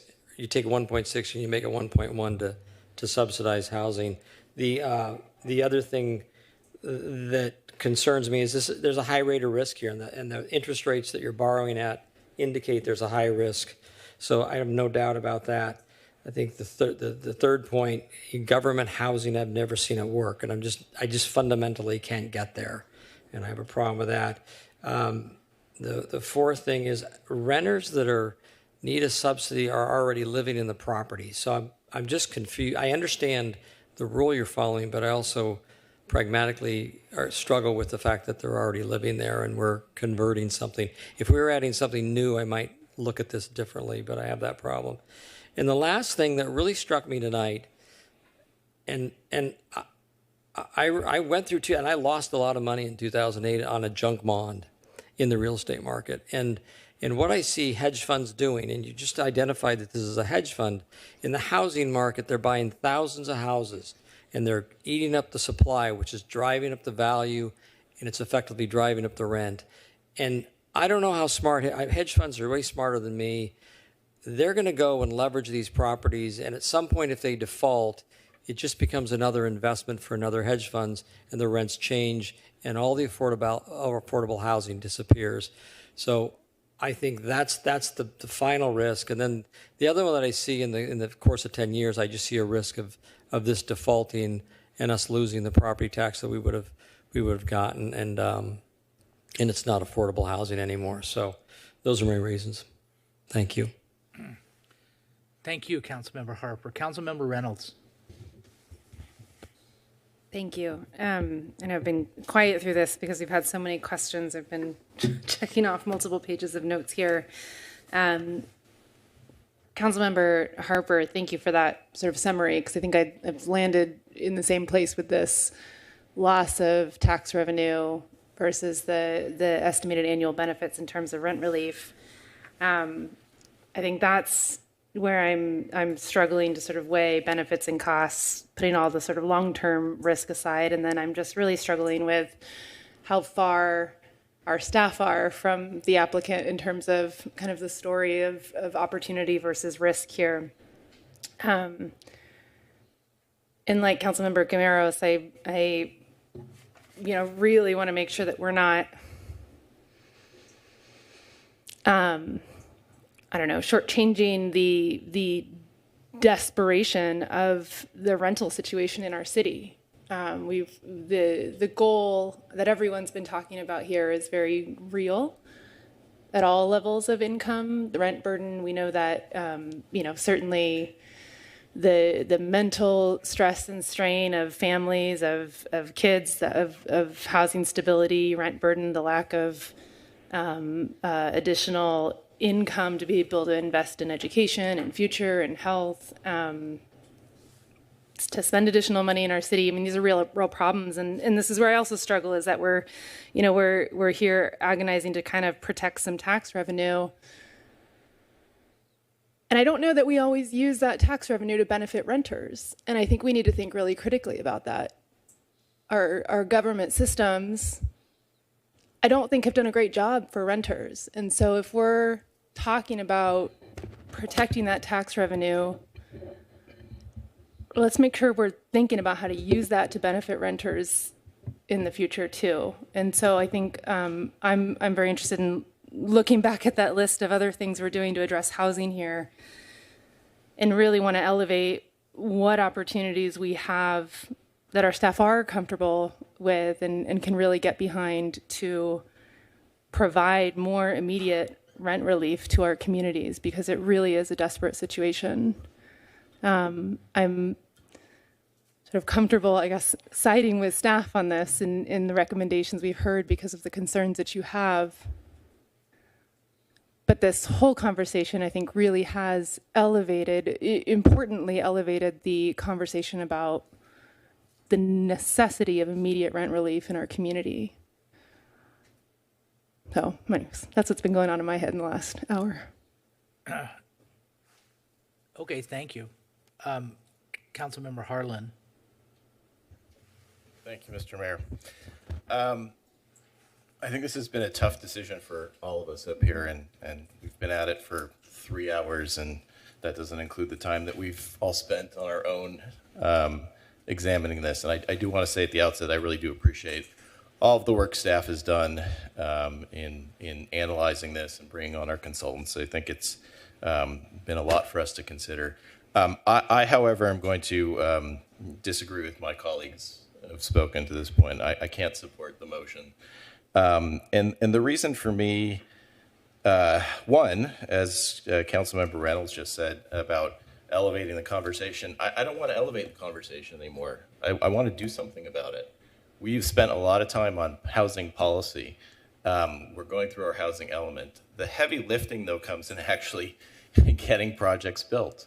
And here I've been asking myself, what would it take to create 250 units of workforce housing in the city today? Now, the more accurate question may be, based on what we heard from the applicant today, what would it take to do that in 2 years? And the fact is, we don't really build any housing in this community, especially affordable housing. And as was said by one speaker very eloquently, we just can't wait. And so I think the risks are minimal here. I think it was very clear to me there's no direct financial liability for the city. I appreciate the concerns that were raised by our consultants and staff about that. But it is clear to me that we have an opportunity and we have a partnership, or at least a potential partnership, to make that happen. We do not do the heavy lifting in the city. We do not do government-funded housing. We don't provide land. We don't provide money to subsidize rents. Those are all great things that we can do, and I will note that staff presented, I think it was one slide that had, 8 items that we are doing or planning on doing towards improving housing, and that's great. I want to pursue all of those. But today the opportunity is to convert a market rate building to workforce housing that I don't think anybody can say there's no demand for. And so I can't support this motion. I wish we'd have more support. I hope we can, but I appreciate everybody's comments on this. Mayor Pro Tem Mar. So one of the tough things about this job up here is that I so often wish I was an expert in whatever it was we were talking about, right? Like half the time, I'm like, oh, I wish I'd gone to law school. Or like, man, I wish I knew more about planning. I didn't think the time would come when I wish I knew more about bonds, but it's sort of how I felt tonight. So, you know, at the end of the day, I have to rely on staff to fill that gap for me because I'm not the expert. And that is why we have staff. That is why we have experts. That's why we bring in consultants. And so, you know, as much as I have been a proponent and a supporter of affordable housing over the years, I honestly struggle with the project in which, as Arliss put it so well, the staff is so far apart from the applicant on getting there. I have reservations about the property tax issue. I actually saw and I'm a little confused about it, to be honest, because I saw in the staff report it was like $700 and something thousand that I thought we were taking away from the school district, and then we came back to $300,000. So we don't have to answer that right now. Nevertheless, it is significant, and the school district can't make it up. So I'll be supporting the motion. I really appreciate Councilmember Harlan's comments, though, that there's more we need to do immediately. We also can't solve all of the problems at the same time. And so I think we've got, you know, the most traction right now with some of the potential motel conversions. And like there is work that we are doing. There is change that will happen in the next year and a half. I feel very confident about that. And that we are on the right direction, on the right path, and headed in the right direction as it relates to housing. And I have to live with the fact that we can't do it all tonight, and we can't solve all the problems for all of the parts of our community that need help at the same time. But we can do our best. And unfortunately, I don't think this is our best today. Thank you. Councilmember Chavez. Thank you, Mayor Stevens. And again, thank you everyone that took part in the discussion and this long journey to get here. I have a simple mantra when it comes to council votes. Make a decision, explain why, stand by it. Yesterday, I spoke with the applicant and said, staff's coming out with the recommendation to deny. I'm leaning that because I trust my staff, who are finance experts, and I was assured I would have my questions answered. I do not feel comfortable after this discussion with the questions I have to vote for this project. Residents the past 2 weeks have been contacting me, asking for me to explain this project to them because they had concerns. And each time I try to explain it to them, I myself had more questions than answers. And today I feel even more so that way. I agree with Member Reynolds and Member Harlan. There is a need for us to build accessible housing, affordable housing. I will not do so at a bond from which my understanding is not meant to last the entire term. I do not feel comfortable with the answers given today to assure myself and others that this bond will come to fruition.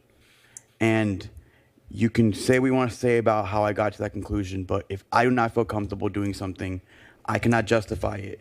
If I cannot justify it, I cannot stand by it. And just for the last point, I know this project will not benefit the people in my district who need it the most. I have no guarantee that it will even benefit those people we're mentioning is going to benefit, like the firefighters and policemen and teachers, because nothing in this report mentioned having a preference towards them. It's just something being said. And at the end of the day, I have to be able to stand by my decisions. And I do not think this is the best thing for our city at this moment. Thanks. That's my mantra. You stole my mantra. I do my best from everyone I can, and that was from you, John. It's all right. I was just teasing you. So anyhow, this has been a really interesting night because, I don't know a lot about bonds, and I know a little bit about secured financing, but I know about trials, and this was like a little trial. So we had our experts come in, and every once in a while, you hear a little cross-examination from Councilmember Harper or me or whoever, and that's a little bit like the way a trial goes. And I can tell you that, like, in this environment, it's unsatisfying for me in the sense that we really didn't, I don't think, get down to the truth. I mean, you had your side, and then we had staff, and everybody. I don't need to say due respect. I mean, due respect. Everybody respect. I'm not worthy. But there's a lot of hyperbole and a lot of positions, and at the end of the day, it's kind of hard to determine who's right and who's wrong. And as somebody said, I think it was Councilmember Reynolds, it's just that there's just this big gap between what is being said by the applicants and what is being said by the staff, and it puts the applicant in a really difficult position because, of course, we love our staff and we have a continuing relationship with them,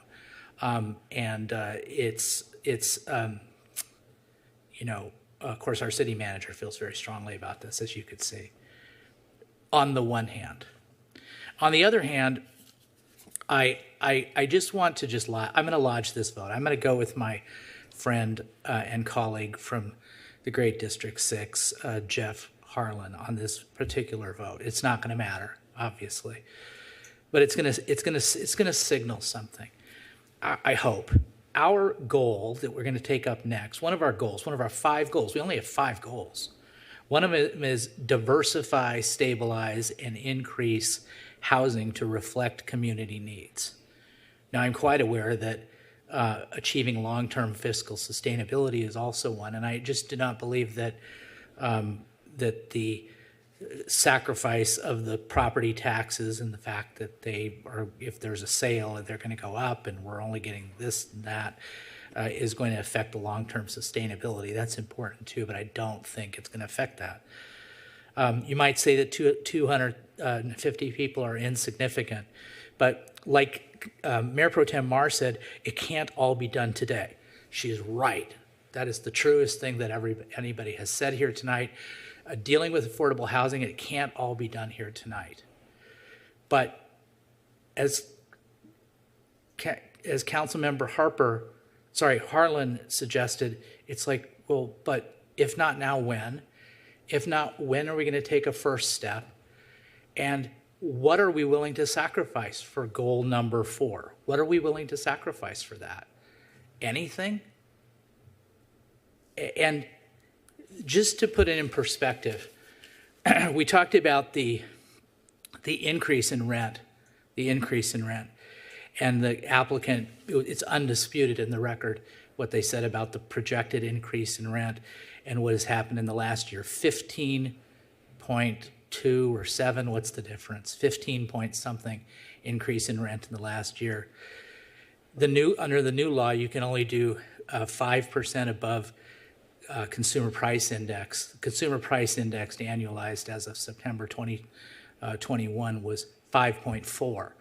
So that means rents could increase on these people that are in there up to 10.4%.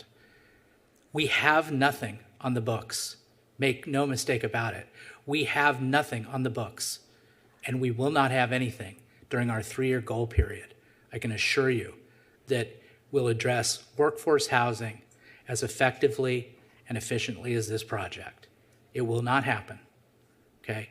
And I dare and challenge staff to prove me wrong. I hope they do. I hope that we get 250 units like this at less cost to the city. I want so badly to be wrong about that, but I don't think I am. None of the items on our screen that were provided in staff's presentation even deal with this demographic, even deal with this issue of workforce housing. None of them. Speculatively, could something be addressed at Fairview Developmental Center? Maybe, but we don't control Fairview Developmental Center. That's controlled by the state. Could one of our housing opportunity sites that we've identified in our housing element address this issue? Maybe, but not till we redo our zoning to address these issues. And that's projected to take 3 years. And oh, by the way, we have an issue in the city of Costa Mesa, Measure Y. So how is Measure Y going to tie into this? The bottom line is we have an opportunity tonight to address an issue that's right down the center of the goalpost of one of our 4 goals, and we've decided not to do it. I respect that decision. Don't get me wrong. I'm going to lose on this one, and I respect the votes in favor of the motion. I respect the motion. But I just think this is an opportunity that we've missed. Let's call for the question.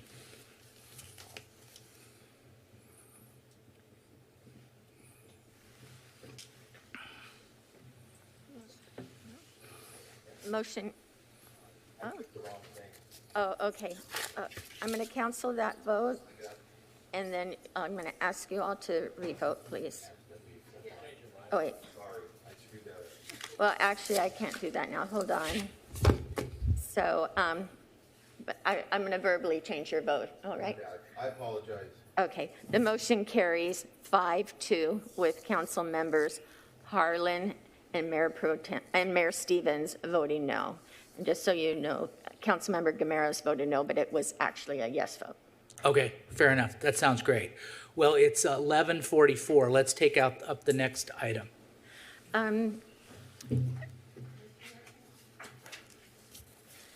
Mr. Mayor, can we do the motion now to go past midnight? Yeah, no before we problem. start the next item? Sure, I'll entertain that motion. All in favor? Or I'll make the motion. Somebody else makes the second. I make the motion. Second by Gameros. Call for the question. Motion carries 6-1 with Councilmember Harper voting no. Okay, so next on the agenda. Go right ahead with the next one. I'm going to get a cup of coffee. Okay, go ahead. The next item is, let me get it, is the adoption of the city's core values and amendments to the strategic plan goals and new 6-month objectives. Presentation by Ms. Farrell Harrison, City Manager, and Ms. Almarie is Assistant to the City Manager. Thank you.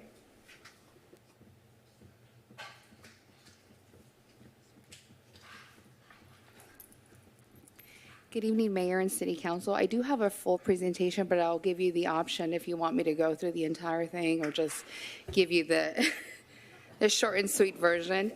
Back in September 27th, last month, the City Council and the leadership team convened to hold its second strategic planning session where we reviewed accomplishments and went through our SWOT analysis, which is our strengths, weaknesses, opportunities, and threats. We had extensive conversation on that. The team also identified core values and revised the 3-year goals and created new 6-month objectives. The city's new core values that are before you are what the city council and team values, and they are important value statements that further guide our organization's planning, decision-making, and operations. Those core values are integrity, sustainability, compassion, innovation, inclusion, and collaboration. And during our later part of the workshop, we also had the opportunity to review the 3-year goals, and there were 2 amendments to the goals. The first one was to Goal 3. It was in the wording of the goal that is now revised to strengthen the public's safety and improvement, and improve the quality of life. And in Goal 5, it replaced the previous goal that had to do with maintaining our infrastructure, and now has been replaced with a new goal, which is to advance environmental sustainability and climate resiliency. During the session, we broke out into groups and revised our matrix, which outlines our work plan, and the groups were able to work together to determine the new objectives for the time period starting October to March of 2022. So as you can see, each of the goals has a list of objectives and a time frame along with the lead staff in charge of each of these goals. And this is a matrix that is reported out to council on a monthly basis and presents the progress for each of the objectives. So what we have for you tonight is staff is recommending that the City Council adopt the city's new core values and the amended 3-year goals and the new 6-month strategic plan. As far as funding goes, the funding is available for these stated priorities and action plans within the current budget, and as applicable will be included in the proposed budget for the fiscal year 2022 and 2023. This concludes my presentation, and I'm available to answer any questions. Any questions for Ms. Reyes? Going, gone. You're off the hook. Okay, so I'm going to open it up to public comment. Anybody from inside the chambers wish to comment on this? I don't see anybody. Anybody on Zoom, Madam Clerk?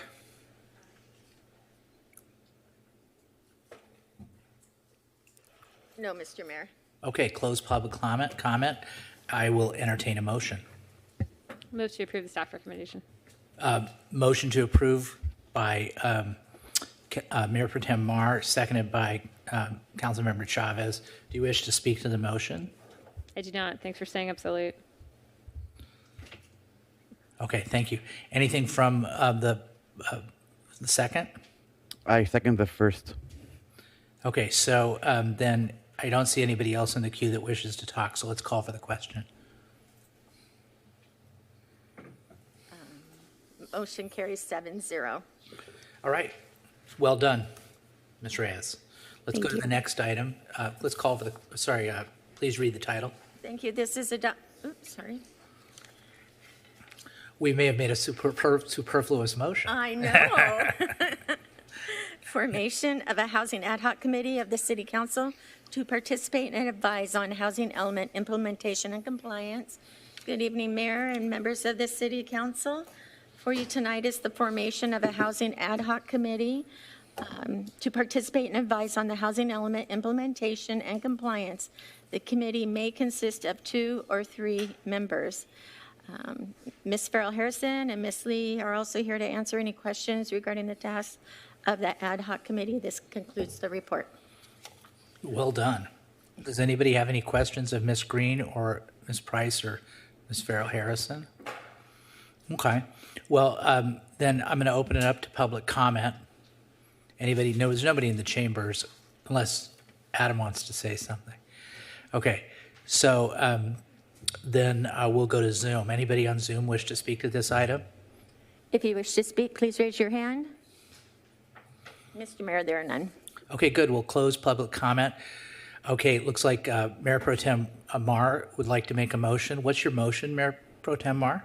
I'd like to move that we create an housing ad hoc committee and that it consists of Councilmember Reynolds, Councilmember Harlan, and myself. And Councilmember Chavez? Second. Okay. So do you wish to speak to the motion? I do. I'm excited for the formation of this committee. We've been talking about many of these issues for a long period of time. I think Councilmember Harlan and I have been talking about some of these things since before he was elected. And we've got a critical period in time right now to inform the future of the housing element and really deal with all, many of these initiatives that are going to come to a head within the next year. The outcome of the housing element is equally important. How do we sort of launch some of the programmatic activities that come out of that in a successful way? So there is a lot to do and looking forward to getting started. I do want to just caveat that I think it's still important to have public meetings and public outreach as part of the work plan of that ad hoc committee. So, while it is not a Brown Act committee, I still think there will be an important public-facing component. Thank you. Councilmember Chavez, do you wish to speak to the second? Yes, Mayor Stevens, thank you. I think the three members of the committee are really adequate and prepared to handle this difficult topic. I defer to all three often when it comes to housing votes. I will make a request that as the only renter on this dais, the only person who is in the very low income on this dais, that as you move forward with all the studying you will do, you take into account the very low income people we most desperately need. A lot of the things being built and proposed being built that we'll vote on is not going to be very low income, and that's where the demand is the most. So that's all I ask, but I think it's a great group. All right. I support the motion. I did know some people on the back nine will be happy about this motion. So let's call for the question.